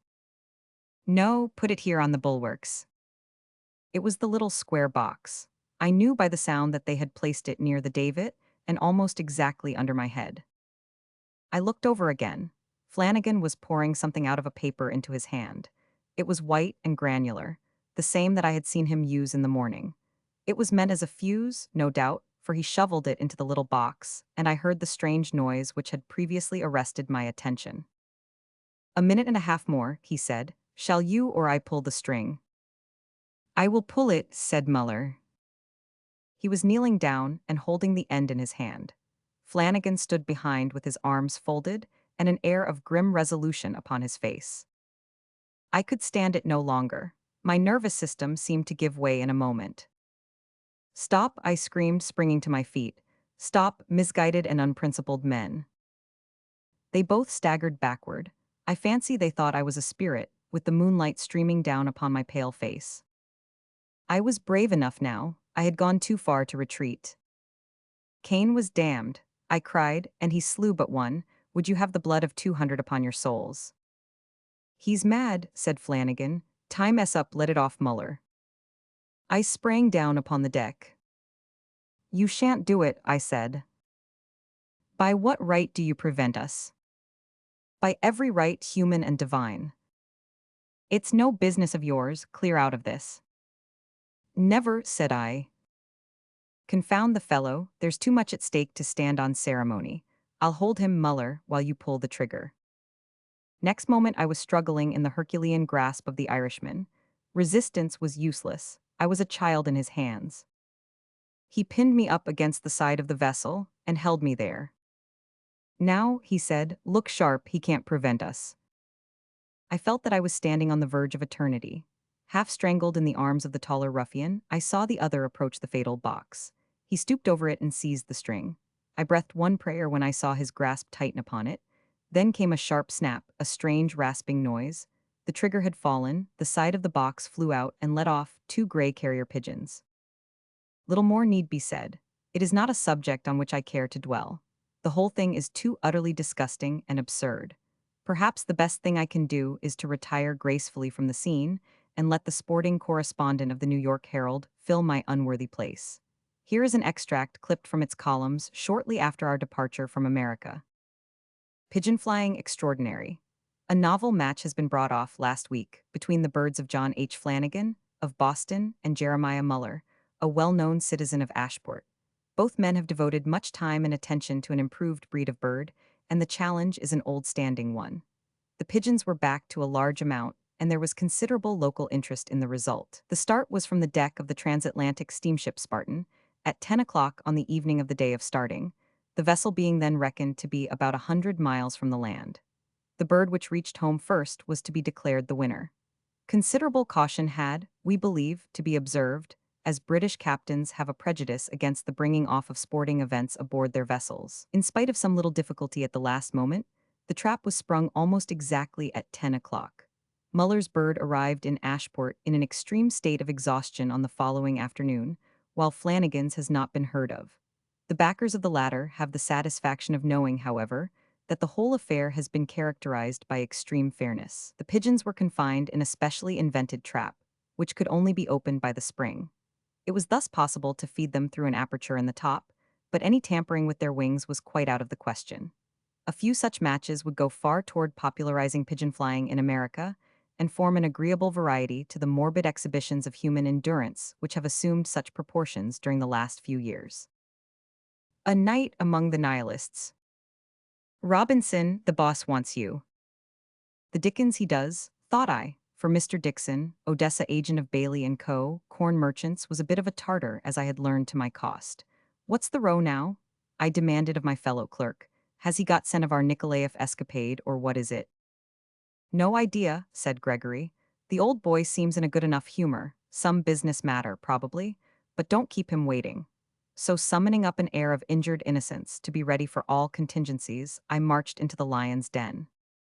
Mr. Dixon was standing before the fire in a Briton's time-honored attitude and motioned me into a chair in front of him. "Mr. Robinson," he said, "I have great confidence in your discretion and common sense. The follies of youth will break out, but I think that you have a sterling foundation to your character underlying any superficial levity." I bowed. "I believe," he continued, "that you can speak Russian pretty fluently." I bowed again. "I have then," he proceeded, "a mission which I wish you to undertake, and on the success of which your promotion may depend. I would not trust it to a subordinate, were it not that duty ties me to my post at present." "You may depend upon my doing my best, sir," I replied. "Right, sir, quite right. What I wish you to do is briefly this. The line of railway has just been opened to Soltev, some 100 miles up the country. Now, I wish to get the start of the other Odessa firms in securing the produce of that district, which I have reason to believe may be had at very low prices. You will proceed by rail to Soltev and interview a Mr. Dimidov, who is the largest landed proprietor in the town. Make as favorable terms as you can with him. Both Mr. Dimidov and I wish the whole thing to be done as quietly and secretly as possible. In fact, that nothing should be known about the matter until the grain appears in Odessa. I desire it for the interests of the firm and Mr. Dimidov on account of the prejudice his peasantry entertain against exportation. You will find yourself expected at the end of your journey, and will start tonight. Money shall be ready for your expenses. Good morning, Mr. Robinson. I hope you won't fail to realize the good opinion I have of your abilities." "Gregory," I said as I strutted into the office, "I'm off on a mission. A secret mission, my boy, an affair of thousands of pounds. Lend me your little portmanteau, mine's too imposing, and tell Ivan to pack it. A Russian millionaire expects me at the end of my journey. Don't breathe a word of it to any of Simpkins's people, or the whole game will be up. Keep it dark." I was so charmed at being, as it were, behind the scenes, that I crept about the office all day in a sort of cloak and bloody dagger style, with responsibility and brooding care marked upon every feature. And when at night I stepped out and stole down to the station, the unprejudiced observer would certainly have guessed, from my general behavior, that I had emptied the contents of the strong-box, before starting, into that little valise of Gregory S. It was imprudent of him, by the way, to leave English labels pasted all over it. However, I could only hope that the Londons and Birminghams would attract no attention, or at least that no rival corn merchant might deduce from them who I was and what my errand might be. Having paid the necessary rubles and got my ticket, I ensconced myself in the corner of a snug Russian car and pondered over my extraordinary good fortune. Dixon was growing old now, and if I could make my mark in this matter, it might be a great thing for me. Dreams arose of a partnership in the firm. The noisy wheels seemed to clank out Bailey, Robinson and Co., Bailey, Robinson and Co., in a monotonous refrain, which gradually sank into a hum and finally ceased as I dropped into a deep sleep. Had I known the experience which awaited me at the end of my journey, it would hardly have been so peaceable.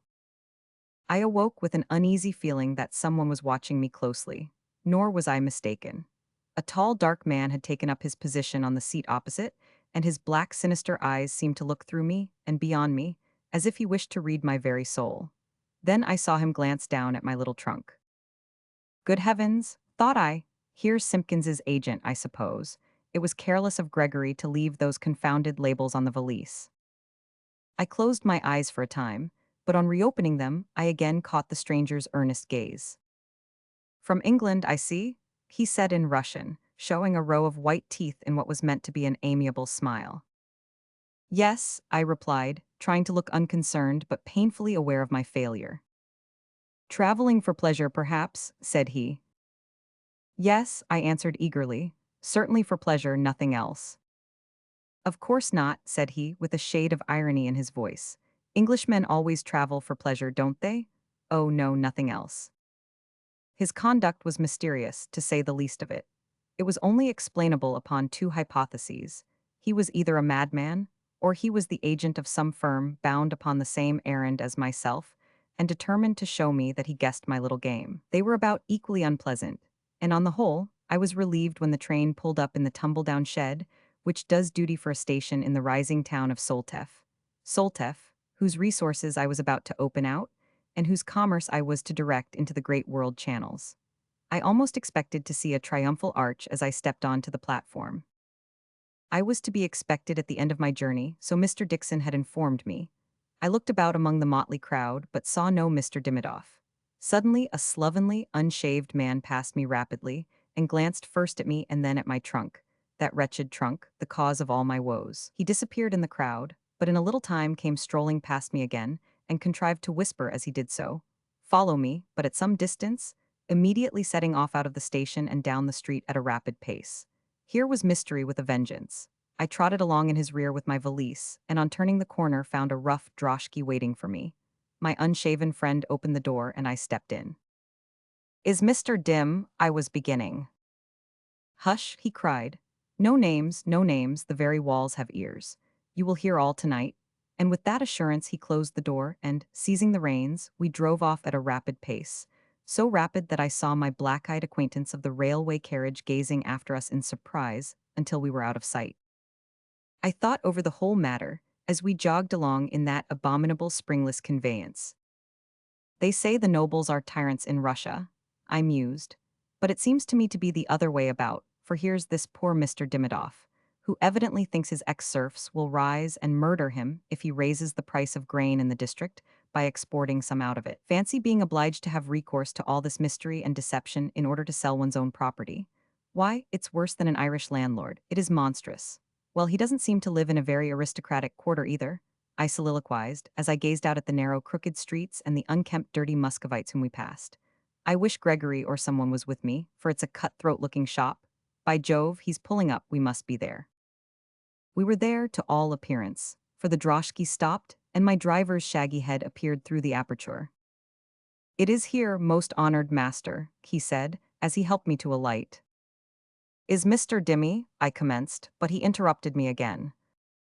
"Anything but names," he whispered. "Anything but that. You are too used to a land that is free. Caution, O sacred one." And he ushered me down a stone-flagged passage and up a stair at the end of it. "Sit for a few minutes in this room," he said, opening a door, "and a repast will be served for you." And with that he left me to my own reflections. Well, thought I, whatever Mr. Dimidoff's house may be like, his servants are undoubtedly well trained. O sacred one and revered master. I wonder what he'd call old Dixon himself if he is so polite to the clerk.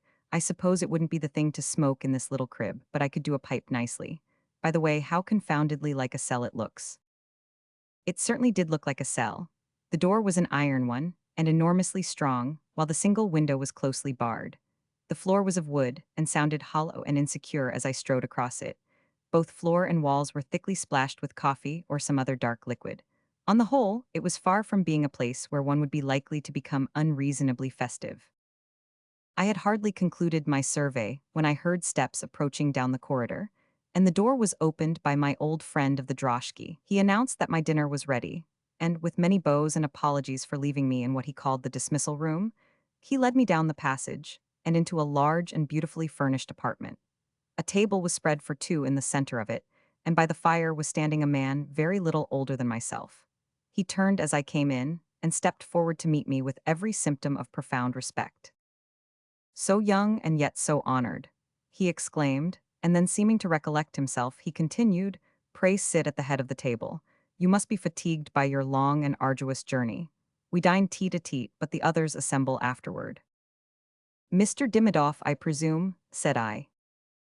"No, sir," said he, turning his keen gray eyes upon me. "My name is Petrokine. You mistake me perhaps for one of the others. But now, not a word of business until the council meets. Try your chef's soup, you will find it excellent, I think." Who Mr. Petrokine or the others might be I could not conceive. Land stewards of Dimidoff, perhaps, though the name did not seem familiar to my companion. However, as he appeared to shun any business questions at present, I gave in to his humor, and we conversed on social life in England, a subject in which he displayed considerable knowledge and acuteness. His remarks, too, on Malthus and the laws of population were wonderfully good, though savoring somewhat of radicalism. "By the way," he remarked, as we smoked a cigar over our wine, "we should never have known you but for the English labels on your luggage. It was the luckiest thing in the world that Alexander noticed them. We had had no personal description of you. Indeed, we were prepared to expect a somewhat older man. You are young indeed, sir, to be entrusted with such a mission." "My employer trusts me," I replied, "and we have learned in our trade that youth and shrewdness are not incompatible." "Your remark is true, sir," returned my newly made friend, but I am surprised to hear you call our glorious association a trade. Such a term is gross indeed to apply to a body of men banded together to supply the world with that which it is yearning for, but which, without our exertions, it can never hope to attain. A spiritual brotherhood would be a more fitting term. By Jove, thought I, how pleased the boss would be to hear him. He must have been in the business himself, whoever he is. Now, sir, said Mr. Petrikine, the clock points to 8, and the council must be already sitting. Let us go up together, and I will introduce you. I need hardly say that the greatest secrecy is observed, and that your appearance is anxiously awaited. I turned over in my mind as I followed him how I might best fulfill my mission and secure the most advantageous terms. They seemed as anxious as I was in the matter, and there appeared to be no opposition, so perhaps the best thing would be to wait and see what they would propose. I had hardly come to this conclusion when my guide swung open a large door at the end of a passage, and I found myself in a room larger and even more gorgeously fitted up than the one in which I had dined. A long table, covered with green baize and strewn with papers, ran down the middle, and round it were sitting 14 or 15 men conversing earnestly. The whole scene reminded me forcibly of a gambling hell I had visited some time before. Upon our entrance, the company rose and bowed. I could not but remark that my companion attracted no attention, while every eye was turned upon me with a strange mixture of surprise and almost servile respect. A man at the head of the table, who was remarkable for the extreme pallor of his face as contrasted with his blue-black hair and mustache, waved his hand to a seat beside him, and I sat down. I need hardly say, said Mr. Petrikine, that Gustave Berger, the English agent, is now honoring us with his presence. He is young, indeed, Alexis. He continued to my pale-faced neighbor, and yet he is of European reputation. Come, draw it mild. Thought I, adding aloud, if you refer to me, sir, though I am indeed acting as English agent, my name is not Berger but Robinson, Mr. Tom Robinson, at your service. A laugh ran round the table. So be it, said the man they called Alexis. I commend your discretion, most honored sir. One cannot be too careful. Preserve your English sobriquet by all means. I regret that any painful duty should be performed upon this auspicious evening, but the rules of our association must be preserved at any cost to our feelings, and a dismissal is inevitable tonight. What the deuce is the fellow driving at? Thought I, what is it to me if he does give his servant the sack? This Dimidoff, wherever he is, seems to keep a private lunatic asylum. Take out the gag. The words fairly shot through me, and I started in my chair. It was Petrikine who spoke. For the first time I noticed that a burly stout man, sitting at the other end of the table, had his arms tied behind his chair and a handkerchief round his mouth. A horrible suspicion began to creep into my heart. Where was I? Was I in Mr. Dimidoff's? Who were these men with their strange words? Take out the gag, repeated Petrikine, and the handkerchief was removed. Now, Paul Ivanovitch, said he, what have you to say before you go? Not a dismissal, sirs, he pleaded. Not a dismissal, anything but that. I will go into some distant land, and my mouth shall be closed forever. I will do anything that the society asks, but pray do not dismiss me. You know our laws, and you know your crime, said Alexis in a cold, harsh voice. Who drove us from Odessa by his false tongue and his double face? Who wrote the anonymous letter to the governor? Who cut the wire that would have destroyed the arch-tyrant? You did, Paul Ivanovitch, and you must die. I leaned back in my chair and fairly gasped. Remove him, said Petrikine, and the man of the droshky with 2 others forced him out. I heard the footsteps pass down the passage and then a door open and shut. Then came a sound as of a struggle, ended by a heavy, crunching blow and a dull thud. So perish all who are false to their oath, said Alexis solemnly, and a hoarse amen went up from his companions. Death alone can dismiss us from our order, said another man further down, but Mr. Berg, Mr. Robinson is pale. The scene has been too much for him after his long journey from England. Oh, Tom, thought I, if ever you get out of this scrape you'll turn over a new leaf. You're not fit to die, and that's a fact. It was only too evident to me now that by some strange misconception I had got in among a gang of cold-blooded nihilists, who mistook me for one of their order. I felt, after what I had witnessed, that my only chance of life was to try to play the role thus forced upon me, until an opportunity for escape should present itself. So I tried hard to regain my air of self-possession, which had been so rudely shaken. I am indeed fatigued, I replied, but I feel stronger now. Excuse my momentary weakness. It was but natural, said a man with a thick beard at my right hand. And now, most honored sir, how goes the cause in England? Remarkably well, I answered. Has the great commissioner condescended to send a missive to the Soltef branch? Asked Petrokine. Nothing in writing, I replied. But he has spoken of it. Yes, he said he had watched it with feelings of the liveliest satisfaction, I returned. Teaswell, ran round the table. I felt giddy and sick from the critical nature of my position. Any moment a question might be asked which would show me in my true colors. I rose and helped myself from a decanter of brandy which stood on a side table. The potent liquor flew to my excited brain, and as I sat down, I felt reckless enough to be half amused at my position and inclined to play with my tormentors. I still, however, had all my wits about me. You have been to Birmingham? Asked the man with the beard. Many times, said I. Then you have, of course, seen the private workshop and arsenal. I have been over them both more than once. It is still, I suppose, entirely unsuspected by the police, continued my interrogator. Entirely, I replied. Can you tell us how it is that so large a concern is kept so completely secret? Here was a poser, but my native impudence and the brandy seemed to come to my aid. That is information, I replied, which I do not feel justified in divulging even here. In withholding it, I am acting under the direction of the Chief Commissioner. You are right, perfectly right, said my original friend Petrokine. You will no doubt make your report to the central office at Moscow before entering into such details. Exactly so, I replied, only too happy to get a lift out of my difficulty. We have heard, said Alexis, that you were sent to inspect the Levadia. Can you give us any particulars about it? Anything you ask I will endeavor to answer, I replied in desperation. Have any orders been made in Birmingham concerning it? None when I left England.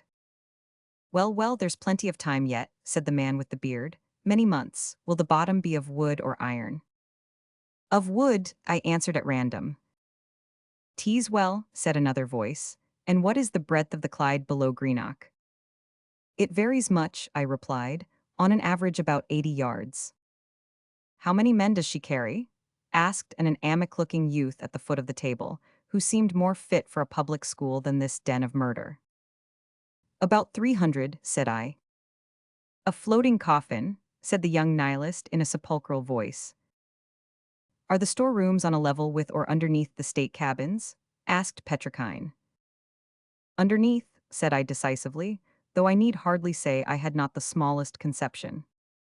And now, most honored sir, said Alexis, tell us what was the reply of Bauer, the German socialist, to Ravinsky's proclamation. Here was a deadlock with a vengeance. Whether my cunning would have extricated me from it or not was never decided, for Providence hurried me from one dilemma into another, and a worse one. A door slammed downstairs, and rapid footsteps were heard approaching. Then came a loud tap outside, followed by two smaller ones. The sign of the society, said Petrokine, and yet we are all present, who can it be? The door was thrown open, and a man entered, dusty and travel-stained, but with an air of authority and power stamped on every feature of his harsh but expressive face. He glanced round the table, scanning each countenance carefully. There was a start of surprise in the room. He was evidently a stranger to them all. What means this intrusion, sir? Said my friend with the beard. Intrusion, said the stranger. I was given to understand that I was expected, and had looked forward to a warmer welcome from my fellow associates. I am personally unknown to you, gentlemen, but I am proud to think that my name should command some respect among you. I am Gustave Berger, the agent from England, bearing letters from the Chief Commissioner to his well-beloved brothers of Soltef. One of their own bombs could hardly have created greater surprise had it been fired in the midst of them. Every eye was fixed alternately on me and upon the newly arrived agent. If you are indeed Gustave Berger, said Petrokine, who is this? That I am Gustave Berger these credentials will show, said the stranger, as he threw a packet upon the table. Who that man may be I know not, but if he has intruded himself upon the lodge under false pretenses, it is clear that he must never carry out of the room what he has learned. Speak, sir, he added, addressing me. Who and what are you? I felt that my time had come.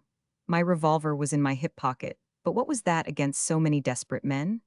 I grasped the butt of it, however, as a drowning man clings to a straw, and I tried to preserve my coolness as I glanced round at the cold, vindictive faces turned toward me. Gentlemen, I said, the role I have played tonight has been a purely involuntary one on my part. I am no police spy, as you seem to suspect. Nor, on the other hand, have I the honor to be a member of your association. I am an inoffensive corn dealer, who by an extraordinary mistake has been forced into this unpleasant and awkward position. I paused for a moment. Was it my fancy that there was a peculiar noise in the street, a noise as of many feet treading softly? No, it had died away. It was but the throbbing of my own heart. I need hardly say, I continued, that anything I may have heard tonight will be safe in my keeping. I pledge my solemn honor as a gentleman that not one word of it shall transpire through me. The senses of men in great physical danger become strangely acute, or their imagination plays them curious tricks. My back was toward the door as I sat, but I could have sworn that I heard heavy breathing behind it.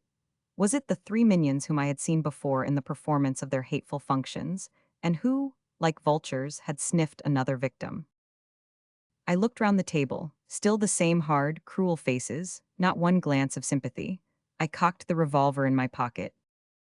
There was a painful silence, which was broken by the harsh, grating voice of Petrikine. Promises are easily made and easily broken, he said. There is but one way of securing eternal silence. It is our lives or yours. Let the highest among us speak. You are right, sir, said the English agent. There is but one course open. He must be dismissed. I knew what that meant in their confounded jargon, and sprang to my feet. By heaven, I shouted, putting my back against the door, you shan't butcher a free Englishman like a sheep. The first among you who stirs, drops. A man sprang at me. I saw along the sights of my derringer the gleam of a knife and the demoniacal face of Gustave Berger. Then I pulled the trigger, and with his hoarse scream sounding in my ears, I was felled to the ground by a crashing blow from behind. Half unconscious and pressed down by some heavy weight, I heard the noise of shouts and blows above me, and then I fainted away. When I came to myself, I was lying among the debris of the door, which had been beaten in on the top of me. Opposite were a dozen of the men who had lately sat in judgment upon me, tied two and two, and guarded by a score of Russian soldiers. Beside me was the corpse of the ill-fated English agent, the whole face blown in by the force of the explosion. Alexis and Petrikine were both lying on the floor like myself, bleeding profusely. Well, young fellow, you've had a narrow escape, said a hearty voice in my ear. I looked up and recognized my black-eyed acquaintance of the railway carriage. Stand up, he continued. You're only a bit stunned, no bones broken. It's no wonder I mistook you for the nihilist agent when the very lodge itself was taken in. Well, you're the only stranger who ever came out of this den alive. Come downstairs with me. I know who you are and what you are after now. I'll take you to Mr. Dimidoff. Nay, don't go in there, he cried, as I walked toward the door of the cell into which I had been originally ushered. Keep out of that, you've seen evil sights enough for one day. Come down and have a glass of liquor. He explained as we walked back to the hotel that the police of Soltef, of which he was the chief, had had warning and been on the lookout during some time for this nihilist emissary. My arrival in so unfrequented a place, coupled with my air of secrecy, and the English labels on that confounded portmanteau of Gregory S. had completed the business. I have little more to tell. My socialistic acquaintances were all either transported to Siberia or executed. My mission was performed to the satisfaction of my employers. My conduct during the whole business has won me promotion, and my prospects for life have been improved since that horrible night, the remembrance of which still makes me shiver. Bones. The April Fool of Harvey's Sluice. Abe Durton's cabin was not beautiful. People have been heard to assert that it was ugly, and, even after the fashion of Harvey's Sluice, have gone the length of prefixing their adjective with a forcible expletive, which emphasized their criticism. Abe, however, was a stolid and easygoing man, on whose mind the remarks of an unappreciative public made but little impression. He had built the house himself, and it suited his partner and him, and what more did they want? Indeed, he was rather touchy upon the subject. Though I says it as raised it, he remarked, it'll lay over any shanty in the valley. Holes? Well, of course there are holes. You wouldn't get fresh air without holes. There's nothing stuffy about my house. Rain? Well, if it does let the rain in, ain't it an advantage to know it's rainin' without gettin' up to unbar the door? I wouldn't own a house that didn't leak some. As to its bane, off the perpendicular, I like a house with a bit of a tilt. Anyways, it pleases my pard, Boss Morgan, and what's good enough for him is good enough for you, I suppose. At which approach to personalities his antagonist usually sheared off and left the honors of the field to the indignant architect. But whatever difference of opinion might exist as to the beauty of the establishment, there could be no question as to its utility. To the tired wayfarer, plodding along the Buckhurst Road in the direction of the sluice, the warm glow upon the summit of the hill was a beacon of hope and of comfort.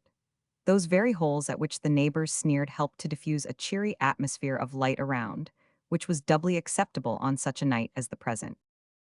There was only one man inside the hut, and that was the proprietor, Abe Durton himself, or Bones, as he had been christened with the rude heraldry of the camp.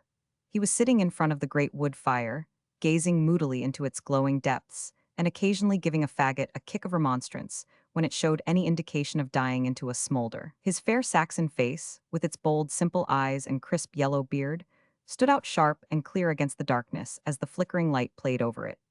It was a manly, resolute countenance, and yet the physiognomist might have detected something in the lines of the mouth which showed a weakness somewhere, an indecision which contrasted strangely with his Herculean shoulders and massive limbs. Abe S. was one of those trusting, simple natures which are as easy to lead as they are impossible to drive.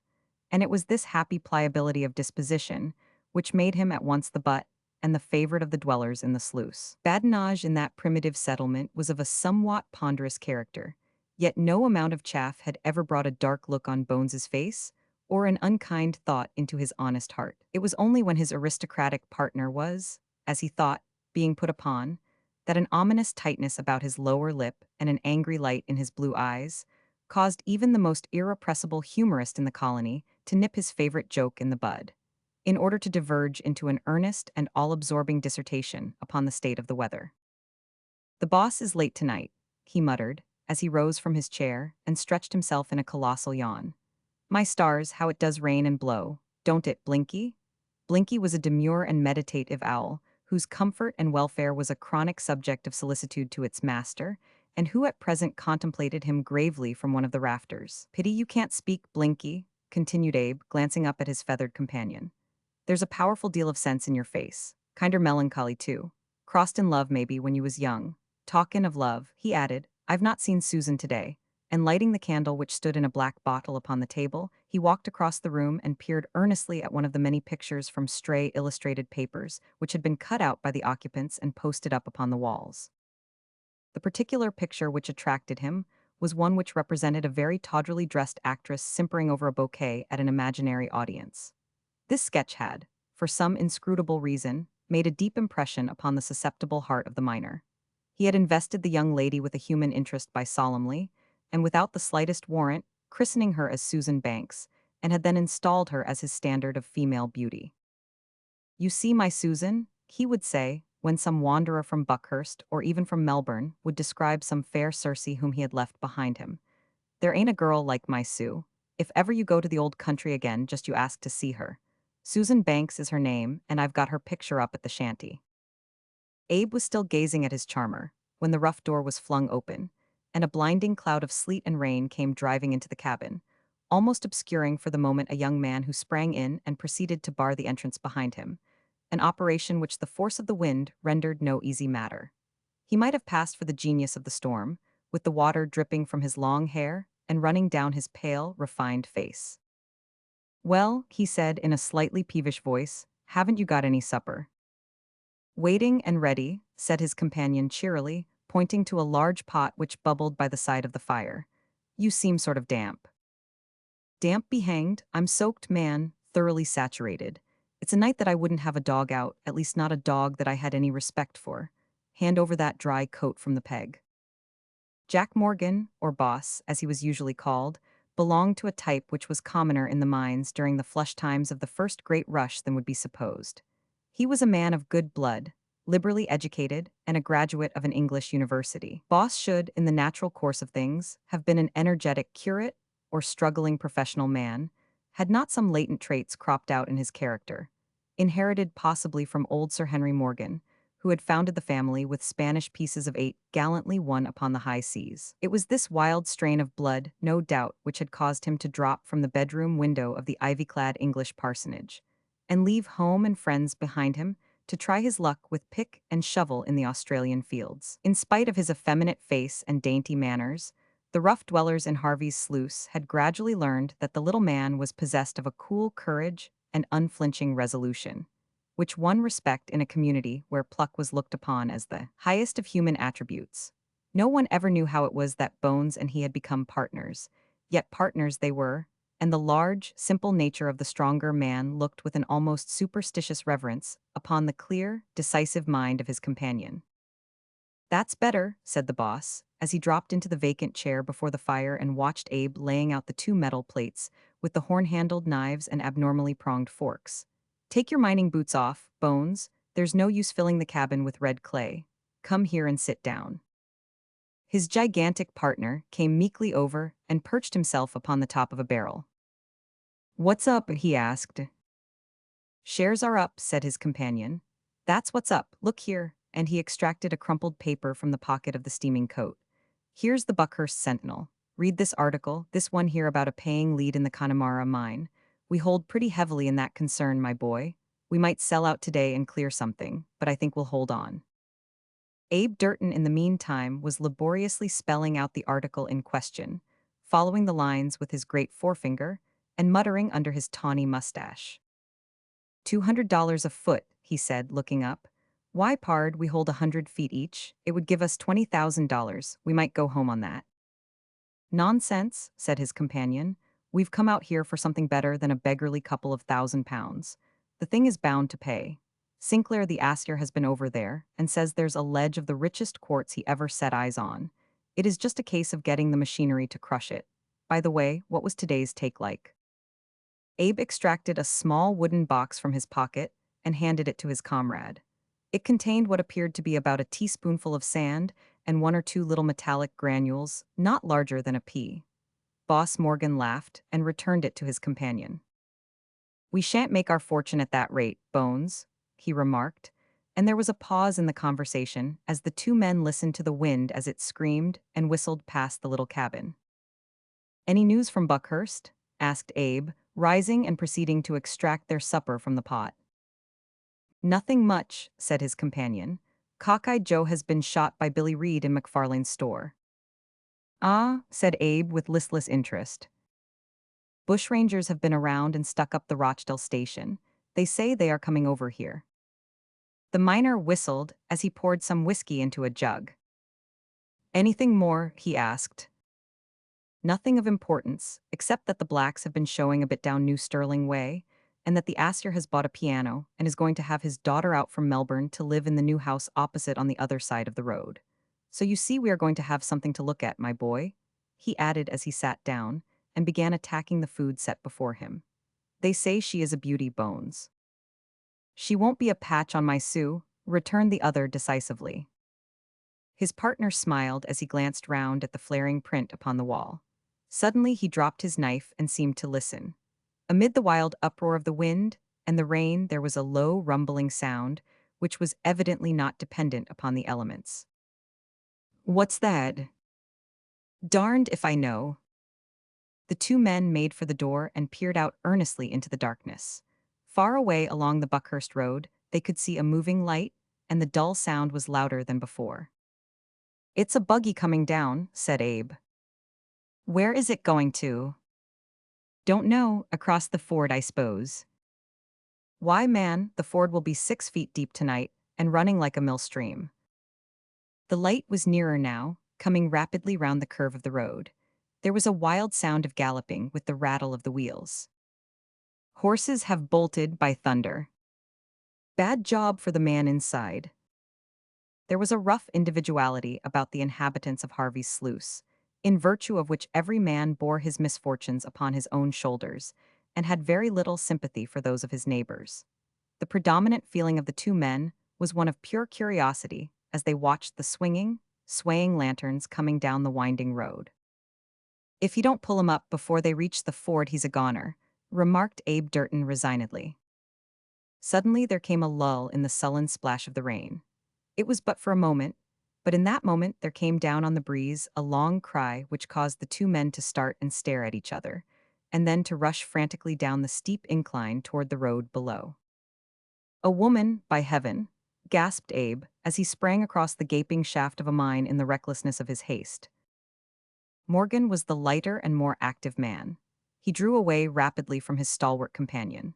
Within a minute, he was standing panting and bareheaded in the middle of the soft, muddy road, while his partner was still toiling down the side of the declivity. The carriage was close on him now. He could see in the light of the lamps the raw-boned Australian horse, as, terrified by the storm and by its own clatter, it came tearing down the declivity which led to the ford. The man who was driving seemed to see the pale-set face in the pathway in front of him, for he yelled out some incoherent words of warning, and made a last desperate attempt to pull up. There was a shout, an oath, and a jarring crash.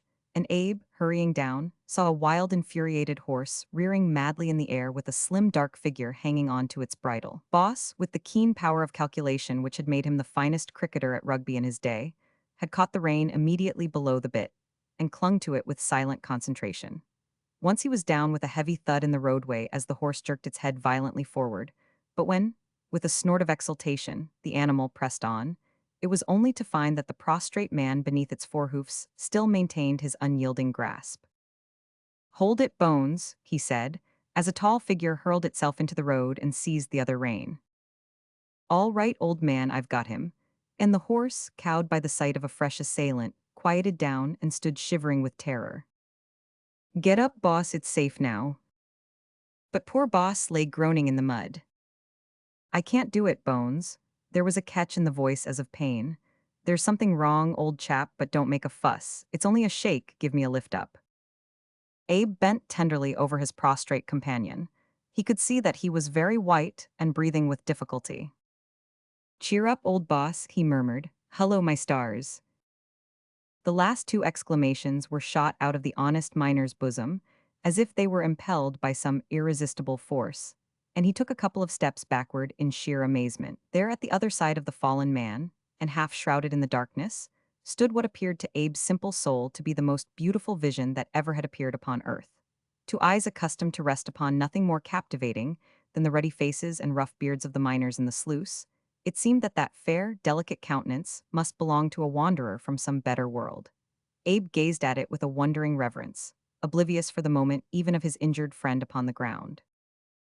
"Oh, Papa," said the apparition in great distress, "he is hurt, the gentleman is hurt." And with a quick feminine gesture of sympathy, she bent her lithe figure over Boss Morgan's prostrate figure. "Why, it's Abe Durton and his partner," said the driver of the buggy, coming forward and disclosing the grizzled features of Mr. Joshua Sinclair, the assier to the mines. "I don't know how to thank you, boys. The infernal brute got the bit between his teeth, and I should have had to have thrown Carrie out and chanced it in another minute. That's right," he continued, as Morgan staggered to his feet. "Not much hurt, I hope." "I can get up to the hut now," said the young man, steadying himself upon his partner's shoulder. "How are you going to get Miss Sinclair home?"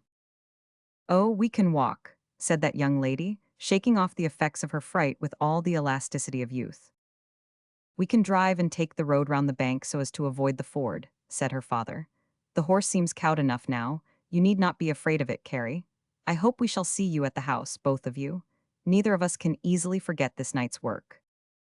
Miss Carey said nothing, but she managed to shoot a little demure glance of gratitude from under her long lashes, to have one which honest Abe felt that he would have cheerfully undertaken to stop a runaway locomotive. There was a cheery shout of "good night," a crack of the whip, and the buggy rattled away in the darkness. "You told me the men were rough and nasty, Pa," said Miss Carrie Sinclair, after a long silence, when the two dark shadows had died away in the distance, and the carriage was speeding along by the turbulent stream. "I don't think so. I think they are very nice." And Carrie was unusually quiet for the remainder of her journey, and seemed more reconciled to the hardship of leaving her dear friend Amelia in the far-off boarding school at Melbourne. That did not prevent her from writing a full, true, and particular account of their little adventure to the same young lady upon that very night. They stopped the horse, darling, and one poor fellow was hurt. And oh, Amy, if you had seen the other one in a red shirt with a pistol at his waist, I couldn't help thinking of you, dear. He was just your idea. You remember, a yellow mustache and great blue eyes, and how he did stare at poor me. You never see such men in Burke Street, Amy, and so on for 4 pages of pretty feminine gossip. In the meantime, poor boss, badly shaken, had been helped up the hill by his partner and regained the shelter of the shanty. Abe doctored him out of the rude pharmacopoeia of the camp and bandaged up his strained arm. Both were men of few words, and neither made any allusion to what had taken place. It was noticed, however, by Blinky, that his master failed to pay his usual nightly orisons before the shrine of Susan Banks. Whether this sagacious fowl drew any deductions from this, and from the fact that Bones sat long and earnestly smoking by the smoldering fire, I know not. Suffice it that as the candle died away and the miner rose from his chair, his feathered friend flew down upon his shoulder, and was only prevented from giving vent to a sympathetic hoot by Abe's warning finger, and its own strong inherent sense of propriety. A casual visitor dropping into the straggling township of Harvey's Sluice shortly after Miss Carrie Sinclair's arrival would have noticed a considerable alteration in the manners and customs of its inhabitants. Whether it was the refining influence of a woman's presence, or whether it sprang from an emulation excited by the brilliant appearance of Abe Durton, it is hard to say, probably from a blending of the two. Certain it is that that young man had suddenly developed an affection for cleanliness and a regard for the conventionalities of civilization, which aroused the astonishment and ridicule of his companions. That Boss Morgan should pay attention to his personal appearance had long been set down as a curious and inexplicable phenomenon, depending upon early education. But that loose-limbed, easy-going Bones should flaunt about in a clean shirt was regarded by every grimy denizen of the sluice as a direct and premeditated insult. In self-defense, therefore, there was a general cleaning up after working hours, and such a run upon the grocery establishment that soap went up to an unprecedented figure, and a fresh consignment had to be ordered from McFarlane's store in Buckhurst. "Is this here a free minnin, camp, or is it a darned Sunday school?" had been the indignant query of Long McCoy, a prominent member of the reactionary party who had failed to advance with the times, having been absent during the period of regeneration. But his remonstrance met with but little sympathy, and at the end of a couple of days, a general turbidity of the creek announced his surrender, which was confirmed by his appearance in the colonial bar with a shining and bashful face, and hair which was redolent of bear's grease. "I felt kinder lonesome," he remarked apologetically, "so I thought as I'd have a look what was under the clay," and he viewed himself approvingly in the cracked mirror which graced the select room of the establishment. Our casual visitor would have noticed a remarkable change also in the conversation of the community. Somehow, when a certain dainty little bonnet with a sweet girlish figure beneath it was seen in the distance, among the disused shafts and mounds of red earth which disfigured the sides of the valley, there was a warning murmur, and a general clearing off of the cloud of blasphemy, which was, I regret to state, an habitual characteristic of the working population of Harvey's Sluice. Such things only need a beginning, and it was noticeable that long after Miss Sinclair had vanished from sight, there was a decided rise in the moral barometer of the gulches. Men found by experience that their stock of adjectives was less limited than they had been accustomed to suppose, and that the less forcible were sometimes even more adapted for conveying their meaning. Abe had formerly been considered one of the most experienced valuators of an ore in the settlement. It had been commonly supposed that he was able to estimate the amount of gold in a fragment of quartz with remarkable exactness. This, however, was evidently a mistake. Otherwise, he would never have incurred the useless expense of having so many worthless specimens assayed as he now did. Mr. Joshua Sinclair found himself inundated with such a flood of fragments of mica and lumps of rock containing decimal percentages of the precious metals that he began to form a very low opinion of the young man's mining capabilities. It is even asserted that Abe shuffled up to the house one morning with a hopeful smile, and after some fumbling produced half a brick from the bosom of his jersey, with the stereotyped remark that he thought he'd struck it at last, and so had dropped in to ask him to cipher out an estimate. As this anecdote rests, however, upon the unsupported evidence of Jim's struggles, the humorist of the camp, there may be some slight inaccuracy of detail. It is certain that, what with professional business in the morning and social visits at night, the tall figure of the miner was a familiar object in the little drawing-room of Azalea Villa, as the new house of the Astor had been magniloquently named. He seldom ventured upon a remark in the presence of its female occupant, but would sit on the extreme edge of his chair in a state of speechless admiration while she rattled off some lively air upon the newly imported piano. Many were the strange and unexpected places in which his feet turned up. Miss Carey had gradually come to the conclusion that they were entirely independent of his body, and had ceased to speculate upon the manner in which she would trip over them on one side of the table, while the blushing owner was apologizing from the other. There was only one cloud on Honest Bones's mental horizon, and that was the periodical appearance of Black Tom Ferguson, of Rochdale Ferry. This clever young scamp had managed to ingratiate himself with old Joshua and was a constant visitor at the villa. There were evil rumors abroad about Black Tom. He was known to be a gambler, and shrewdly suspected to be worse.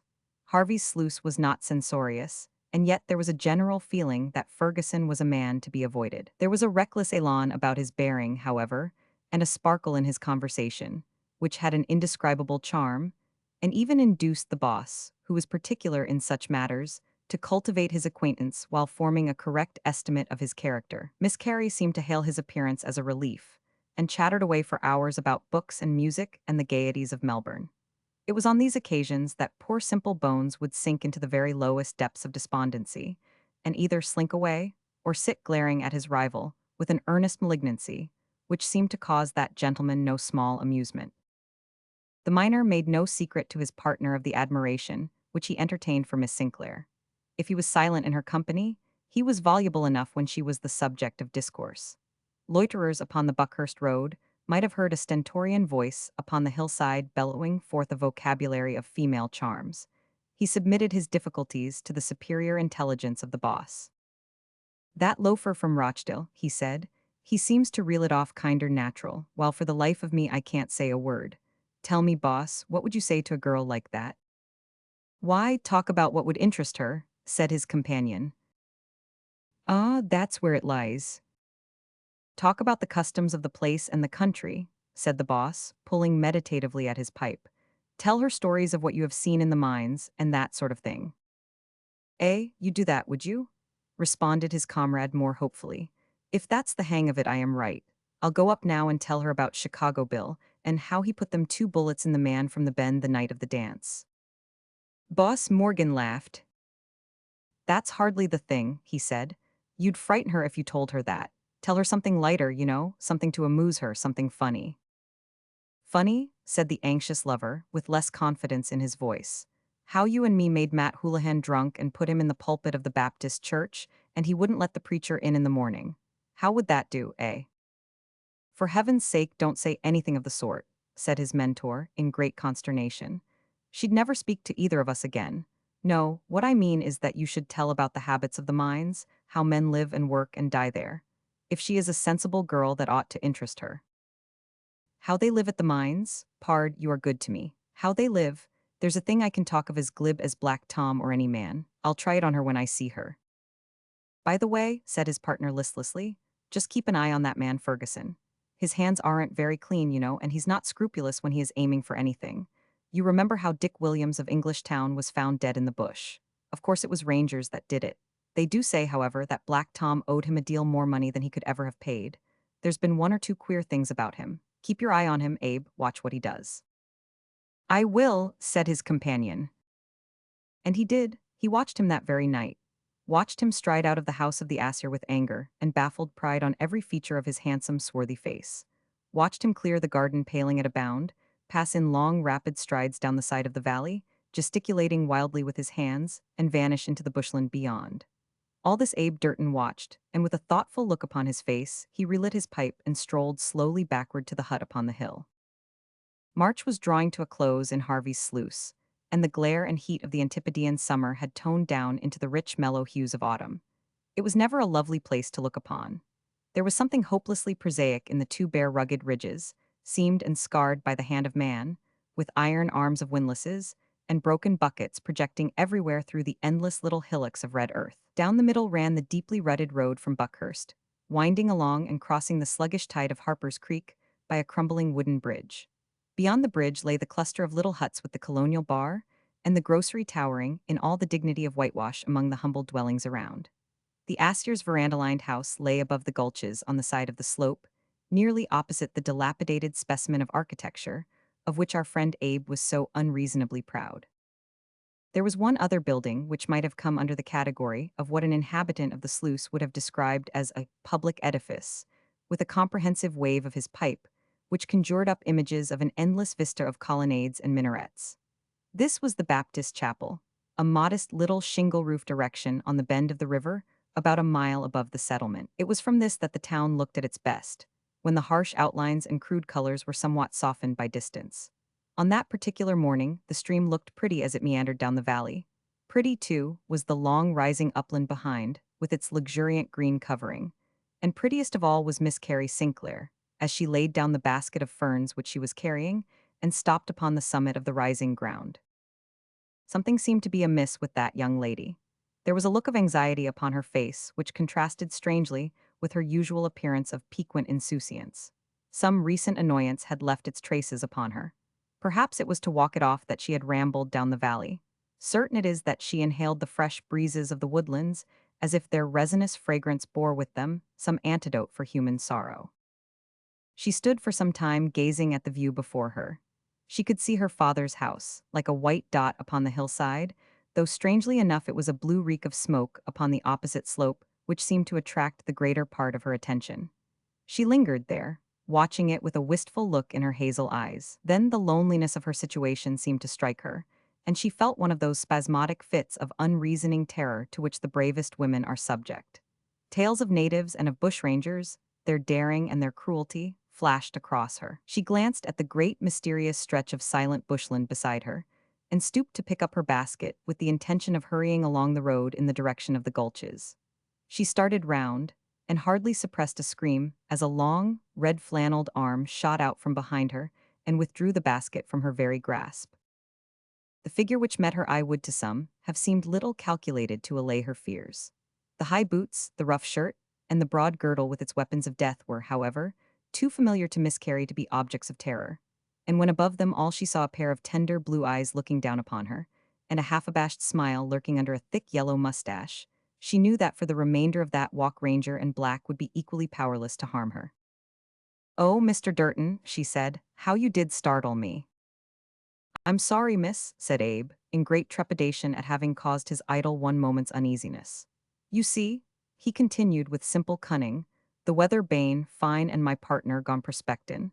I thought I'd walk up to Hagley's Hill and round back by the bend, and there I sees you accidental-like and promiscuous standin' on a hillock." This astounding falsehood was reeled off by the miner with great fluency, and an artificial sincerity which at once stamped it as a fabrication. Bones had concocted and rehearsed it while tracking the little footsteps in the clay, and looked upon it as the very depth of human guile. Miss Carey did not venture upon a remark, but there was a gleam of amusement in her eyes which puzzled her lover. Abe was in good spirits this morning. It may have been the sunshine, or it may have been the rapid rise of shares in the Connemara, which lightened his heart. I am inclined to think, however, that it was referable to neither of these causes. Simple as he was, the scene which he had witnessed the night before could only lead to one conclusion. He pictured himself walking as wildly down the valley under similar circumstances, and his heart was touched with pity for his rival. He felt very certain that the ill-omened face of Mr. Thomas Ferguson of Rochdale Ferry would never more be seen within the walls of Azalea Villa. Then why did she refuse him? He was handsome, he was fairly rich. Could it? No, it couldn't. Of course it couldn't. How could it? The idea was ridiculous, so very ridiculous that it had fermented in the young man's brain all night, and that he could do nothing but ponder over it in the morning, and cherish it in his perturbed bosom. They passed down the red pathway together, and along by the river's bank. Abe had relapsed into his normal condition of taciturnity. He had made one gallant effort to hold forth upon the subject of ferns, stimulated by the basket which he held in his hand, but the theme was not a thrilling one, and after a spasmodic flicker he had abandoned the attempt. While coming along, he had been full of racy anecdotes and humorous observations. He had rehearsed innumerable remarks which were to be poured into Miss Sinclair's appreciative ear. But now his brain seemed of a sudden to have become a vacuum, and utterly devoid of any idea save an insane and overpowering impulse to comment upon the heat of the sun. No astronomer who ever reckoned a parallax was so entirely absorbed in the condition of the celestial bodies as honest Bones, while he trudged along by the slow-flowing Australian river. Suddenly his conversation with his partner came back into his mind. What was it Boss had said upon the subject? Tell her how they live at the mines. He revolved it in his brain. It seemed a curious thing to talk about, but Boss had said it, and Boss was always right. He would take the plunge, so, with a premonitory hem, he blurted out, They live mostly on bacon and beans in the valley. He could not see what effect this communication had upon his companion. He was too tall to be able to peer under the little straw bonnet. She did not answer. He would try again. Mutton on Sundays, he said. Even this failed to arouse any enthusiasm. In fact, she seemed to be laughing. Boss was evidently wrong. The young man was in despair. The sight of a ruined hut beside the pathway conjured up a fresh idea. He grasped at it as a drowning man to a straw. Cockney Jack built that, he remarked. Lived there till he died. What did he die of? Asked his companion. 3-star brandy, said Abe decisively. I used to come over of a night when he was bad and sit by him. Poor chap, he had a wife and 2 children in Putney. He'd rave and call me Polly by the hour. He was cleaned out, hadn't a red cent, but the boys collected rough gold enough to see him through. He's buried there in that shaft, that was his claim, so we just dropped him down it and filled it up. Put down his pick too, and a spade and a bucket, so's he'd feel kinder perky and at home. Miss Carey seemed more interested now. Do they often die like that? She asked. Well, brandy kills many, but there's more gets dropped shot, you know. I don't mean that. Do many men die alone and miserable down there, with no one to care for them? And she pointed to the cluster of houses beneath them. Is there anyone dying now? It is awful to think of. There's none, as I knows on, likely to throw up their hand. I wish you wouldn't use so much slang, Mr. Durton, said Carrie, looking up at him reprovingly out of her violet eyes. It was strange what an air of proprietorship this young lady was gradually assuming toward her gigantic companion. You know it isn't polite. You should get a dictionary and learn the proper words. Ah, that's it, said Bones apologetically. It's getting your hand on the proper one. When you've not got a steam drill, you've got to put up with a pick. Yes, but it's easy if you really try. You could say that a man was dying, or moribund, if you like. That's it, said the miner enthusiastically.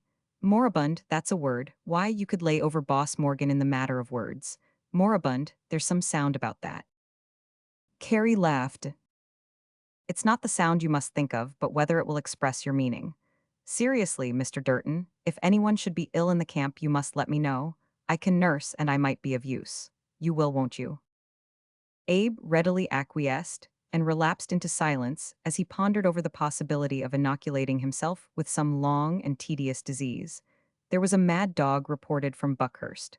Perhaps something might be done with that. And now I must say good morning, said Carrie, as they came to the spot where a crooked pathway branched off from the track and wound up to Azalea Villa. Thank you ever so much for escorting me. In vain, Abe pleaded for the additional 100 yards and adduced the overwhelming weight of the diminutive basket as a cogent reason. The young lady was inexorable. She had taken him too far out of his way already. She was ashamed of herself. She wouldn't hear of it. So poor Bones departed in a mixture of many opposite feelings. He had interested her. She had spoken kindly to him. But then she had sent him away before there was any necessity. She couldn't care much about him if she would do that. I think he might have felt a little more cheerful, however, had he seen Miss Carrie Sinclair as she watched his retiring figure from the garden gate with a loving look upon her saucy face and a mischievous smile at his bent head and desponding appearance. The Colonial Bar was the favorite haunt of the inhabitants of Harvey's Sluice in their hours of relaxation. There had been a fierce competition between it and the rival establishment termed the Grocery, which, in spite of its innocent appellation, aspired also to dispense spirituous refreshments. The importation of chairs into the latter had led to the appearance of a settee in the former. Spittoons appeared in the Grocery against a picture in the bar, and, as the frequenters expressed it, the honors were even. When, however, the Grocery led a window curtain, and its opponent returned a snuggery and a mirror, the game was declared to be in favor of the latter, and Harvey's Sluice showed its sense of the spirit of the proprietor by withdrawing their custom from his opponent. Though every man was at liberty to swagger into the bar itself, and bask in the shimmer of its many-colored bottles, there was a general feeling that the snuggery, or special apartment, should be reserved for the use of the more prominent citizens. It was in this room that committees met, that opulent companies were conceived and born, and that inquests were generally held. The latter, I regret to state, was, in 1861, a pretty frequent ceremony at the sluice, and the findings of the coroner were sometimes characterized by a fine breezy originality. Witness when Bully Burke, a notorious desperado, was shot down by a quiet young medical man, and a sympathetic jury brought in that The deceased had met his death in an ill-advised attempt to stop a pistol ball while in motion. A verdict which was looked upon as a triumph of jurisprudence in the camp, as simultaneously exonerating the culprit and adhering to the rigid and undeniable truth. On this particular evening, there was an assemblage of notabilities in the snuggery, though no such pathological ceremony had called them together. Many changes had occurred of late which merited discussion, and it was in this chamber, gorgeous in all the effete luxury of the mirror and settee, that Harvey Sluice was wont to exchange ideas. The recent cleansing of the population was still causing some ferment in men's minds. Then there was Miss Sinclair and her movements to be commented on, and the paying lead in the Connemara, and the recent rumors of bushrangers. It was no wonder that the leading men in the township had come together in the colonial bar. The Rangers were the present subject of discussion. For some few days, rumors of their presence had been flying about, and an uneasy feeling had pervaded the colony. Physical fear was a thing little known in Harvey's Sluice. The miners would have turned out to hunt down the desperadoes with as much zest as if they had been so many kangaroos. It was the presence of a large quantity of gold in the town which caused anxiety. It was felt that the fruits of their labor must be secured at any cost. Messages had been sent over to Buckhurst for as many troopers as could be spared, and in the meantime, the main street of the sluice was paraded at night by volunteer sentinels. A fresh impetus had been given to the panic by the report brought in today by Jim Struggles. Jim was of an ambitious and aspiring turn of mind, and after gazing in silent disgust at his last week's cleanup, he had metaphorically shaken the clay of Harvey's sluice from his feet and had started off into the woods with the intention of prospecting round until he could hit upon some likely piece of ground for himself. Jim's story was that he was sitting upon a fallen trunk, eating his midday damper and rusty bacon, when his trained ear had caught the clink of horses' hoofs. He had hardly time to take the precaution of rolling off the tree and crouching down behind it, before a troop of men came riding down through the bush and passed within a stone throw of him. There was Bill Smeaton and Murphy Duff, said Struggles, naming two notorious ruffians, and there was three more that I couldn't rightly see. And they took the trail to the right and looked like business all over with their guns in their hands. Jim was submitted to a searching cross-examination that evening, but nothing could shake his testimony or throw a further light upon what he had seen. He told the story several times and at long intervals, and though there might be a pleasing variety in the minor incidents, the main facts were always identically the same. The matter began to look serious. There were a few, however, who were loudly skeptical as to the existence of the Rangers, and the most prominent of these was a young man who was perched on a barrel in the center of the room, and was evidently one of the leading spirits in the community. We have already seen that dark curling hair, lackluster eye, and thin cruel lip in the person of Black Tom Ferguson, the rejected suitor of Miss Sinclair. He was easily distinguishable from the rest of the party by a tweed coat and other symptoms of effeminacy in his dress, which might have brought him into disrepute had he not, like Abe Durton's partner, early established the reputation of being a quietly desperate man. On the present occasion, he seemed somewhat under the influence of liquor, a rare occurrence with him, and probably to be ascribed to his recent disappointment. He was almost fierce in his denunciation of Jim's struggles and his story. "It's always the same," he said. "If a man meets a few travelers in the bush, he's bound to come back raving about rangers. If they'd seen Struggles there, they would have gone off with a long yarn about a ranger crouching behind a tree. As to recognizing people riding fast among tree trunks, it is an impossibility." Struggles, however, stoutly maintained his original assertion, and all the sarcasms and arguments of his opponent were thrown away upon his stolid complacency. It was noticed that Ferguson seemed unaccountably put out about the whole matter. Something seemed to be on his mind, too, for occasionally he would spring off his perch and pace up and down the room with an abstracted and very forbidding look upon his swarthy face.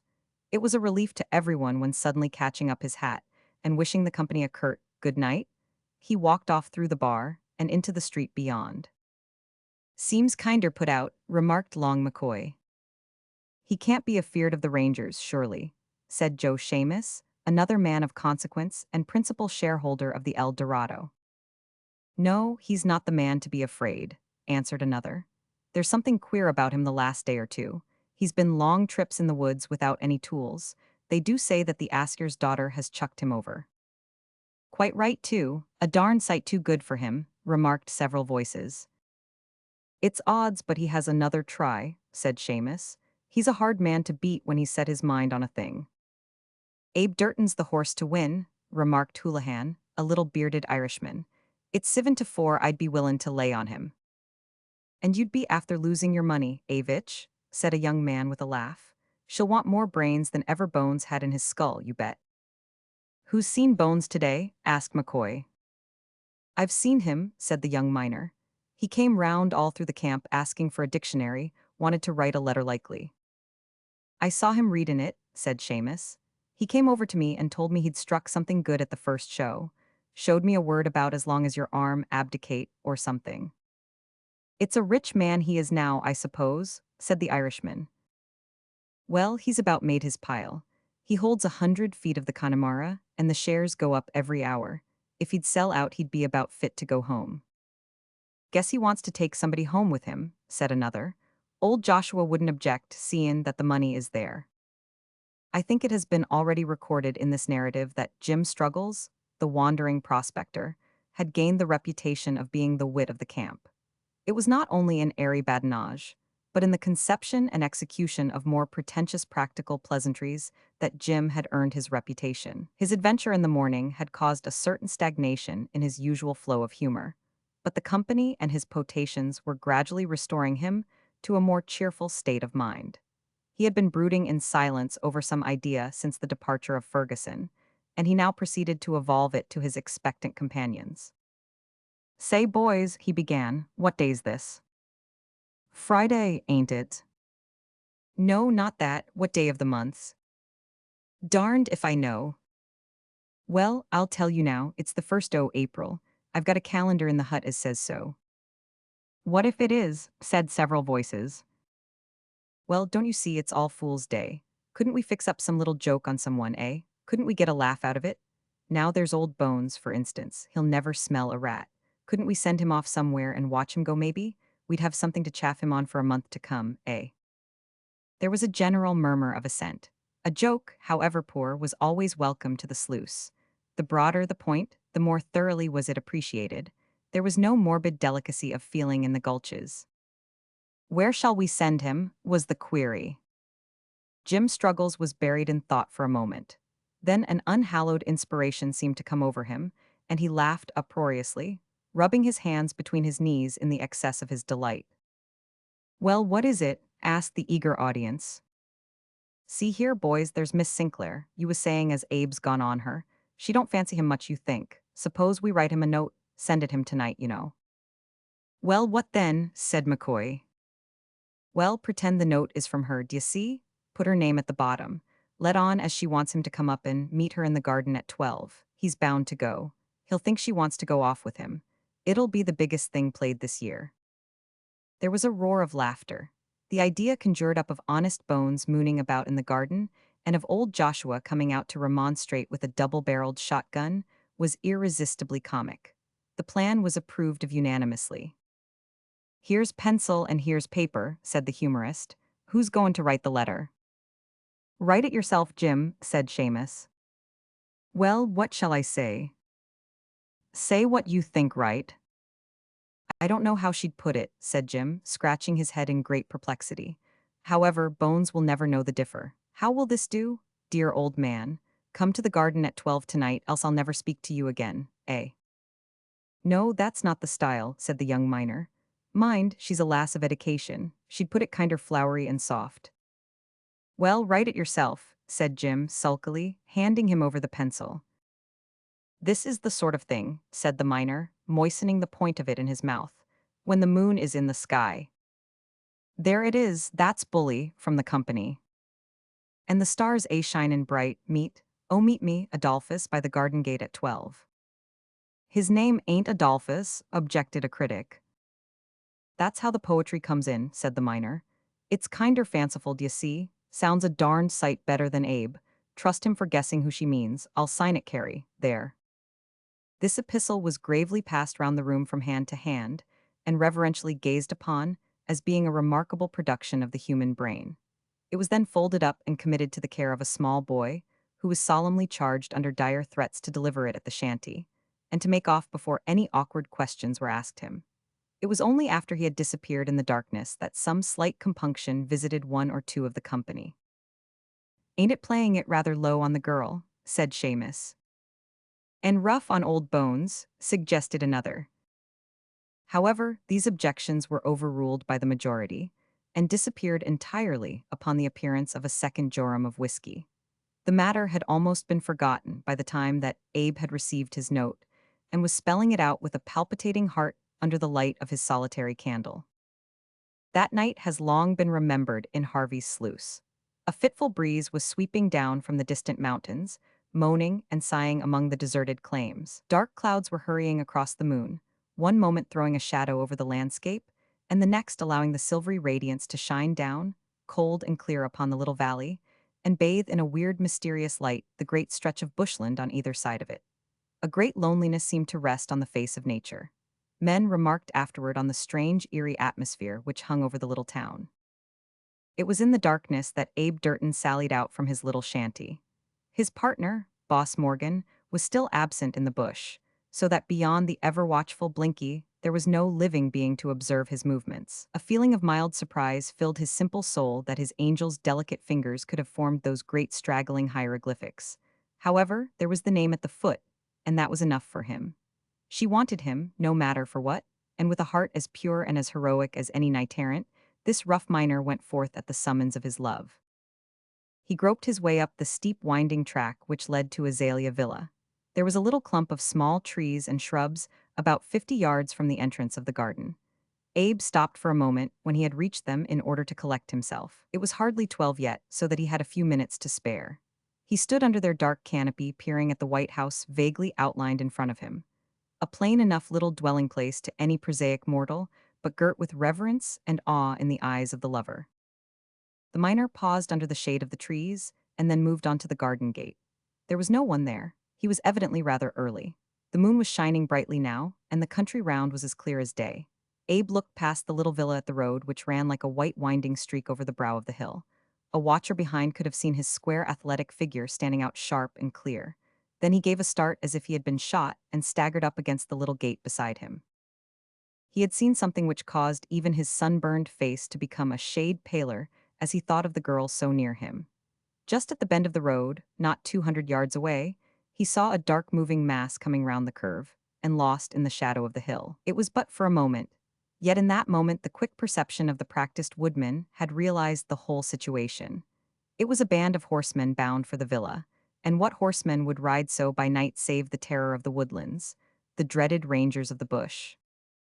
It is true that on ordinary occasions Abe was as sluggish in his intellect as he was heavy in his movements. In the hour of danger, however, he was as remarkable for cool deliberation as for prompt and decisive action. As he advanced up the garden, he rapidly reckoned up the chances against him. There were half a dozen of the assailants at the most moderate computation, all desperate and fearless men. The question was whether he could keep them at bay for a short time and prevent their forcing a passage into the house. We have already mentioned that sentinels had been placed in the main street of the town. Abe reckoned that help would be at hand within 10 minutes of the firing of the first shot. Were he inside the house, he could confidently reckon on holding his own for a longer period than that. Before he could rouse the sleepers and gain admission, however, the rangers would be upon him. He must content himself with doing his utmost. At any rate, he would show Carrie that if he could not talk to her, he could at least die for her. The thought gave him quite a glow of pleasure as he crept under the shadow of the house. He cocked his revolver. Experience had taught him the advantage of the first shot. The road along which the rangers were coming ended at a wooden gate opening into the upper part of the Assier's little garden. This gate had a high acacia hedge on either side of it, and opened into a short walk also lined by impassable thorny walls. Abe knew the place well. One resolute man might, he thought, hold the passage for a few minutes until the assailants broke through elsewhere and took him in the rear. At any rate, it was his best chance. He passed the front door, but forbore to give any alarm. Sinclair was an elderly man, and would be of little assistance in such a desperate struggle as was before him, and the appearance of lights in the house would warn the rangers of the resistance awaiting them. Oh, for his partner the boss, for Chicago Bill, for any one of 20 gallant men who would have come at his call and stood by him in such a quarrel. He turned into the narrow pathway. There was the well-remembered wooden gate, and there, perched upon the gate, languidly swinging his legs backward and forward and peering down the road in front of him, was Mr. John Morgan, the the very man for whom Abe had been longing from the bottom of his heart. There was short time for explanations. A few hurried words announced that the boss, returning from his little tour, had come across the Rangers riding on their mission of darkness, and overhearing their destination, had managed, by hard running and knowledge of the country, to arrive before them. No time to alarm anyone, he explained, still panting from his exertions. Must stop them ourselves, not come for swag, come for your girl. Only over our bodies, bones. And with these few broken words, the strangely assorted friends shook hands and looked lovingly into each other's eyes, while the tramp of the horses came down to them on the fragrant breeze of the woods. There were 6 rangers in all. One who appeared to be leader rode in front, while the others followed in a body. They flung themselves off their horses when they were opposite the house, and after a few muttered words from their captain, tethered the animals to a small tree and walked confidently toward the gate. Boss Morgan and Abe were crouching down under the shadow of the hedge, at the extreme end of the narrow passage. They were invisible to the rangers, who evidently reckoned on meeting little resistance in this isolated house. As the first man came forward and half turned to give some order to his comrades, both the friends recognized the stern profile and heavy mustache of Black Ferguson, the rejected suitor of Miss Carrie Sinclair. Honest Abe made a mental vow that he at least should never reach the door alive. The ruffian stepped up to the gate and put his hand upon the latch. He started as a stentorian, stand back, came thundering out from among the bushes. In war, as in love, the miner was a man of few words. There's no road this way, explained another voice, with an infinite sadness and gentleness about it which was characteristic of its owner when the devil was rampant in his soul. The ranger recognized it. He remembered the soft, languid address which he had listened to in the billiard room of the Buckhurst Arms, and which had wound up by the mild orator putting his back against the door, drawing a derringer, and asking to see the sharper who would dare to force a passage. "It's that infernal fool Durton," he said, and his white-faced friend. Both were well-known names in the country round, but the rangers were reckless and desperate men. They drew up to the gate in a body. "Clear out of that," said their leader in a grim whisper. "You can't save the girl. Go off with whole skins while you have the chance." The partners laughed. "Then curse you, come on." The gate was flung open, and the party fired a straggling volley, and made a fierce rush toward the graveled walk. The revolvers cracked merrily in the silence of the night from the bushes at the other end. It was hard to aim with precision in the darkness. The second man sprang convulsively into the air and fell upon his face with his arms extended, writhing horribly in the moonlight. The third was grazed in the leg and stopped. The others stopped out of sympathy. After all, the girl was not for them, and their heart was hardly in the work. Their captain rushed madly on, like a valiant blackguard as he was, but was met by a crashing blow from the butt of Abe Durton's pistol, delivered with a fierce energy which sent him reeling back among his comrades with the blood streaming from his shattered jaw, and his capacity for cursing cut short at the very moment when he needed to draw upon it most. "Don't go yet," said the voice in the darkness. However, they had no intention of going yet. A few minutes must elapse, they knew, before Harvey's sluice could be upon them.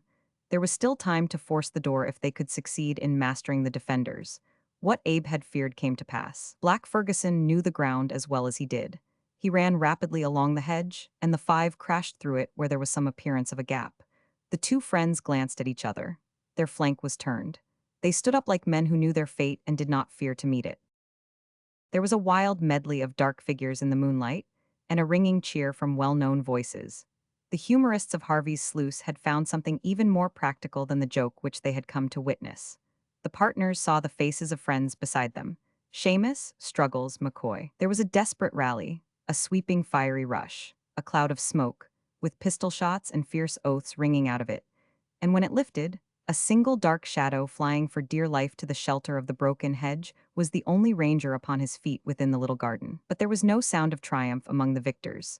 A strange hush had come over them, and a murmur as of grief, for there, lying across the threshold which he had fought so gallantly to defend, lay poor Abe, the loyal and simple-hearted, breathing heavily with a bullet through his lungs. He was carried inside with all the rough tenderness of the mines. There were men there, I think, who would have borne his hurt to have had the love of that white girlish figure, which bent over the blood-stained bed and whispered so softly and so tenderly in his ear. Her voice seemed to rouse him. He opened his dreamy blue eyes and looked about him. They rested on her face. Played out, he murmured, "Pardon, Carrie Morib," and with a faint smile he sank back upon the pillow. However, Abe failed for once to be as good as his word. His hardy constitution asserted itself, and he shook off what might in a weaker man have proved a deadly wound. Whether it was the balmy air of the woodlands which came sweeping over 1,000 miles of forest into the sick man's room, or whether it was the little nurse who tended him so gently, certain it is that within 2 months we heard that he had realized his shares in the Connemara, and gone from Harvey's sluice and the little shanty upon the hill forever. I had the advantage, a short time afterward, of seeing an extract from the letter of a young lady named Amelia, to whom we have made a casual allusion in the course of our narrative. We have already broken the privacy of one feminine epistle, so we shall have fewer scruples in glancing at another. "I was bridesmaid," she remarks, "and Carrie looked charming, underlined, in the veil and orange blossoms. Such a man he is, twice as big as your Jack, and he was so funny and blushed and dropped the prayer book. And when they asked the question you could have heard him roar, 'I do?' At the other end of George Street. His best man was a darling, twice underlined, so quiet and handsome and nice. Too gentle to take care of himself among those rough men, I am sure. I think it quite possible that in the fullness of time, Miss Amelia managed to take upon herself the care of our old friend Mr. Jack Morgan, commonly known as the boss. A tree is still pointed out at the bend as Ferguson's gum tree. There is no need to enter into unsavory details. Justice is short and sharp in primitive colonies, and the dwellers in Harvey's sluice were a serious and practical race. It is still the custom for a select party to meet on a Saturday evening in the snuggery of the colonial bar. On such occasions, if there be a stranger or guest to be entertained, the same solemn ceremony is always observed. Glasses are charged in silence. There is a tapping of the same upon the table, and then, with a deprecating cough, Jim Struggles comes forward and tells the tale of the April joke and of what came of it. There is generally conceded to be something very artistic in the way in which he breaks off suddenly at the close of his narrative, by waving his bumper in the air with, "And here S to Mr. and Mrs. Bones. God bless 'em," a sentiment in which the stranger, if he be a prudent man, will most cordially acquiesce. Selecting a ghost. The ghosts of Gorsthorpe Grange. I am sure that nature never intended me to be a self-made man. There are times when I can hardly bring myself to realize that 20 years of my life were spent behind the counter of a grocer's shop in the East End of London, and that it was through such an avenue that I reached a wealthy independence and the possession of Gorsthorpe Grange. My habits are conservative, and my tastes refined and aristocratic. I have a soul which spurns the vulgar herd. Our family, the 500 odds, date back to a prehistoric era, as is to be inferred from the fact that their advent into British history is not commented on by any trustworthy historian. Some instinct tells me that the blood of a crusader runs in my veins. Even now, after the lapse of so many years, such exclamations as "Byre Lady" rise naturally to my lips, and I feel that, should circumstances require it, I am capable of rising in my stirrups and dealing an infidel a blow, say with a mace, which would considerably astonish him. Gorsthorpe Grange is a feudal mansion, or so it was termed in the advertisement, which originally brought it under my notice. Its right to this adjective had a most remarkable effect upon its price, and the advantages gained may possibly be more sentimental than real. Still, it is soothing to me to know that I have slits in my staircase through which I can discharge arrows, and there is a sense of power in the fact of possessing a complicated apparatus, by means of which I am enabled to pour molten lead upon the head of the casual visitor. These things chime in with my peculiar humor, and I do not grudge to pay for them. I am proud of my battlements and of the circular uncovered sewer which girds me round. I am proud of my portcullis and donjon and keep. There is but one thing wanting to round off the medievalism of my abode, and to render it symmetrically and completely antique. Gorsthorpe Grange is not provided with a ghost. Any man with old-fashioned tastes and ideas as to how such establishments should be conducted would have been disappointed at the omission. In my case, it was particularly unfortunate. From my childhood, I had been an earnest student of the supernatural and a firm believer in it. I have reveled in ghostly literature until there is hardly a tale bearing upon the subject which I have not perused. I learned the German language for the sole purpose of mastering a book upon demonology. When an infant, I have secreted myself in dark rooms in the hope of seeing some of those bogies with which my nurse used to threaten me, and the same feeling is as strong in me now as then. It was a proud moment when I felt that a ghost was one of the luxuries which my money might command. It is true that there was no mention of an apparition in the advertisement. On reviewing the mildewed walls, however, and the shadowy corridors, I had taken it for granted that there was such a thing on the premises, as the presence of a kennel presupposes that of a dog, so I imagined that it was impossible that such desirable quarters should be untenanted by one or more restless shades. Good heavens, what can the noble family from whom I purchased it have been doing during these hundreds of years? Was there no member of it spirited enough to make away with his sweetheart, or take some other steps calculated to establish a hereditary specter? Even now I can hardly write with patience upon the subject. For a long time I hoped against hope. Never did rat squeak behind the wainscot, or rain drip upon the attic floor, without a wild thrill shooting through me as I thought that at last I had come upon traces of some unquiet soul. I felt no touch of fear upon these occasions. If it occurred in the night time, I would send Mrs. 500 odd, who is a strong-minded woman, to investigate the matter, while I covered up my head with the bedclothes and indulged in an ecstasy of expectation. Alas, the result was always the same. The suspicious sound would be traced to some cause so absurdly natural and commonplace that the most fervid imagination could not clothe it with any of the glamour of romance. I might have reconciled myself to this state of things, had it not been for Jorrocks of Havistock Farm. Jorrocks is a coarse, burly, matter-of-fact fellow, whom I only happen to know through the accidental circumstance of his fields adjoining my domain. Yet this man, though utterly devoid of all appreciation of arch-aeological unities, is in possession of a well-authenticated and undeniable spectre. Its existence only dates back, I believe, to the reign of the second George, when a young lady cut her throat upon hearing of the death of her lover at the Battle of Dettingen.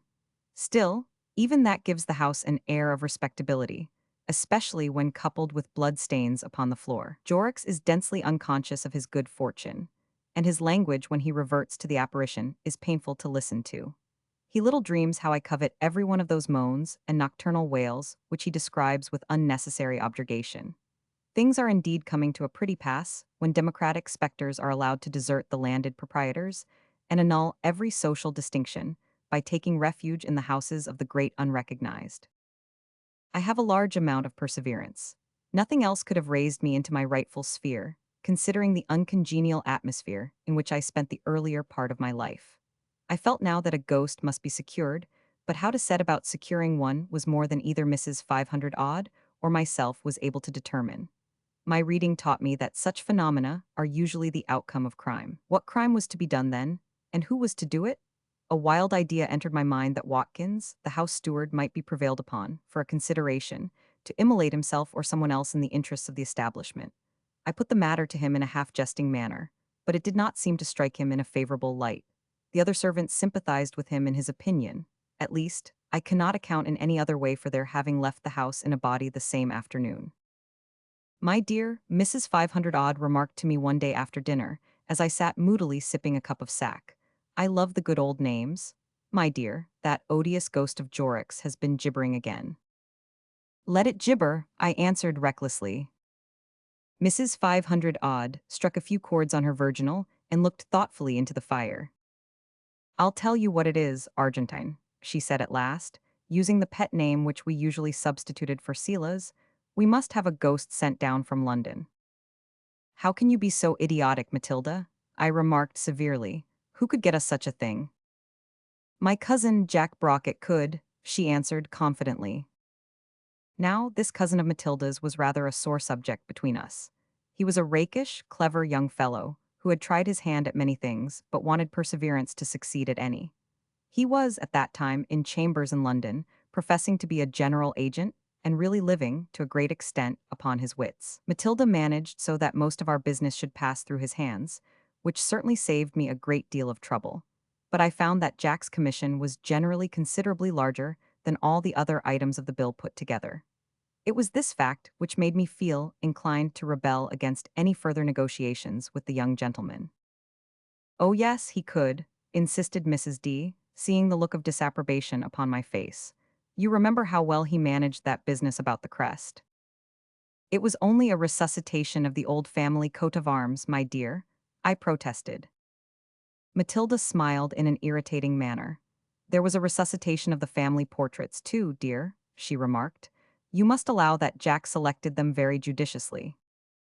I thought of the long line of faces which adorned the walls of my banqueting hall, from the burly Norman robber, through every gradation of cask, plume, and ruff, to the somber Chesterfieldian individual who appears to have staggered against a pillar in his agony, at the return of a maiden MS, which he grips convulsively in his right hand.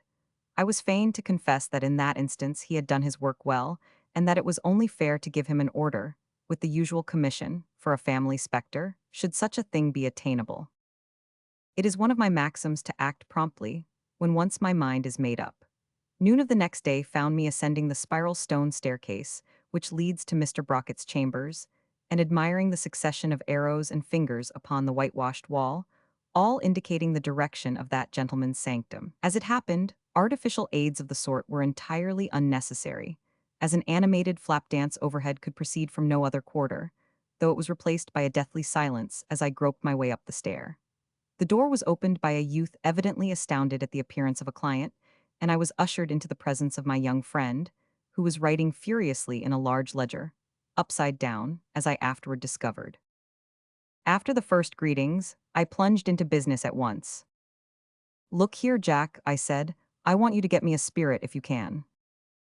"Spirits, you mean?"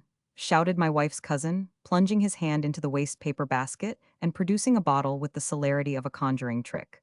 "Let us have a drink."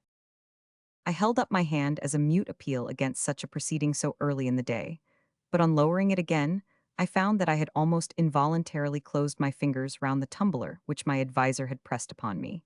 I drank the contents hastily off, lest anyone should come in upon us and set me down as a toper. After all, there was something very amusing about the young fellow's eccentricities. "Not spirits," I explained smilingly. "An apparition, a ghost. If such a thing is to be had, I should be very willing to negotiate." "A ghost for Goresthorpe Grange?" inquired Mr. Brockett, with as much coolness as if I had asked for a drawing-room suite. "Quite so," I answered. "Easiest thing in the world," said my companion, filling up my glass again in spite of my remonstrance. "Let us see." Here he took down a large red notebook with all the letters of the alphabet in a fringe down the edge. "A ghost, you said, didn't you? That's G. G, gems, gimlets, gaspipes, gauntlets, guns, galleys. Ah, here we are. Ghosts. Volume 9, Section 6, page 41. Excuse me?" And Jack ran up a ladder and began rummaging among a pile of ledgers on a high shelf. I felt half inclined to empty my glass into the spittoon when his back was turned, but on second thoughts I disposed of it in a legitimate way. "Here it is," cried my London agent, jumping off the ladder with a crash and depositing an enormous volume of manuscript upon the table. "I have all these things tabulated, so that I may lay my hands upon them in a moment. It's all right, it's quite weak." Here he filled our glasses again. What were we looking up again? "Ghosts," I suggested.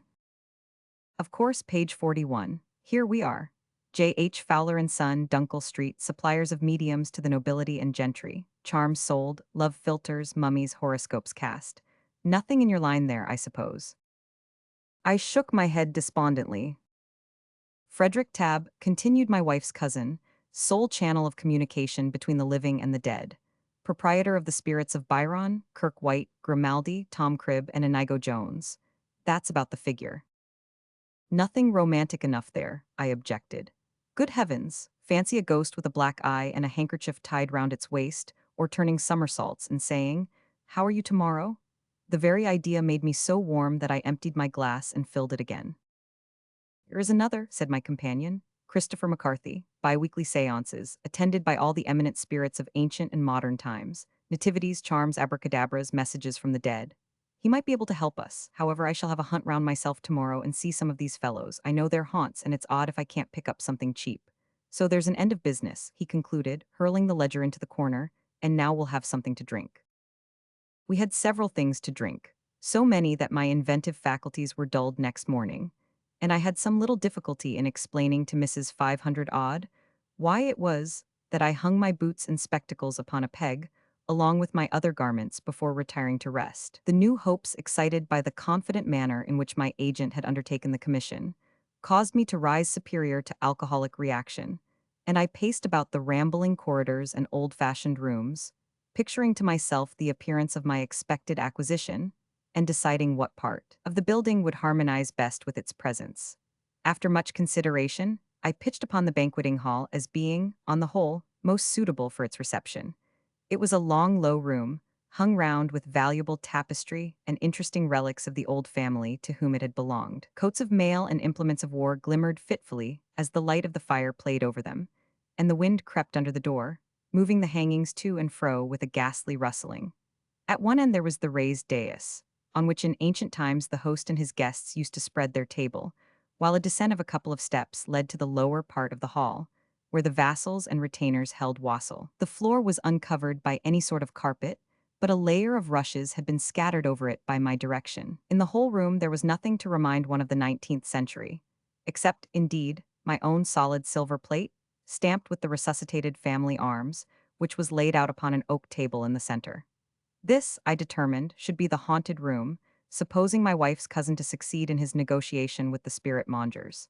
There was nothing for it now but to wait patiently until I heard some news of the result of his inquiries. A letter came in the course of a few days, which, if it was short, was at least encouraging. It was scribbled in pencil on the back of a playbill and sealed apparently with a tobacco stopper.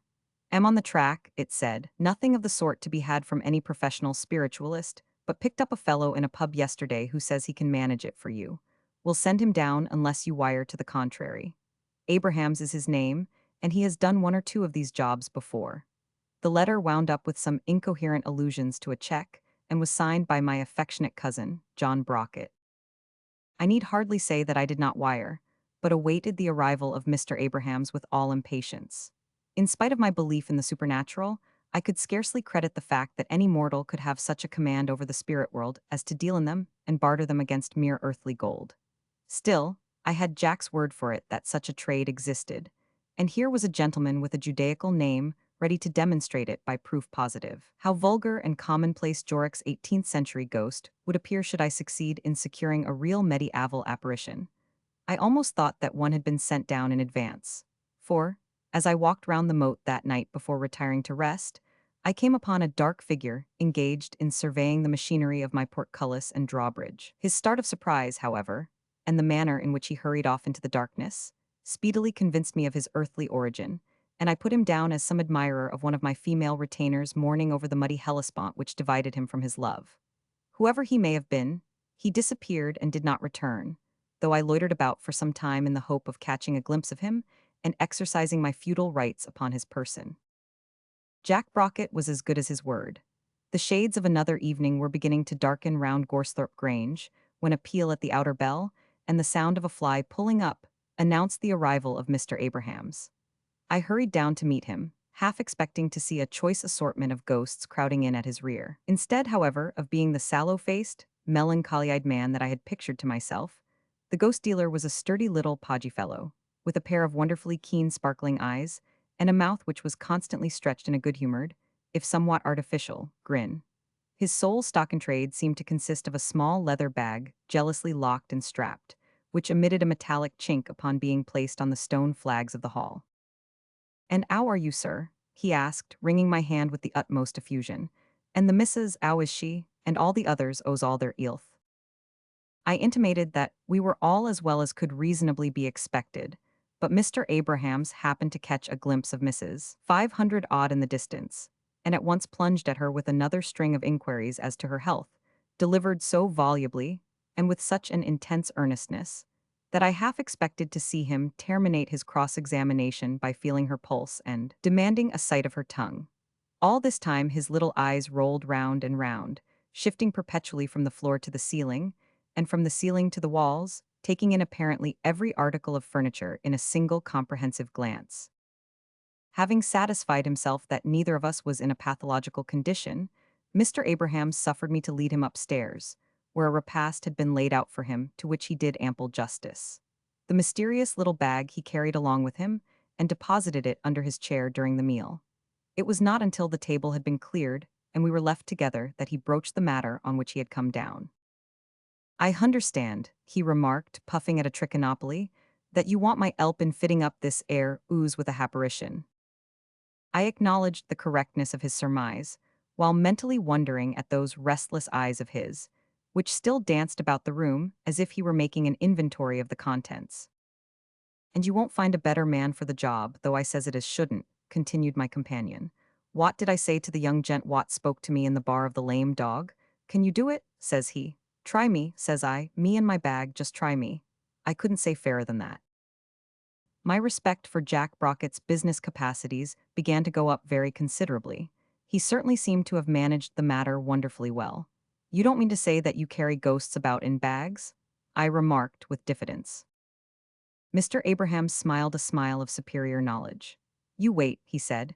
Give me the right place and the right hour, with a little of the essence of Leucoptolicus. Here he produced a small bottle from his waistcoat pocket, and you won't find no ghost that I ain't up to. You'll see them yourself and pick your own, and I can't say fairer than that.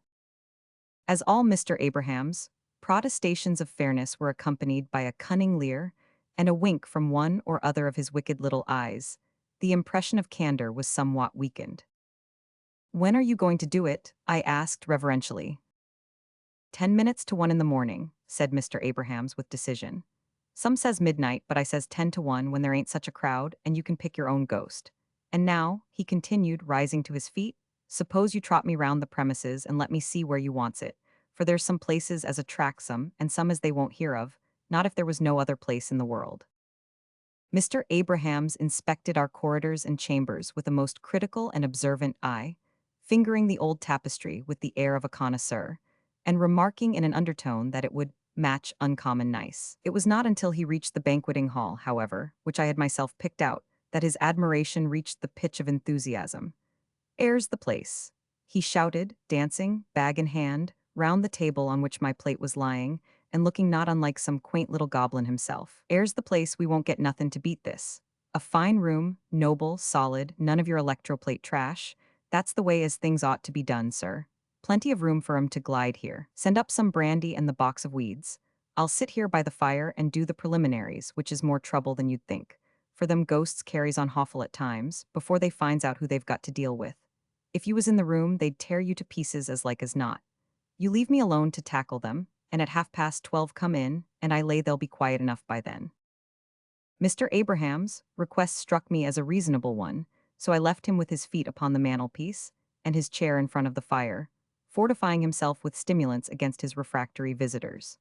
From the room beneath, in which I sat with Mrs. 500 odd, I could hear that, after sitting for some time, he rose up and paced about the hall with quick, impatient steps. We then heard him try the lock of the door, and afterward drag some heavy article of furniture in the direction of the window, on which, apparently, he mounted, for I heard the creaking of the rusty hinges as the diamond-paned casement folded backward, and I knew it to be situated several feet above the little man's reach.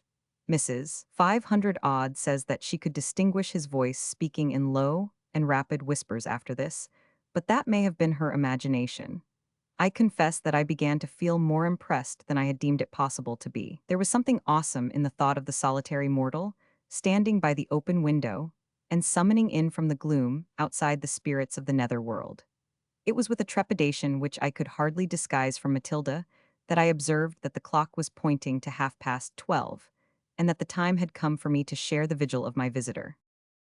He was sitting in his old position when I entered, and there were no signs of the mysterious movements which I had overheard, though his chubby face was flushed as with recent exertion. "Are you succeeding all right?" I asked as I came in, putting on as careless an air as possible, but glancing involuntarily round the room to see if we were alone. "Only your help is needed to complete the matter," said Mr. Abrahams in a solemn voice. "You shall sit by me and partake of the essence of Leucoptolicus, which removes the scales from our earthly eyes. Whatever you may chance to see, speak not and make no movement, lest you break the spell." His manner was subdued, and his usual Cockney vulgarity had entirely disappeared. I took the chair which he indicated and awaited the result. My companion cleared the rushes from the floor in our neighborhood, and, going down upon his hands and knees, described a half-circle with chalk, which enclosed the fireplace and ourselves. Round the edge of this half-circle he drew several hieroglyphics, not unlike the signs of the zodiac. He then stood up and uttered a long invocation, delivered so rapidly that it sounded like a single gigantic word in some uncouth guttural language. Having finished this prayer, if prayer it was, he pulled out the small bottle which he had produced before, and poured a couple of teaspoonfuls of clear transparent fluid into a phial, which he handed to me with an intimation that I should drink it. The liquid had a faintly sweet odor, not unlike the aroma of certain sorts of apples. I hesitated a moment before applying it to my lips, but an impatient gesture from my companion overcame my scruples, and I tossed it off. The taste was not unpleasant. And, as it gave rise to no immediate effects, I leaned back in my chair and composed myself for what was to come. Mr. Abraham seated himself beside me, and I felt that he was watching my face from time to time, while repeating some more of the invocations in which he had indulged before. A sense of delicious warmth and languor began gradually to steal over me, partly, perhaps, from the heat of the fire, and partly from some unexplained cause. An uncontrollable impulse to sleep weighed down my eyelids, while at the same time my brain worked actively, and 100 beautiful and pleasing ideas flitted through it. So utterly lethargic did I feel that, though I was aware that my companion put his hand over the region of my heart, as if to feel how it were beating, I did not attempt to prevent him, nor did I even ask him for the reason of his action. Everything in the room appeared to be reeling slowly round in a drowsy dance, of which I was the center. The great elk's head at the far end wagged solemnly backward and forward, while the massive salvers on the tables performed codalins with the claret cooler and the epergne. My head fell upon my breast from sheer heaviness, and I should have become unconscious had I not been recalled to myself by the opening of the door at the other end of the hall. This door led on to the raised dais, which, as I have mentioned, the heads of the house used to reserve for their own use. As it swung slowly back upon its hinges, I sat up in my chair, clutching at the arms and staring with a horrified glare at the dark passage outside. Something was coming down it, something unformed and intangible, but still a something. Dim and shadowy, I saw it flit across the threshold, while a blast of ice-cold air swept down the room, which seemed to blow through me, chilling my very heart. I was aware of the mysterious presence, and then I heard it speak in a voice like the sighing of an east wind among pine trees on the banks of a desolate sea. It said, "I am the invisible nonentity. I have affinities and am subtle. I am electric, magnetic, and spiritualistic. I am the great ethereal psyche. I kill dogs. Mortal, wilt thou choose me?" I was about to speak, but the words seemed to be choked in my throat, and before I could get them out, the shadow flitted across the hall and vanished in the darkness at the other side, while a long-drawn, melancholy sigh quivered through the apartment. I turned my eyes toward the door once more, and beheld, to my astonishment, a very small old woman who hobbled along the corridor and into the hall. She passed backward and forward several times, and then, crouching down at the very edge of the circle upon the floor, she disclosed a face the horrible malignity of which shall never be banished from my recollection. Every foul passion appeared to have left its mark upon that hideous countenance. "Ha ha," she screamed, holding out her wizened hands like the talons of an unclean bird. "You see what I am. I am the fiendish old woman. I wear snuff-colored silks. My curse descends on people. Sir Walter was partial to me. Shall I be thine, mortal?" I endeavored to shake my head in horror, on which she aimed a blow at me with her crutch and vanished with an eldritch scream. By this time, my eyes turned naturally toward the open door, and I was hardly surprised to see a man walk in of tall and noble stature. His face was deadly pale, but was surmounted by a fringe of dark hair, which fell in ringlets down his back. A short pointed beard covered his chin. He was dressed in loose-fitting clothes, made apparently of yellow satin, and a large white ruff surrounded his neck. He paced across the room with slow and majestic strides. Then turning, he addressed me in a sweet, exquisitely modulated voice. "I am the cavalier," he remarked. "I pierce and am pierced. Here is my rapier, I clink steel. This is a blood stain over my heart. I can emit hollow groans. I am patronized by many old conservative families. I am the original manor house apparition. I work alone or in company with shrieking damsels." He bent his head courteously, as though awaiting my reply, but the same choking sensation prevented me from speaking, and, with a deep bow, he disappeared. He had hardly gone before a feeling of intense horror stole over me, and I was aware of the presence of a ghastly creature in the room, of dim outlines and uncertain proportions. One moment it seemed to pervade the entire apartment, while at another it would become invisible, but always leaving behind it a distinct consciousness of its presence. Its voice, when it spoke, was quavering and gusty. It said, "I am the lever of footsteps and the spiller of gouts of blood. I tramp upon corridors. Charles Dickens has alluded to me. I make strange and disagreeable noises. I snatch letters and place invisible hands on people's wrists. I am cheerful. I burst into peals of hideous laughter. Shall I do one now?" I raised my hand in a deprecating way, but too late to prevent one discordant outbreak which echoed through the room. Before I could lower it, the apparition was gone. I turned my head toward the door in time to see a man come hastily and stealthily into the chamber. He was a sunburnt, powerfully built fellow, with earrings in his ears and a Barcelona handkerchief tied loosely round his neck.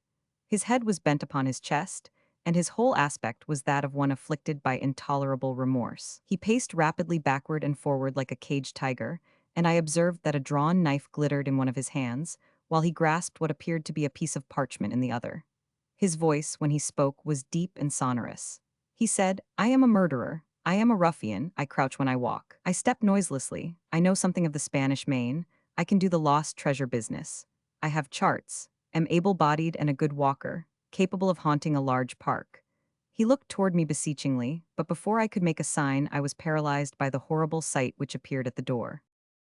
It was a very tall man, if, indeed, it might be called a man, for the gaunt bones were protruding through the corroding flesh, and the features were of a leaden hue. A winding sheet was wrapped round the figure, and formed a hood over the head, from under the shadow of which two fiendish eyes, deep set in their grisly sockets, blazed and sparkled like red-hot coals. The lower jaw had fallen upon the breast, disclosing a withered, shriveled tongue and two lines of black and jagged fangs. I shuddered and drew back as this fearful apparition advanced to the edge of the circle. "I am the American blood-curdler," it said, in a voice which seemed to come in a hollow murmur from the earth beneath it. "None other is genuine. I am the embodiment of Edgar Allan Poe. I am circumstantial and horrible. I am a low-caste spirit-subduing specter. Observe my blood and my bones. I am grisly and nauseous. No depending on artificial aid. Work with grave clothes, a coffin lid, and a galvanic battery. Turn hair white in a night." The creature stretched out its fleshless arms to me as if in entreaty, but I shook my head, and it vanished, leaving a low, sickening, repulsive odor behind it. I sank back in my chair, so overcome by terror and disgust that I would have very willingly resigned myself to dispensing with a ghost altogether, could I have been sure that this was the last of the hideous procession. A faint sound of trailing garments warned me that it was not so. I looked up and beheld a white figure emerging from the corridor into the light. As it stepped across the threshold, I saw that it was that of a young and beautiful woman dressed in the fashion of a bygone day. Her hands were clasped in front of her, and her pale, proud face bore traces of passion and of suffering. She crossed the hall with a gentle sound, like the rustling of autumn leaves, and then, turning her lovely and unutterably sad eyes upon me, she said, "I am the plaintive and sentimental, the beautiful and ill-used. I have been forsaken and betrayed. I shriek in the night time and glide down passages. My antecedents are highly respectable and generally aristocratic. My tastes are aesthetic. Old oak furniture like this would do, with a few more coats of mail and plenty of tapestry. Will you not take me?"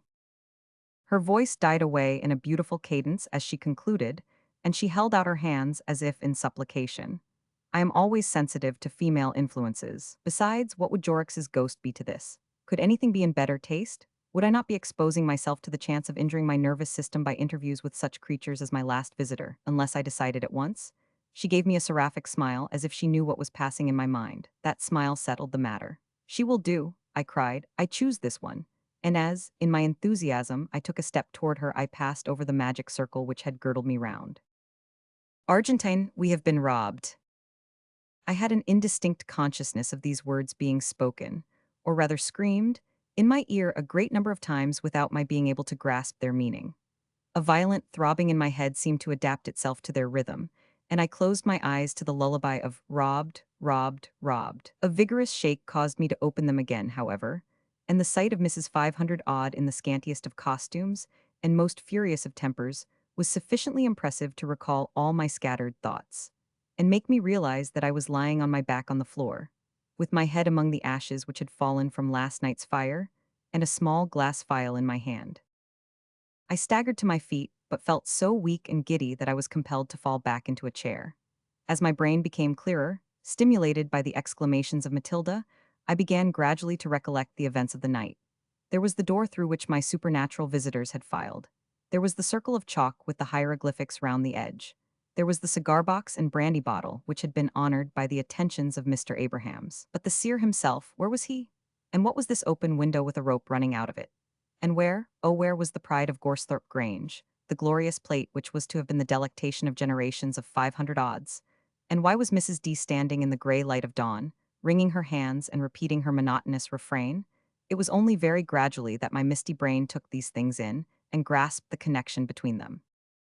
Reader, I have never seen Mr. Abraham since. I have never seen the plate stamped with the resuscitated family crest. Hardest of all, I have never caught a glimpse of the melancholy spectre with the trailing garments, nor do I expect that I ever shall. In fact, my night's experiences have cured me of my mania for the supernatural, and quite reconciled me to inhabiting the humdrum 19th century edifice on the outskirts of London, which Mrs. D has long had in her mind's eye.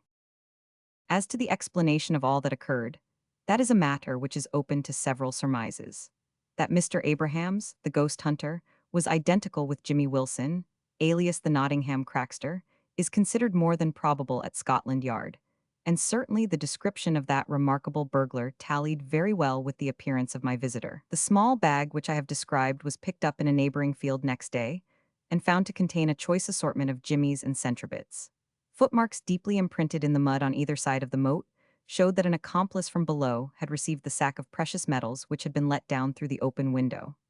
No doubt the pair of scoundrels, while looking round for a job, had overheard Jack Brockett's indiscreet inquiries and promptly availed themselves of the tempting opening.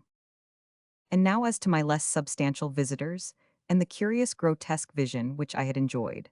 Am I to lay it down to any real power over occult matters possessed by my Nottingham friend? For a long time I was doubtful upon the point, and eventually endeavored to solve it by consulting a well-known analyst and medical man, sending him the few drops of the so-called essence of Leucoptolicus, which remained in my file.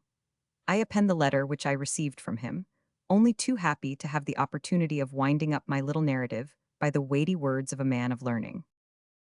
Arundel Street. Dear Sir, your very singular case has interested me extremely.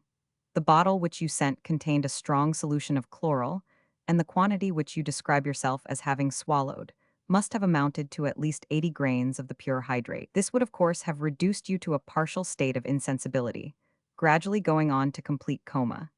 In this semi-unconscious state of chloralism, it is not unusual for circumstantial and bizarre visions to present themselves, more especially to individuals unaccustomed to the use of the drug. You tell me in your note that your mind was saturated with ghostly literature, and that you had long taken a morbid interest in classifying and recalling the various forms in which apparitions have been said to appear. You must also remember that you were expecting to see something of that very nature, and that your nervous system was worked up to an unnatural state of tension.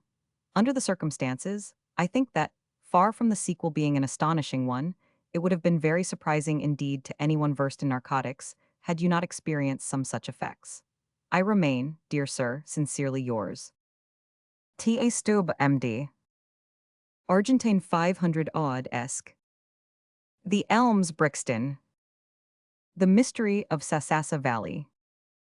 A South African Story. Do I know why Tom Donahue is called Lucky Tom? Yes, I do, and that is more than 1 in 10 of those who call him so can say. I have knocked about a deal in my time, and seen some strange sights, but none stranger than the way in which Tom gained that sobriquet, and his fortune with it. For I was with him at the time. Oh, certainly, but it is a longish story and a very strange one, so fill up your glass again and light another cigar while I try to reel it off. Yes, a very strange one, beats some fairy stories I have heard, but it's true, sir, every word of it. There are men alive at Cape Colony now who'll remember it and confirm what I say. Many a time has the tale been told round the fire in Boers' cabins from Orange State to Griqualand. Yes, and out in the bush and at the diamond fields too. I'm roughish now, sir, but I was entered at the Middle Temple once and studied for the bar.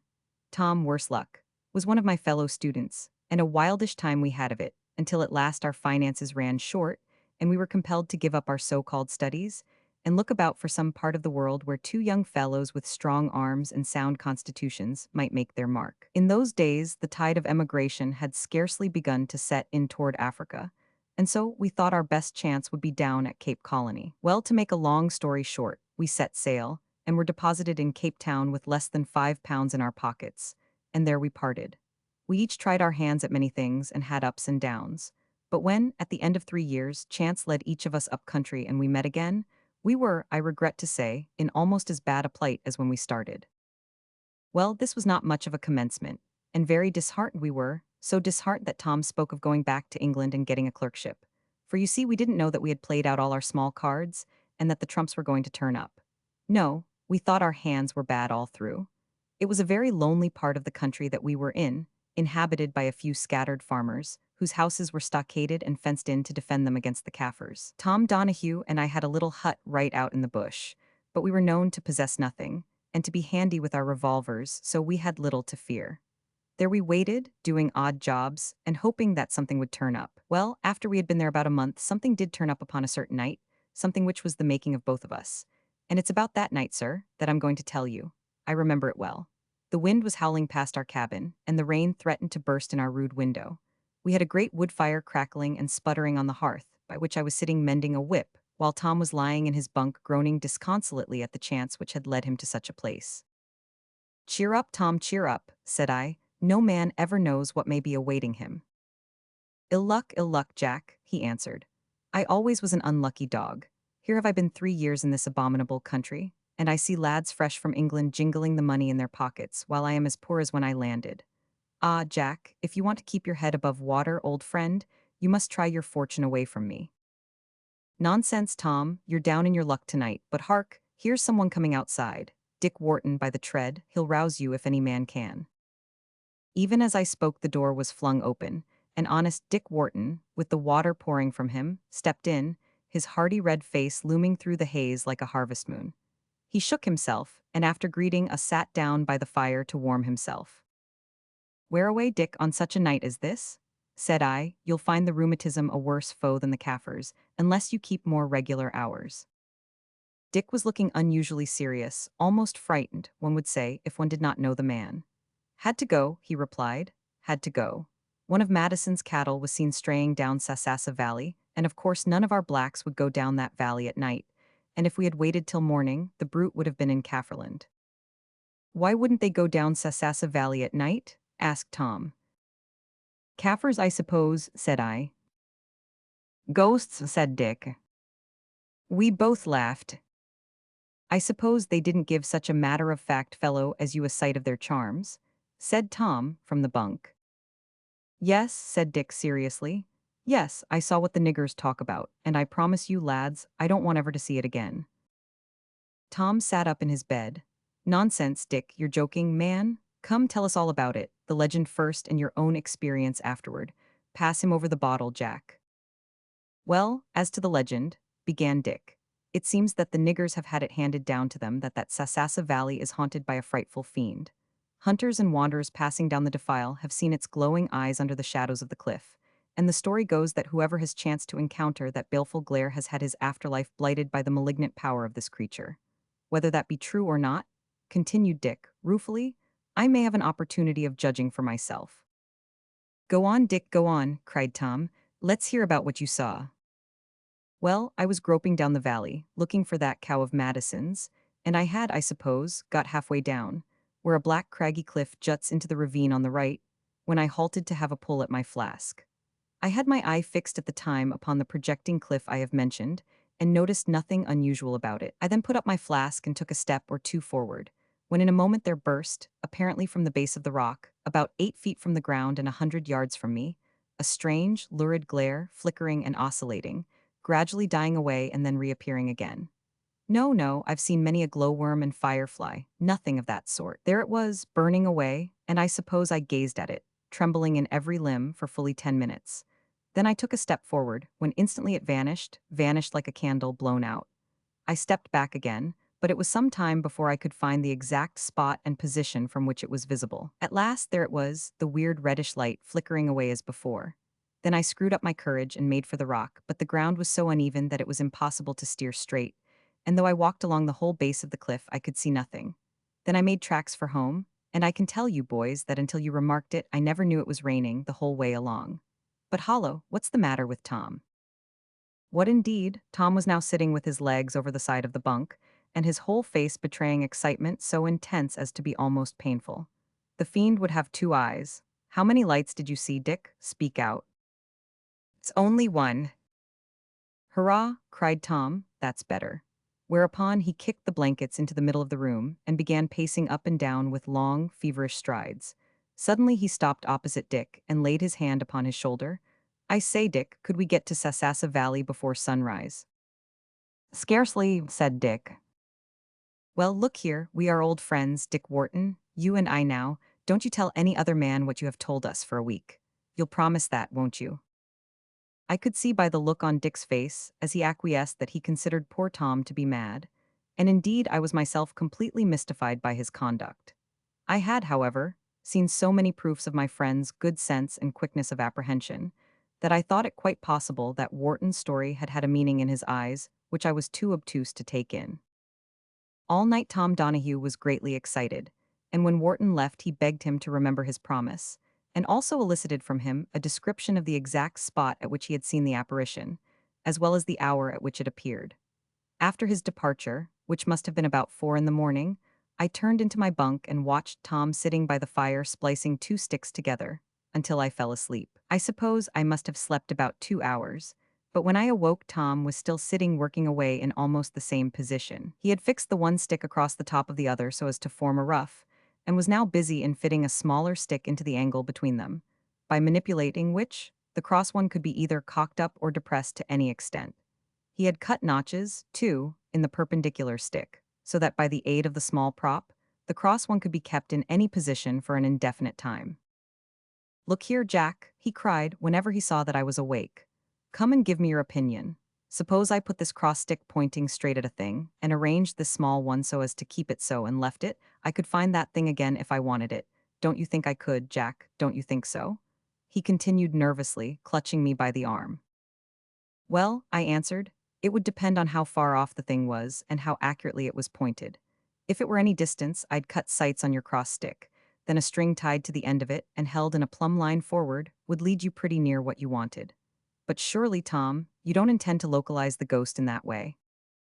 "You'll see tonight, old friend, you'll see tonight. I'll carry this to the Sasassa Valley. You get the loan of Madison's crowbar and come with me, but mind you tell no man where you are going or what you want it for." All day Tom was walking up and down the room, or working hard at the apparatus. His eyes were glistening, his cheeks hectic, and he had all the symptoms of high fever. Heaven grant that Dick's diagnosis be not correct, I thought as I returned with the crowbar, and yet, as evening drew near, I found myself imperceptibly sharing the excitement. About 6 o'clock Tom sprang to his feet and seized his sticks. "I can stand it no longer, Jack," he cried. "Up with your crowbar and hay for Sasassa Valley. Tonight's work, my lad, will either make us or mar us. Take your six-shooter in case we meet the Kaffirs. I daren't take mine, Jack," he continued, putting his hands upon my shoulders. "I daren't take mine, for if my ill luck sticks to me tonight, I don't know what I might not do with it." Well, having filled our pockets with provisions, we set out, and as we took our wearisome way toward the Sasassa Valley, I frequently attempted to elicit from my companion some clue as to his intentions. But his only answer was, "Let us hurry on, Jack. Who knows how many have heard of Wharton's adventure by this time? Let us hurry on, or we may not be first in the field." Well, sir, we struggled on through the hills for a matter of 10 miles, till at last, after descending a crag, we saw opening out in front of us a ravine so somber and dark that it might have been the gate of Hades itself. Cliffs many hundred feet shut in on every side the gloomy, boulder-studded passage which led through the haunted defile into Kafferland. The moon, rising above the crags, threw into strong relief the rough, irregular pinnacles of rock by which they were topped, while all below was dark as Erebus. "The Sasassa Valley," said I. "Yes," said Tom. I looked at him. He was calm now. The flush and feverishness had passed away. His actions were deliberate and slow. Yet there was a certain rigidity in his face and glitter in his eye, which showed that a crisis had come. We entered the pass, stumbling along amid the great boulders. Suddenly I heard a short, quick exclamation from Tom. "That's the crag," he cried, pointing to a great mass looming before us in the darkness. "Now, Jack, for any favor use your eyes. We're about 100 yards from that cliff, I take it, so you move slowly toward one side and I'll do the same toward the other. When you see anything, stop and call out.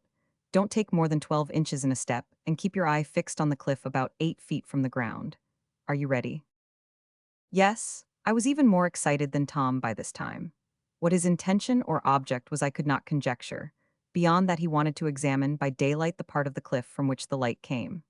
Yet the influence of the romantic situation and my companion's suppressed excitement was so great that I could feel the blood coursing through my veins and count the pulses throbbing at my temples. "Start!" cried Tom, and we moved off, he to the right, I to the left, each with our eyes fixed intently on the base of the crag.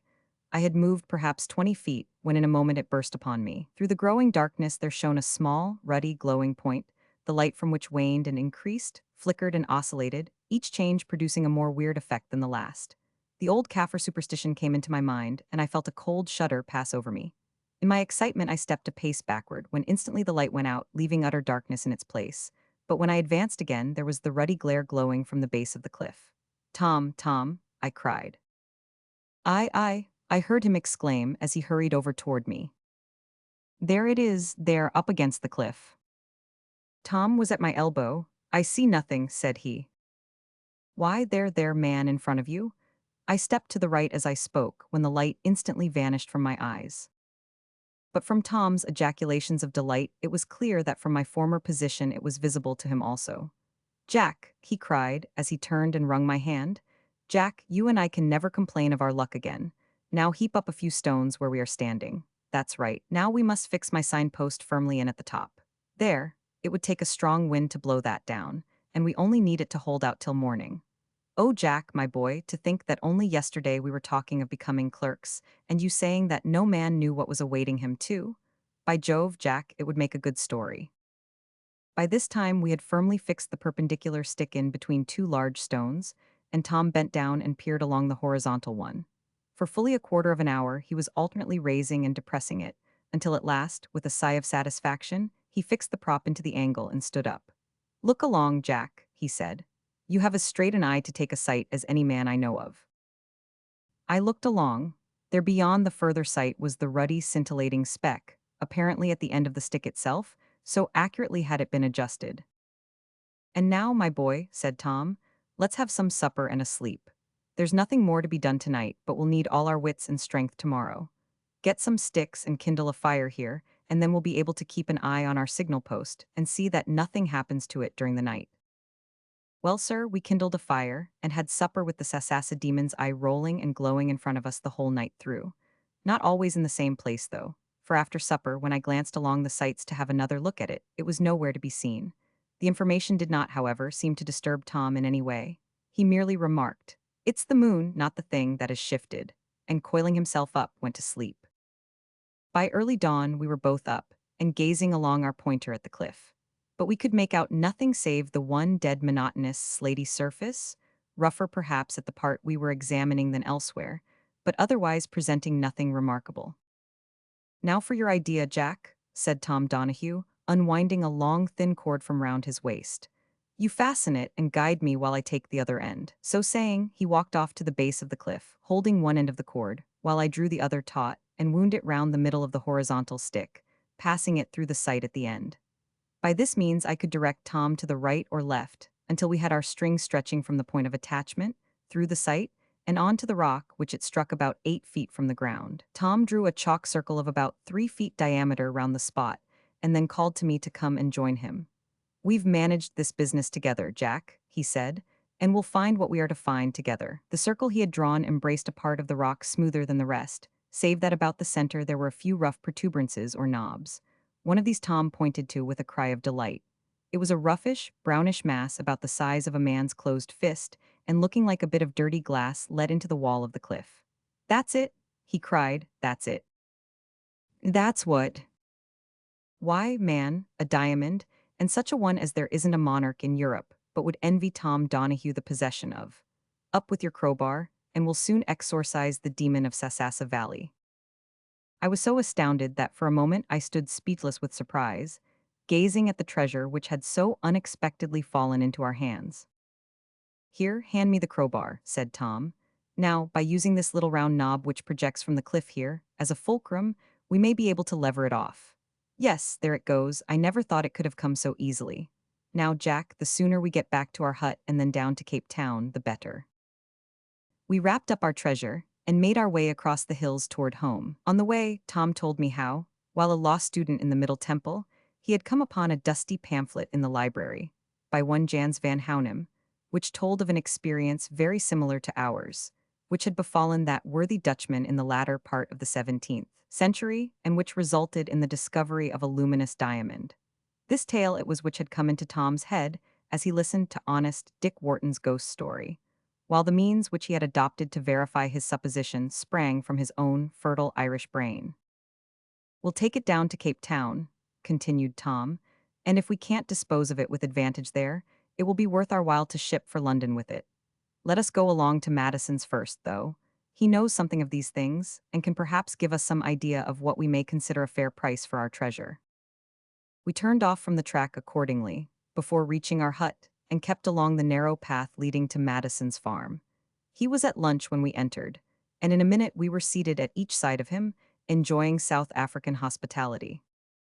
Well, he said after the servants were gone, what's in the wind now? I see you have something to say to me. What is it? Tom produced his packet and solemnly untied the handkerchiefs which enveloped it. There, he said, putting his crystal on the table, what would you say was a fair price for that? Madison took it up and examined it critically. Well, he said, laying it down again, in its crude state about 12 shillings per ton. 12 shillings, cried Tom, starting to his feet. Don't you see what it is? Rock salt. Rock salt be a diamond. Taste it, said Madison. Tom put it to his lips, dashed it down with a dreadful exclamation, and rushed out of the room. I felt sad and disappointed enough myself. But presently, remembering what Tom had said about the pistol, I, too, left the house and made for the hut, leaving Madison open-mouthed with astonishment. When I got in, I found Tom lying in his bunk with his face to the wall, too dispirited apparently to answer my consolations. Anathematizing Dick and Madison, the Sasassa demon, and everything else, I strolled out of the hut and refreshed myself with a pipe after our wearisome adventure. I was about 50 yards from the hut, when I heard issuing from it the sound which of all others I least expected to hear. Had it been a groan or an oath, I should have taken it as a matter of course, but the sound which caused me to stop and take the pipe out of my mouth was a hearty roar of laughter. Next moment, Tom himself emerged from the door, his whole face radiant with delight. Game for another 10-mile walk, old fellow. What, for another lump of rock salt at 12 shillings a ton? No more of that, Hal, and you love me, grinned Tom. Now look here, Jack, what blessed fools we are to be so floored by a trifle. Just sit on this stump for 5 minutes and I'll make it as clear as daylight. You've seen many a lump of rock salt stuck in a crag, and so have I, though we did make such a mull of this one. Now, Jack, did any of the pieces you have ever seen shine in the darkness brighter than any firefly? Well, I can't say they ever did. I'd venture to prophesy that if we waited until night, which we won't do, we would see that light still glimmering among the rocks. Therefore, Jack, when we took away this worthless salt, we took the wrong crystal. It is no very strange thing in these hills that a piece of rock salt should be lying within a foot of a diamond. It caught our eyes and we were excited, and so we made fools of ourselves and left the real stone behind. Depend upon it, Jack, the Sasassa gem is lying within that magic circle of chalk upon the face of yonder cliff.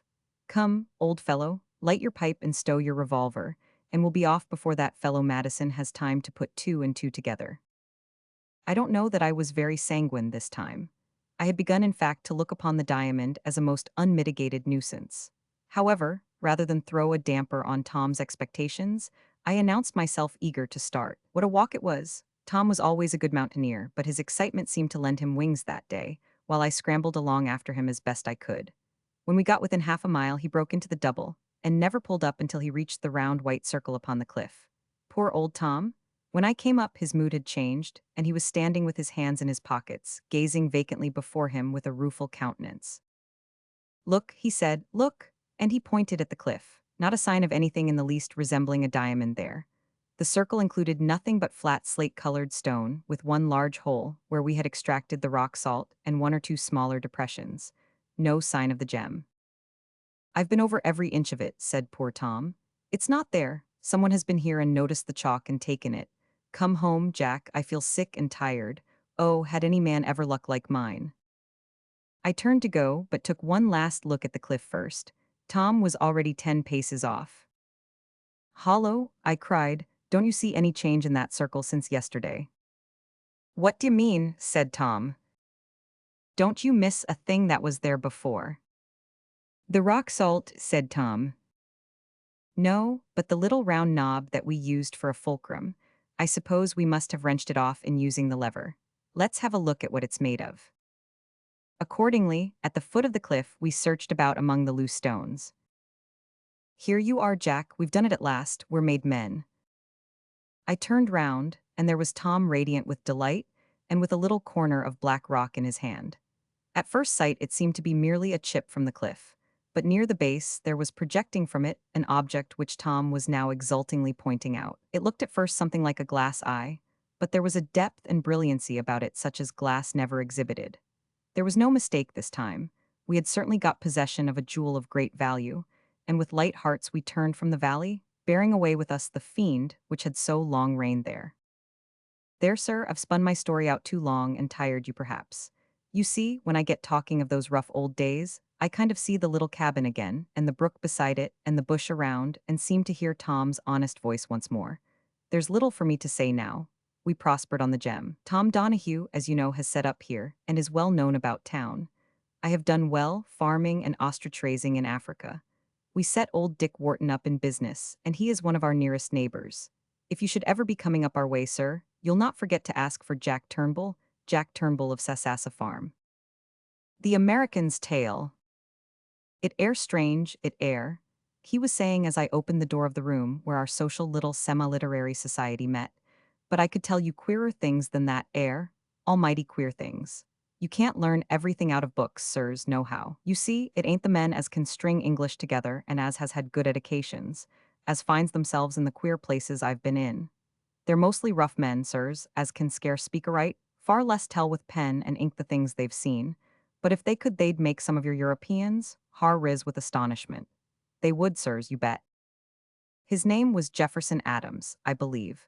I know his initials were J.A., for you may see them yet deeply whittled on the right-hand upper panel of our smoking room door. He left us this legacy, and also some artistic patterns done in tobacco juice upon our Turkey carpet. But beyond these reminiscences, our American storyteller has vanished from our ken. He gleamed across our ordinary quiet conviviality like some brilliant meteor, and then was lost in the outer darkness. That night, however, our Nevada friend was in full swing, and I quietly lit my pipe and dropped into the nearest chair, anxious not to interrupt his story. Mind you, he continued, I hain't got no grudge against your men of science. I likes and respects a chap as can match every beast and plant, from a huckleberry to a grizzly with a jawbreaking name. But if you wants real interest in facts, something a bit juicy, you go to your whalers and your frontiersmen, and your scouts and Hudson Bay men, chaps who mostly can scarce sign their names. There was a pause here, as Mr. Jefferson Adams produced a long cheroot and lit it. We preserved a strict silence in the room, for we had already learned that on the slightest interruption, our Yankee drew himself into his shell again. He glanced round with a self-satisfied smile as he remarked our expectant looks, and continued through a halo of smoke. Now, which of you gentlemen has ever been in Arizona? None, I'll warrant.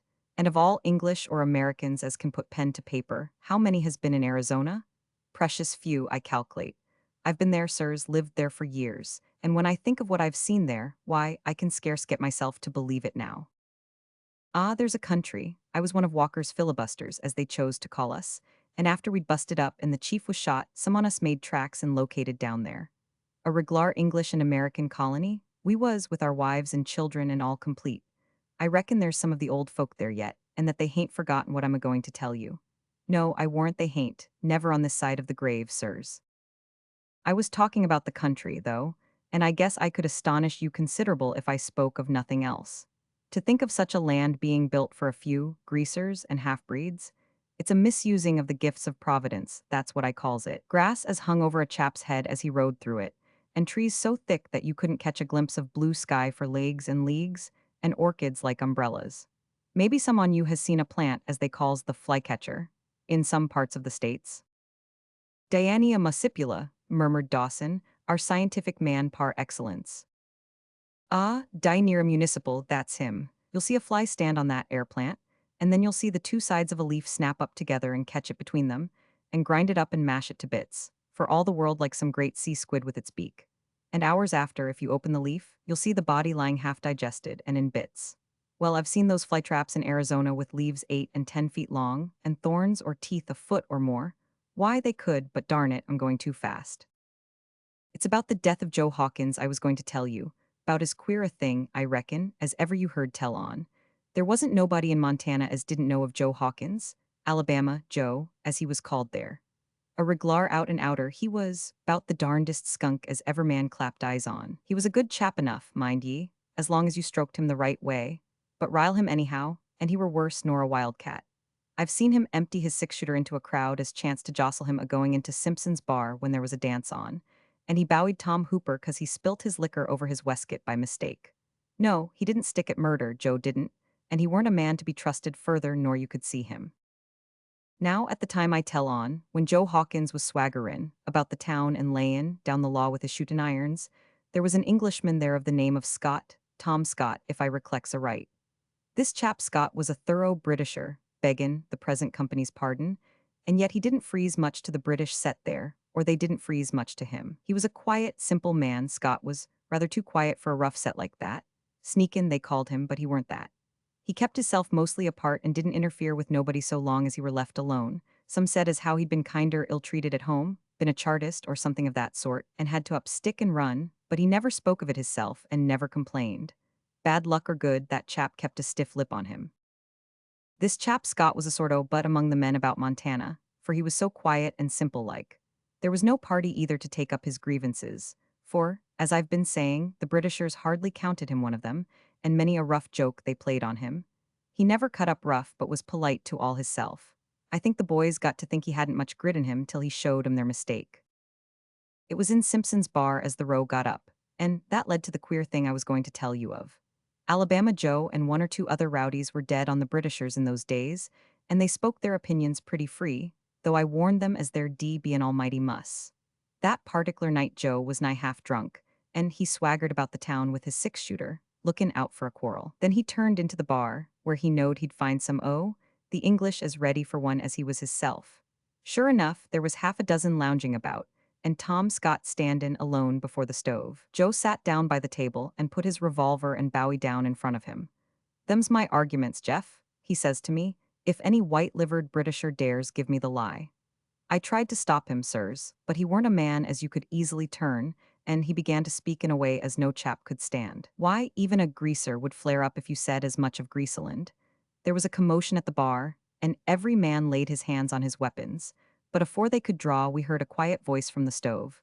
"Say your prayers, Joe Hawkins, for, by heaven, you're a dead man." Joe turned round and looked like grabbin' at his iron, but it weren't no manner of use.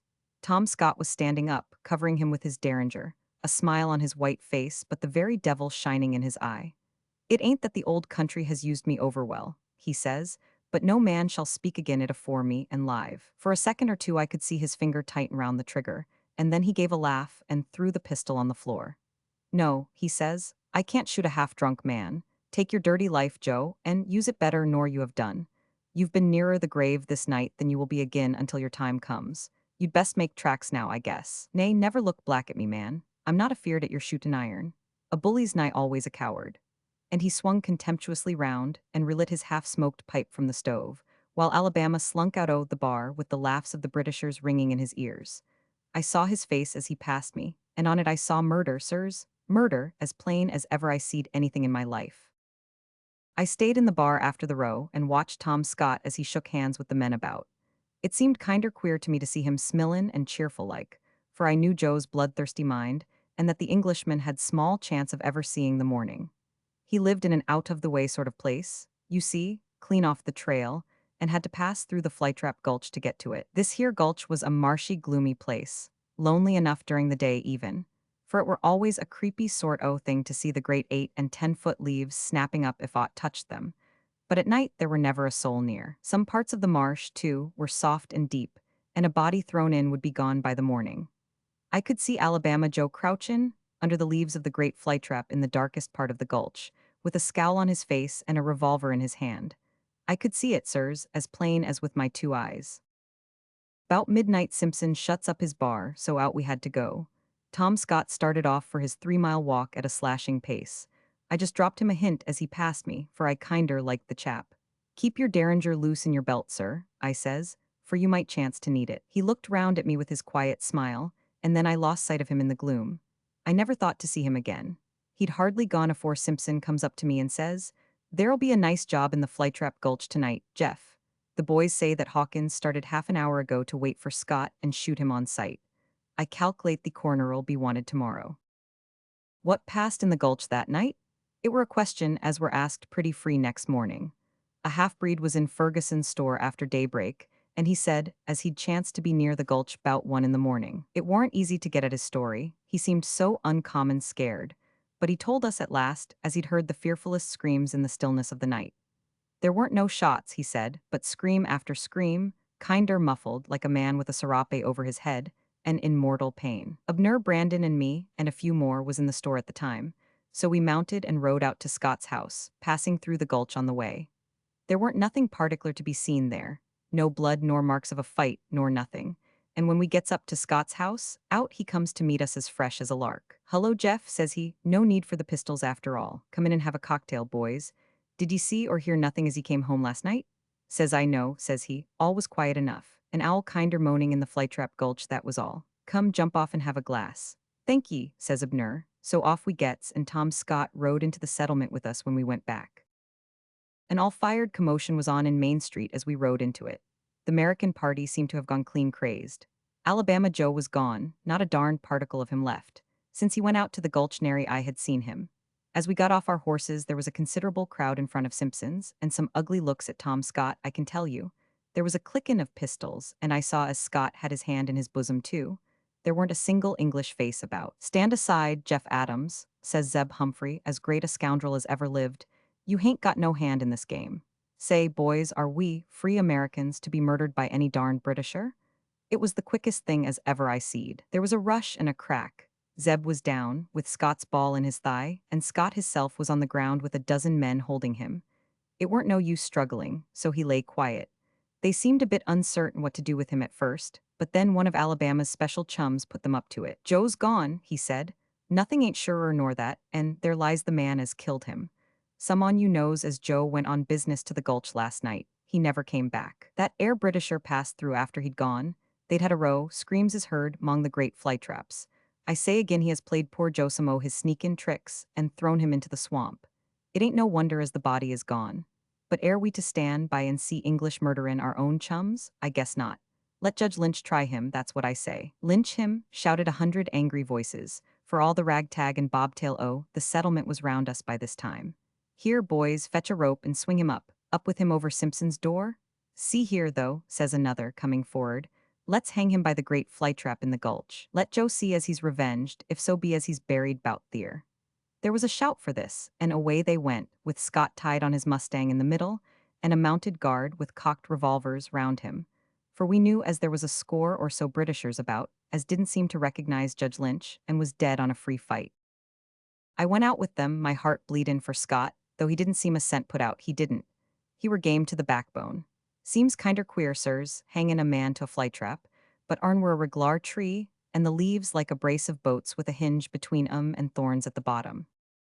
We passed down the gulch to the place where the great one grows, and there we seed it with the leaves, some open, some shut, but we seed something worse nor that. Standin' round the tree was some 30 men, Britishers all, and armed to the teeth. They was waitin' for us evidently, and had a businesslike look about 'em, as if they'd come for something and meant to have it.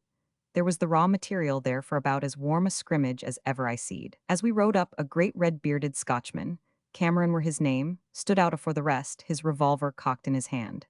"See here, boys," he says, "you've got no call to hurt a hair of that man's head. You hain't proved as Joe is dead yet, and if you had, you hain't proved as Scott killed him. Anyhow, it were in self-defense. For you all know as he was lying in wait for Scott to shoot him on sight, so I say again, you hain't got no call to hurt that man. And what's more, I've got 36-barreled arguments against your doing it. It's an interestin' pint and worth arguin' out," said the man as was Alabama Joe's special chum. There was a clickin' of pistols and a loosenin' of knives, and the two parties began to draw up to one another. And it looked like a rise in the mortality of Montana. Scott was standing behind with a pistol at his ear if he stirred, lookin' quiet and composed as having no money on the table, when sudden he gives a start and a shout as rang in our ears like a trumpet. "Joe," he cried, "Joe, look at him, in the flytrap." We all turned and looked where he was pointin'. Jerusalem, I think we won't get that picture out of our minds again. One of the great leaves of the flytrap, that had been shut and touchin' the ground as it lay, was slowly rolling back upon its hinges. There, lying like a child in its cradle, was Alabama Joe in the hollow of the leaf. The great thorns had been slowly driven through his heart as it shut upon him. We could see as he tried to cut his way out, for there was a slit in the thick fleshy leaf, and his bowie was in his hand, but it had smothered him first. He'd lain down on it likely to keep the damp off while he were a-waitin' for Scott, and it had closed on him as you've seen your little hothouse ones do on a fly. And there he were as we found him, torn and crushed into pulp by the great jagged teeth of the man-eaten plant. There, sirs, I think you'll own as that's a curious story. And what became of Scott? Asked Jack Sinclair. Why, we carried him back on our shoulders, we did, to Simpson's bar, and he stood us liquors round. Made a speech, too, a darned fine speech from the counter. Something about the British lion and the 'Merican eagle walkin' arm in arm forever and a day. And now, sirs, that yarn was long and my cheroot's out, so I reckon I'll make tracks afore it's later. And with a good night, he left the room. A most extraordinary narrative, said Dawson. Who would have thought a Diania had such power? Deuced rum yarn, said young Sinclair. Evidently a matter-of-fact, truthful man, said the doctor. Or the most original liar that ever lived, said I wonder which he was. Our Derby sweepstakes. Bob, I shouted. No answer. Bob. A rapid crescendo of snores ending in a prolonged gasp. Wake up, Bob. What the deuce is the row? Said a very sleepy voice. It's nearly breakfast time, I explained. Bother breakfast time, said the rebellious spirit in the bed. And here's a letter, Bob, said I.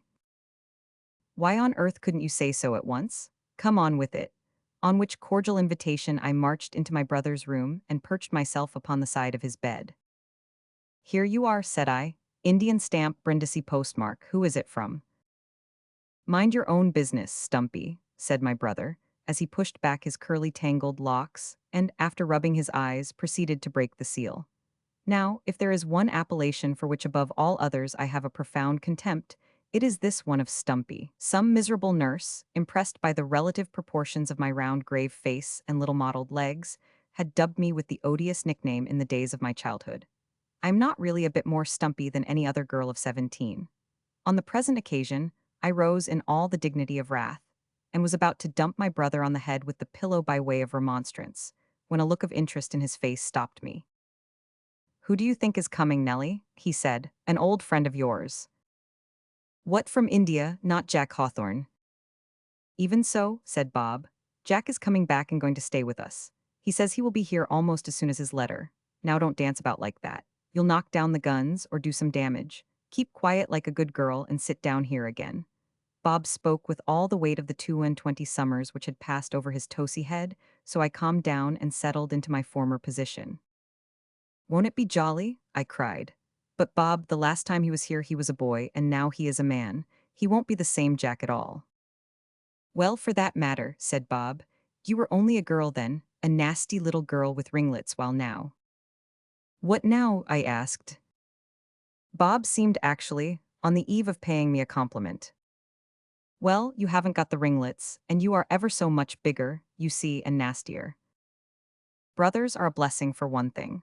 There is no possibility of any young lady getting unreasonably conceited if she be endowed with them. I think they were all glad at breakfast time to hear of Jack Hawthorne's promised advent. By all, I mean my mother and Elsie and Bob. Our cousin Solomon Barker looked anything but overjoyed when I made the announcement in breathless triumph. I never thought of it before, but perhaps that young man is getting fond of Elsie, and is afraid of a rival. Otherwise, I don't see why such a simple thing should have caused him to push away his egg, and declare that he had done famously, in an aggressive manner which at once threw doubt upon his proposition. Grace Maberly, Elsie's friend, seemed quietly contented, as is her wont. As for me, I was in a riotous state of delight. Jack and I had been children together. He was like an elder brother to me until he became a cadet and left us. How often Bob and he had climbed Old Brown's apple trees, while I stood beneath and collected the spoil in my little white pinafore. There was hardly a scrape or adventure which I could remember in which Jack did not figure as a prominent character. But he was Lieutenant Hawthorne now, had been through the Afghan War, and was, as Bob said, quite the warrior. Whatever would he look like? Somehow the warrior had conjured up an idea of Jack in full armor with plumes on his head, thirsting for blood, and hewing at somebody with an enormous sword. After doing that sort of thing, I was afraid he would never descend to romps and charades and the other stock amusements of Hatherley House. Cousin Saul was certainly out of spirits during the next few days. He could be hardly persuaded to make a fourth at lawn tennis, but showed an extraordinary love of solitude and strong tobacco. We used to come across him in the most unexpected places, in the shrubbery and down by the river, on which occasions, if there was any possibility of avoiding us, he would gaze rigidly into the distance and utterly ignore feminine shouts and the waving of parasols. It was certainly very rude of him. I got hold of him one evening before dinner, and drawing myself up to my full height of 5 feet 4.5 inches, I proceeded to give him a piece of my mind, a process which Bob characterizes as the height of charity, since it consists in my giving away what I am most in need of myself. Cousin Saul was lounging in a rocking chair with the Times before him, gazing moodily over the top of it into the fire. I ranged up alongside and poured in my broadside. "We seem to have given you some offense, Mr. Barker," I remarked with lofty courtesy. "What do you mean, Nell?" asked my cousin, looking up at me in surprise. He had a very curious way of looking at me, had Cousin Saul. "You appear to have dropped our acquaintance," I remarked, and then suddenly descending from my heroics, "You are stupid, Saul. What's been the matter with you?" "Nothing, Nell. At least, nothing of any consequence. You know my medical examination is in 2 months, and I am reading for it." "Oh," said I in a bristle of indignation, "if that's it, there's no more to be said. Of course, if you prefer bones to your female relations, it's all right. There are young men who would rather make themselves agreeable than mope in corners and learn how to prod people with knives." With which epitome of the noble science of surgery, I proceeded to straighten some refractory antimacassars with unnecessary violence. I could see Saul looking with an amused smile at the angry little blue-eyed figure in front of him. "Don't blow me up, Nell," he said. "I have been plucked once, you know. Besides, looking grave, you'll have amusement enough when this, what is his name? Lieutenant Hawthorne comes. Jack won't go and associate with mummies and skeletons, at any rate," I remarked. "Do you always call him Jack?" asked the student. "Of course I do, John sounds so stiff." "Oh, it does it?" said my companion doubtfully. I still had my theory about Elsie running in my head. I thought I might try and set the matter in a more cheerful light. Saul had got up and was staring out of the open window. I went over to him and glanced up timidly into his usually good-humored face, which was now looking very dark and discontented. He was a shy man, as a rule, but I thought that with a little leading he might be brought to confess. "You're a jealous old thing," I remarked. The young man colored and looked down at me. "I know your secret," said I boldly. "What secret?" said he, coloring even more. "Never you mind, I know it. Let me tell you this," I added, getting bolder, "that Jack and Elsie never got on very well. There is far more chance of Jack's falling in love with me. We were always friends." If I had stuck the knitting needle which I held in my hand into Cousin Saul, he could not have given a greater jump. "Good heavens," he said, and I could see his dark eyes staring at me through the twilight. "Do you really think that it is your sister that I care for?" "Certainly," said I stoutly, with a feeling that I was nailing my colors to the mast. Never did a single word produce such an effect. Cousin Saul wheeled round with a gasp of astonishment and sprang right out of the window. He always had curious ways of expressing his feelings, but this one struck me as being so entirely original that I was utterly bereft of any idea save that of wonder. I stood staring out into the gathering darkness. Then there appeared, looking in at me from the lawn, a very much abashed and still rather astonished face. "It's you I care for, Nell," said the face, and at once vanished, while I heard the noise of somebody running at the top of his speed down the avenue. He certainly was a most extraordinary young man. Things went on very much the same at Hatherley House, in spite of Cousin Saul's characteristic declaration of affection. He never sounded me as to my sentiments in regard to him, nor did he allude to the matter for several days. He evidently thought that he had done all which was needed in such cases. He used to discompose me dreadfully at times, however, by coming and planting himself opposite me, and staring at me with a stony rigidity which was absolutely appalling. "Don't do that, Saul," I said to him one day. "You give me the creeps all over." "Why do I give you the creeps, Nellie?" said he. "Don't you like me?" "Oh yes, I like you well enough," said I. "I like Lord Nelson, for that matter, but I shouldn't like his monument to come and stare at me by the hour. It makes me feel quite all over-ish." "What on earth put Lord Nelson into your head?" said my cousin. "I'm sure I don't know." "Do you like me the same way you like Lord Nelson, Nell?" "Yes," I said, "only more." With which small ray of encouragement poor Saul had to be content, as Elsie and Miss Maberly came rustling into the room and put an end to our tete-a-tete. I certainly did like my cousin. I knew what a simple true nature lay beneath his quiet exterior. The idea of having Saul Barker for a lover, however, Saul, whose very name was synonymous with bashfulness, was too incredible. Why couldn't he fall in love with Grace or with Elsie? They might have known what to do with him. They were older than I and could encourage him or snub him as they thought best. Gracie, however, was carrying on a mild flirtation with my brother Bob, and Elsie seemed utterly unconscious of the whole matter. I have one characteristic recollection of my cousin, which I cannot help introducing here, though it has nothing to do with the thread of the narrative.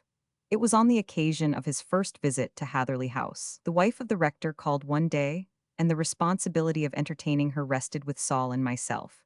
We got on very well at first. Saul was unusually lively and talkative.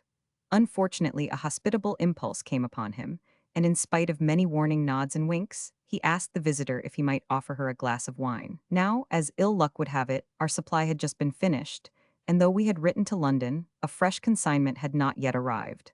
I listened breathlessly for the answer, trusting she would refuse, but to my horror she accepted with alacrity. "Never mind ringing, Nell," said Saul. "I'll act as butler." And with a confident smile, he marched into the little cupboard in which the decanters were usually kept. It was not until he was well in that he suddenly recollected, having heard us mention in the morning that there was none in the house. His mental anguish was so great that he spent the remainder of Mrs. Salter's visit in the cupboard, utterly refusing to come out until after her departure. Had there been any possibility of the winepress having another egress, or leading anywhere, matters would not have been so bad.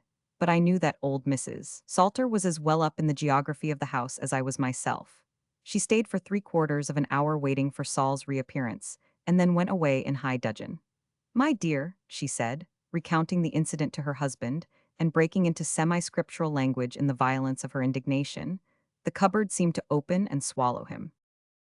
"Jack is coming down by the 2 o'clock train," said Bob one morning, coming in to breakfast with a telegram in his hand.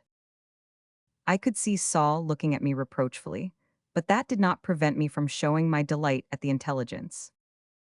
"We'll have awful fun when he comes," said Bob.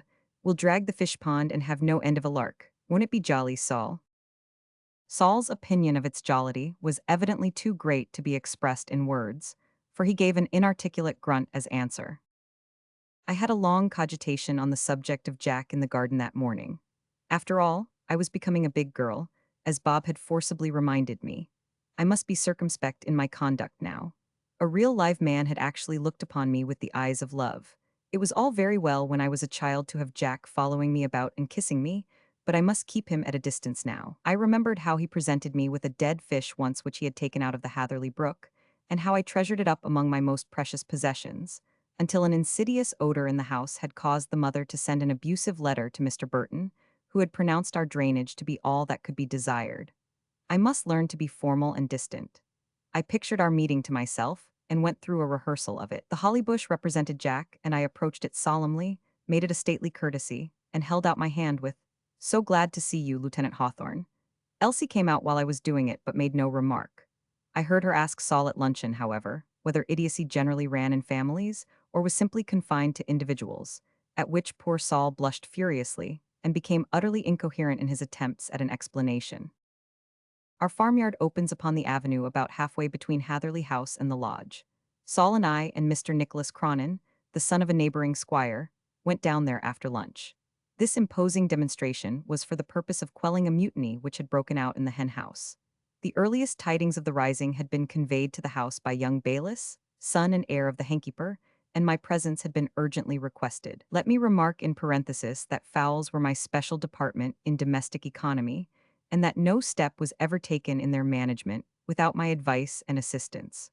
Old Bayliss hobbled out upon our arrival and informed us of the full extent of the disturbance. It seems that the crested hen and the bantam cock had developed such length of wing that they were enabled to fly over into the park, and that the example of these ringleaders had been so contagious that even such steady old matrons as the bandy-legged Cochin China had developed roving propensities and pushed their way into forbidden ground.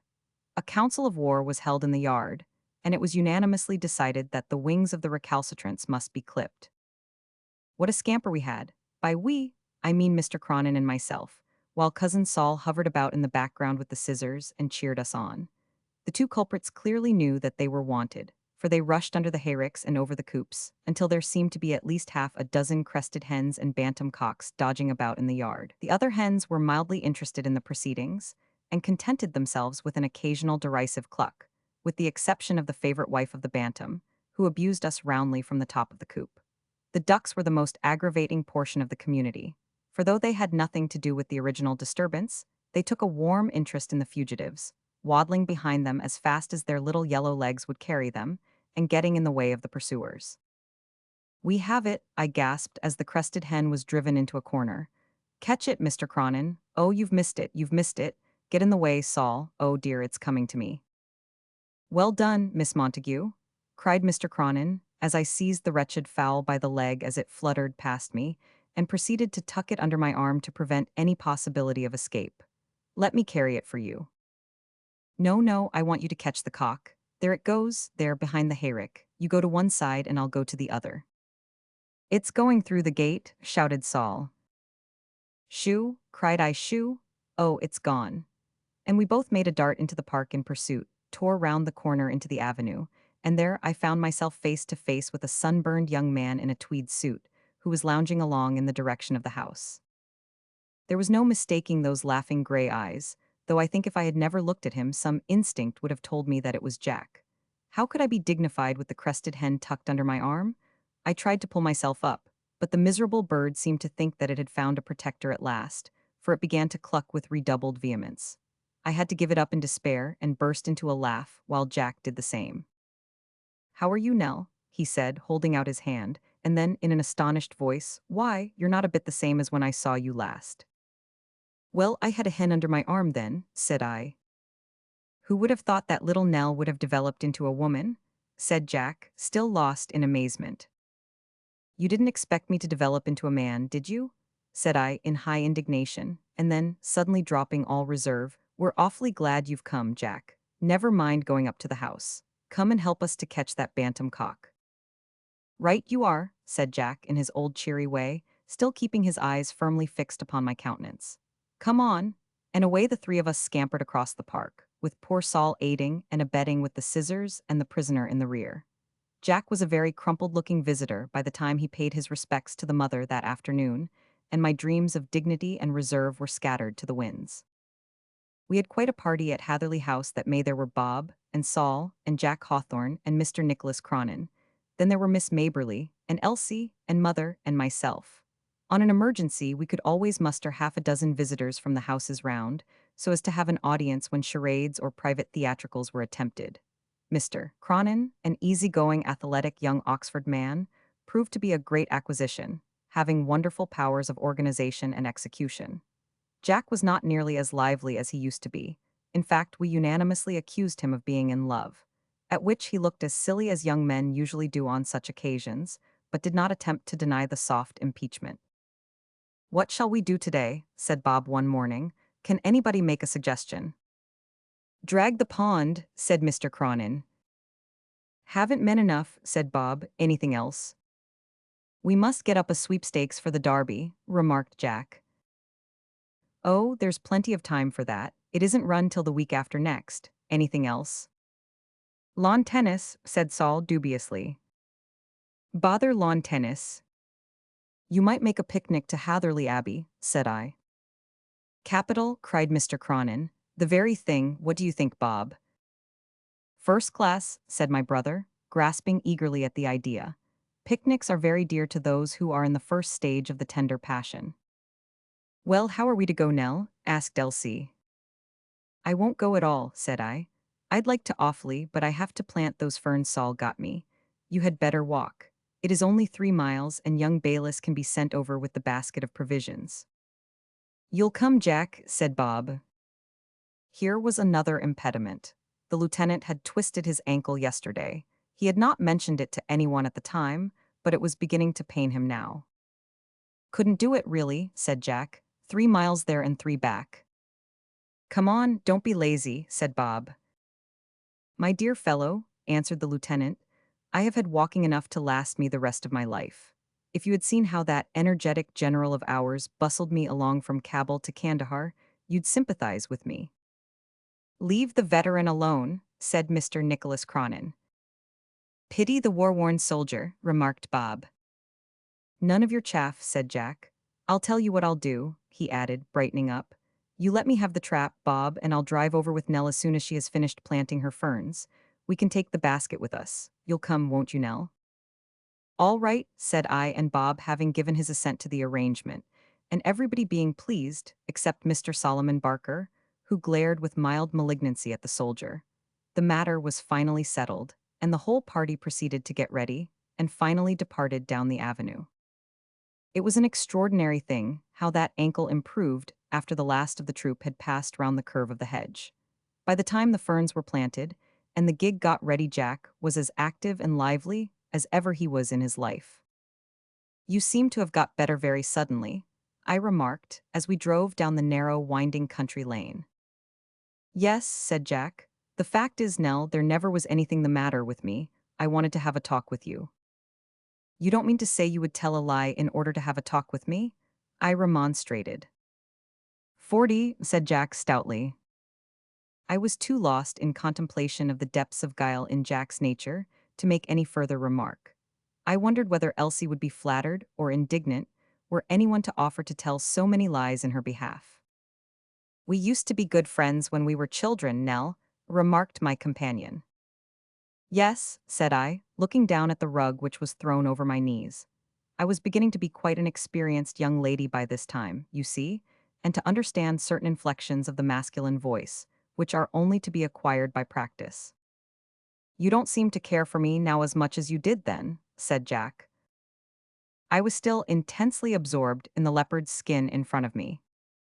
Do you know, Nellie, continued Jack, that when I have been camping out in the frozen passes of the Himalayas, when I have seen the hostile array in front of me, in fact, suddenly dropping into bathos, all the time I was in that beastly hole Afghanistan, I used to think of the little girl I had left in England. Indeed, I murmured. Yes, said Jack, I bore the memory of you in my heart, and then when I came back you were a little girl no longer. I found you a beautiful woman, Nellie, and I wondered whether you had forgotten the days that were gone. Jack was becoming quite poetical in his enthusiasm. By this time, he had left the old bay pony entirely to its own devices, and it was indulging in its chronic propensity of stopping and admiring the view. Look here, Nellie, said Jack, with a gasp like a man who is about to pull the string of his shower bath. One of the things you learn in campaigning is to secure a good thing whenever you see it. Never delay or hesitate, for you never know that some other fellow may not carry it off while you are making up your mind. It's coming now, I thought in despair, and there's no window for Jack to escape by after he has made the plunge. I had gradually got to associate the ideas of love and jumping out of windows, ever since poor Saul's confession. Do you think, Nell, said Jack, that you could ever care for me enough to share my lot forever? Could you ever be my wife, Nell? He didn't even jump out of the trap. He sat there beside me, looking at me with his eager gray eyes, while the pony strolled along, cropping the wild flowers on either side of the road. It was quite evident that he intended having an answer. Somehow, as I looked down, I seemed to see a pale, shy face looking in at me from a dark background, and to hear Saul's voice as he declared his love. Poor fellow, he was first in the field at any rate. Could you, Nell? Asked Jack once more. I like you very much, Jack, said I, looking up at him nervously. But how his face changed at that monosyllable? I don't think I like you enough for that. Besides, I'm so young, you know. I suppose I ought to be very much complimented and that sort of thing by your offer, but you mustn't think of me in that light any more. You refuse me then, said Jack, turning a little white. Why don't you go and ask Elsie? Cried I in despair. Why should you all come to me? I don't want Elsie, cried Jack, giving the pony a cut with his whip which rather astonished that easy-going quadruped. What do you mean by all, Nell? No answer. I see how it is, said Jack bitterly. I've noticed how that cousin of yours has been hanging round you ever since I have been here. You are engaged to him. No, I'm not, said I. Thank God for that, responded Jack devoutly. There is some hope yet. Perhaps you will come to think better of it in time. Tell me, Nellie, are you fond of that fool of a medical student? He isn't a fool, said I indignantly, and I am quite as fond of him as I shall ever be of you. You might not care for him much and still be that, said Jack, sulkily, and neither of us spoke again until a joint bellow from Bob and Mr. Cronin announced the presence of the rest of the company. If the picnic was a success, it was entirely due to the exertions of the latter gentleman. 3 lovers out of 4 was an undue proportion, and it took all his convivial powers to make up for the shortcomings of the rest. Bob seemed entirely absorbed in Miss Mabberley's charms. Poor Elsie was left out in the cold, while my 2 admirers spent their time in glaring alternately at me and at each other. Mr. Cronin, however, fought gallantly against the depression, making himself agreeable to all and exploring ruins or drawing corks with equal vehemence and energy. Cousin Saul was particularly disheartened and out of spirits. He thought, no doubt, that my solitary ride with Jack had been a prearranged thing between us. There was more sorrow than anger in his eyes, however, while Jack, I regret to say, was decidedly ill-tempered. It was this fact which made me choose out my cousin as my companion in the ramble through the woods which succeeded our lunch. Jack had been assuming a provoking air of proprietorship lately, which I was determined to quash once for all. I felt angry with him, too, for appearing to consider himself ill-used at my refusal, and for trying to disparage poor Saul behind his back. I was far from loving either the one or the other, but somehow my girlish ideas of fair play revolted at either of them taking what I considered an unfair advantage. I felt that if Jack had not come I should, in the fullness of time, have ended by accepting my cousin. On the other hand, if it had not been for Saul, I might never have refused Jack. At present I was too fond of them both to favor either. How in the world is it to end? Thought I must do something decisive one way or the other, or perhaps the best thing would be to wait and see what the future might bring forth. Saul seemed mildly surprised at my having selected him as my companion, but accepted the offer with a grateful smile. His mind seemed to have been vastly relieved. "So I haven't lost you yet, Nell," he murmured, as we branched off among the great tree trunks and heard the voices of the party growing fainter in the distance. "Nobody can lose me," said I, "for nobody has won me yet. For goodness' sake, don't talk about it any more. Why can't you talk like your old self 2 years ago and not be so dreadfully sentimental?" "You'll know why some day, Nell," said the student reproachfully.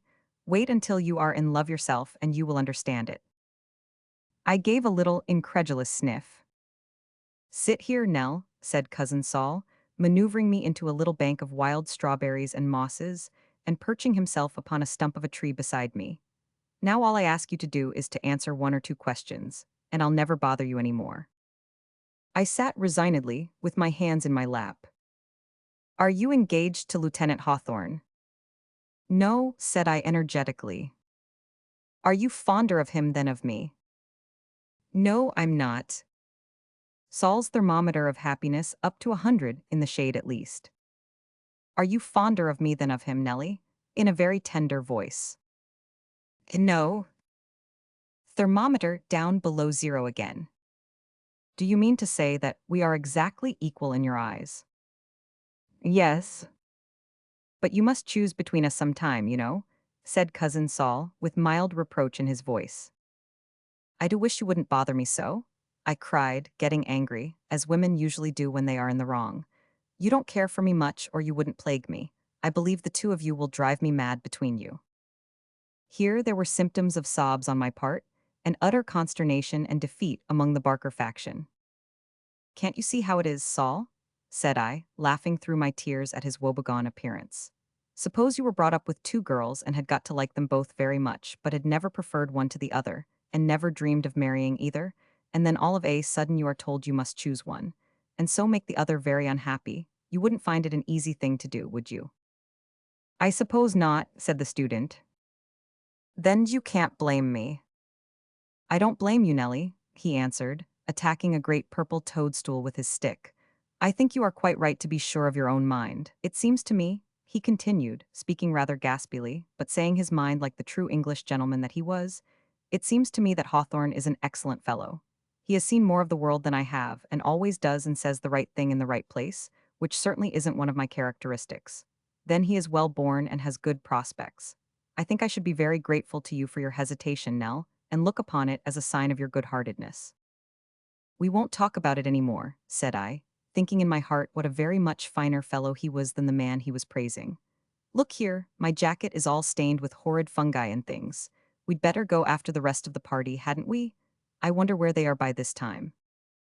It didn't take very long to find that out. At first we heard shouting and laughter coming echoing through the long glades. And then, as we made our way in that direction, we were astonished to meet the usually phlegmatic Elsie careering through the wood at the very top of her speed, her hat off, and her hair streaming in. The wind. My first idea was that some frightful catastrophe had occurred, brigands possibly, or a mad dog, and I saw my companion's big hand close round his stick.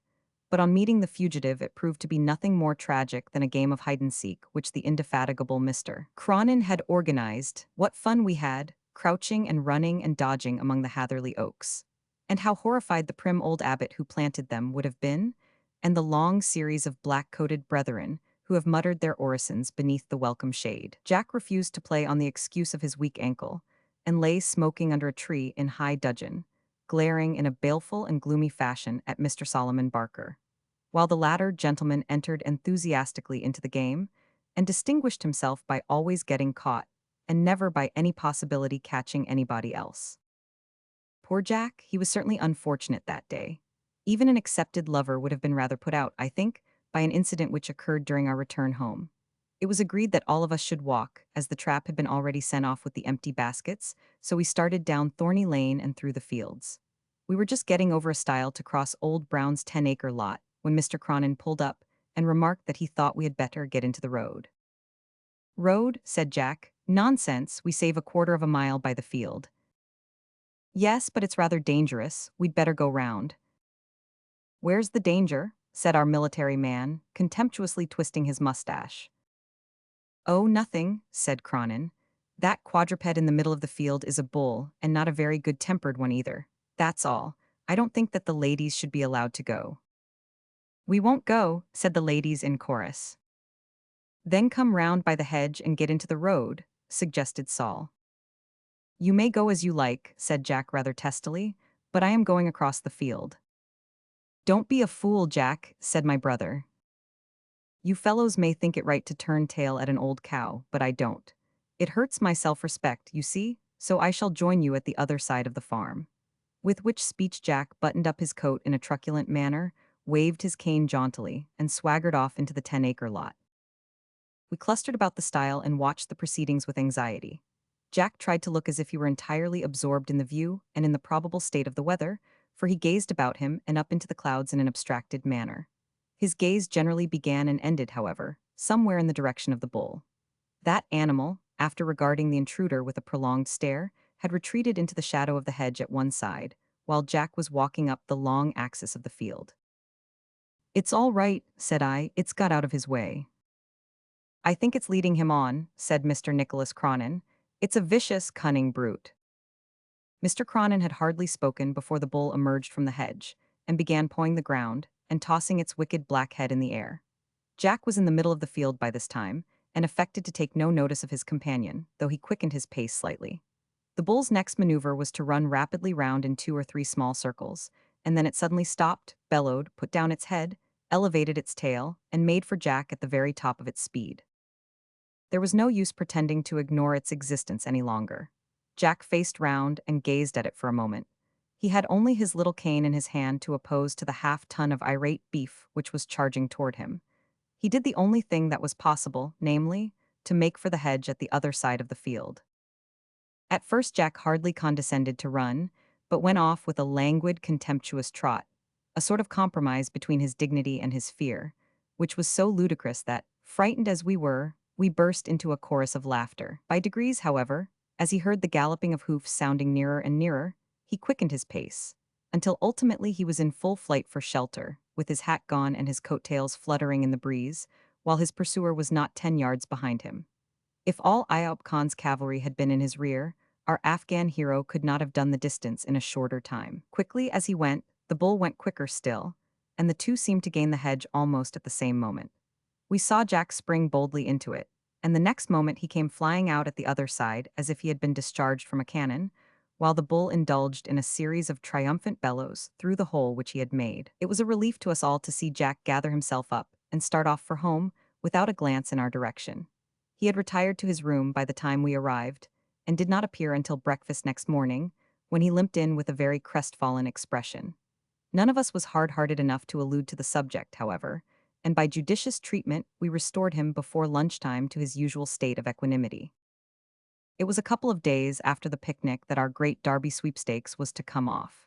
This was an annual ceremony, never omitted at Hatherley House, where, between visitors and neighbors, there were generally quite as many candidates for tickets as there were horses entered. "The sweepstakes, ladies and gentlemen, comes off tonight," said Bob in his character of head of the house. "The subscription is 10 shillings, second gets quarter of the pool, and third has his money returned. No one is allowed to have more than one ticket or to sell his ticket after drawing it. The drawing will be at 7:30. All of which Bob delivered in a very pompous and official voice, though the effect was rather impaired by a sonorous "Amen" from Mr. Nicholas Cronin. I must now drop the personal style of narrative for a time.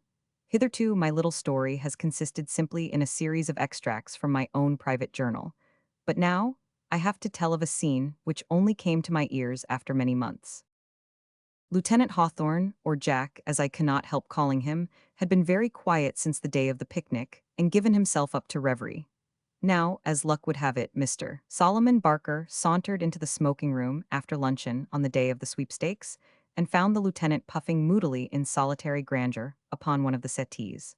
It would have seemed cowardly to retreat, so the student sat down in silence and began turning over the pages of the graphic. Both the rivals felt the situation to be an awkward one. They had been in the habit of studiously avoiding each other's society, and now they found themselves thrown together suddenly, with no third person to act as a buffer. The silence began to be oppressive. The lieutenant yawned and coughed with overacted nonchalance, while honest Saul felt very hot and uncomfortable, and continued to stare gloomily at the paper in his hand. The ticking of the clock and the click of the billiard balls across the passage seemed to grow unendurably loud and monotonous. Saul glanced across once, but catching his companion's eye in an exactly similar action, the two young men seemed simultaneously to take a deep and all-absorbing interest in the pattern of the cornice. "Why should I quarrel with him?" thought Saul to himself. "After all, I want nothing but fair play. Probably I shall be snubbed, but I may as well give him an opening." Saul's cigar had gone out. The opportunity was too good to be neglected. "Could you oblige me with a fusee, Lieutenant?" he asked. The lieutenant was sorry, extremely sorry, but he was not in possession of a fusee. This was a bad beginning. Chilly politeness was even more repulsing than absolute rudeness. But Mr. Solomon Barker, like many other shy men, was audacity itself when the ice had once been broken. He would have no more bickerings or misunderstandings. Now was the time to come to some definite arrangement. He pulled his armchair across the room and planted himself in front of the astonished soldier. "You're in love with Miss Nellie Montague," he remarked. Jack sprang off the settee with as much rapidity as if Farmer Brown's bull were coming in through the window. "And if I am, sir," he said, twisting his tawny mustache, "what the devil is that to you?" "Don't lose your temper," said Saul. "Sit down again and talk the matter over like a reasonable Christian. I am in love with her too." "What the deuce is the fellow driving at?" thought Jack as he resumed his seat, still simmering after his recent explosion. "So the long and the short of it is that we are both in love with her," continued Saul, emphasizing his remarks with his bony forefinger. "What then?" said the lieutenant, showing some symptoms of a relapse. "I suppose that the best man will win, and that the young lady is quite able to choose for herself. You don't expect me to stand out of the race just because you happen to want the prize, do you?" "That's just it," cried Saul. "One of us will have to stand out. You've hit the right idea there. You see, Nellie, Miss Montague, I mean, is, as far as I can see, rather fonder of you than of me, but still fond enough of me not to wish to grieve me by a positive refusal."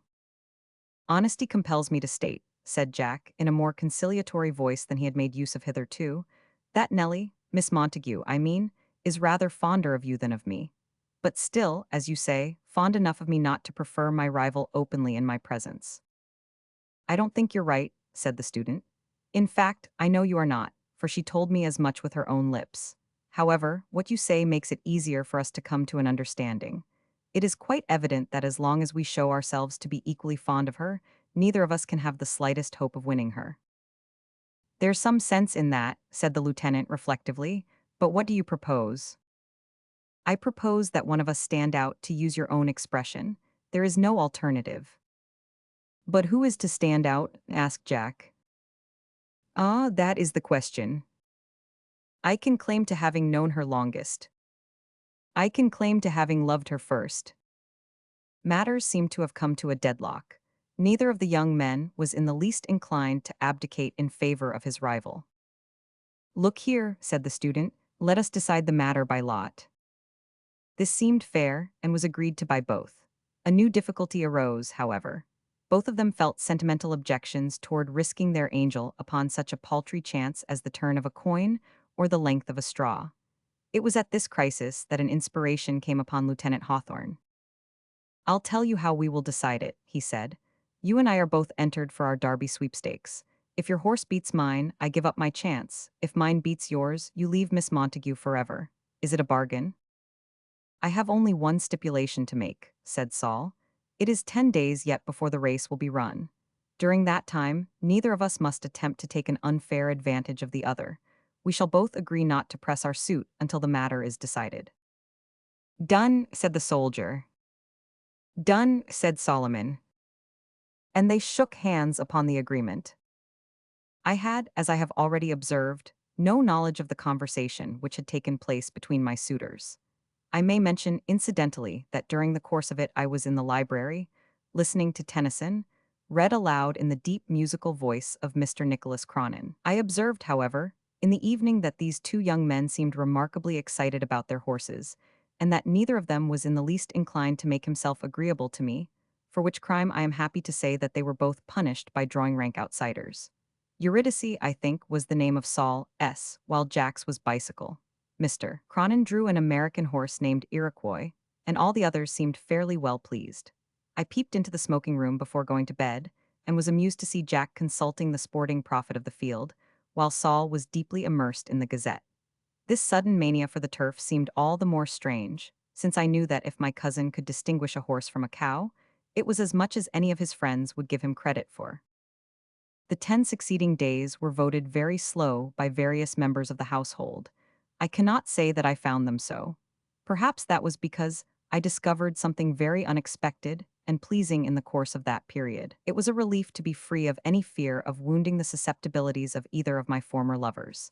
I could say what I chose and do what I liked now, for they had deserted me completely and handed me over to the society of my brother Bob and Mr. Nicholas Cronin.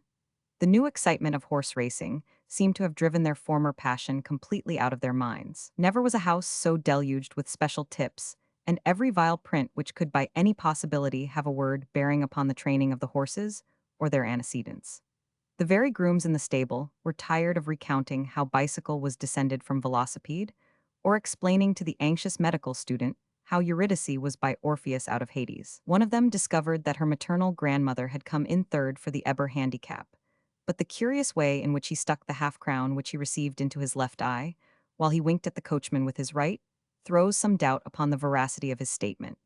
As he remarked in a beery whisper that evening, the bloke'll never know the differ, and it's worth arf a dollar for him to think as it's true. As the day drew nearer, the excitement increased. Mr. Cronin and I used to glance across at each other and smile as Jack and Saul precipitated themselves upon the papers at breakfast and devoured the list of the betting. But matters culminated upon the evening immediately preceding the race. The lieutenant had run down to the station to secure the latest intelligence, and now he came rushing in, waving a crushed paper frantically over his head. Eurydice is scratched, he yelled. Your horse is done for, Barker. What? Roared Saul. Done for, utterly broken down in training, won't run at all. Let me see, groaned my cousin, seizing the paper, and then, dropping it, he rushed out of the room and banged down the stairs, taking 4 at a time. We saw no more of him until late at night, when he slunk in, looking very disheveled, and crept quietly off to his room. Poor fellow, I should have condoled with him had it not been for his recent disloyal conduct toward myself. Jack seemed a changed man from that moment. He began at once to pay me marked attention, very much to the annoyance of myself and of someone else in the room. He played and sang and proposed round games, and in fact, quite usurped the role usually played by Mr. Nicholas Cronin. I remember that it struck me as remarkable that, on the morning of the Derby day, the lieutenant should have entirely lost his interest in the race. He was in the greatest spirits at breakfast, but did not even open the paper in front of him. It was Mr. Cronin who unfolded it at last and glanced over its columns. "What's the news, Nick?" asked my brother Bob. "Nothing much. Oh yes, here's something. Another railway accident. Collision, apparently. Westinghouse brake gone wrong. 2 killed, 7 hurt, and by Jove, listen to this. Among the victims was one of the competitors in the equine Olympiad of today. A sharp splinter had penetrated its side, and the valuable animal had to be sacrificed upon the shrine of humanity. The name of the horse is Bicycle. Hullo, you've gone and spilled your coffee all over the cloth, Hawthorne? Ah, I forgot, Bicycle was your horse, wasn't it? Your chance is gone, I'm afraid. I see that Iroquois, who started low, has come to be first favorite now." Ominous words, reader, as no doubt your nice discernment has taught you during, at the least, the last 3 columns. Don't call me a flirt and a coquette until you have weighed the facts. Consider my pique at the sudden desertion of my admirers. Think of my delight at the confession, from a man whom I had tried to conceal from myself, even that I loved. Think of the opportunities which he enjoyed during the time that Jack and Saul were systematically avoiding me, in accordance with their ridiculous agreement. Weigh all this, and then which among you will throw the first stone at the blushing little prize of the Derby sweep? Here it is as it appeared at the end of 3 short months in the Morning Post. August 12th. At Hatherley Church, Nicholas Cronin, Esquire, eldest son of Nicholas Cronin, Esquire of the Woodlands, Cropshire, to Miss Eleanor Montague, daughter of the late James Montague, Esquire, J.P. of Hatherley House. Jack set off with the declared intention of volunteering for a ballooning expedition to the North Pole. He came back, however, in 3 days, and said that he had changed his mind, but intended to walk in Stanley's footsteps across equatorial Africa. Since then he has dropped 1 or 2 gloomy allusions to forlorn hopes and the unutterable joys of death.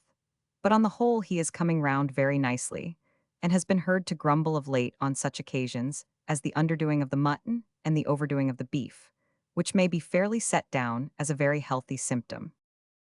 Saul took it more quietly, but I fear the iron went deeper into his soul. However, he pulled himself together like a dear brave fellow as he is, and actually had the hardihood to propose the bridesmaids, on which occasion he became inextricably mixed up in a labyrinth of words. He washed his hands of the mutinous sentence, however, and resumed his seat in the middle of it, overwhelmed with blushes and applause. I hear that he has confided his woes and his disappointments to Grace Mabberley's sister, and met with the sympathy which he expected. Bob and Gracie are to be married in a few months, so possibly there may be another wedding about that time.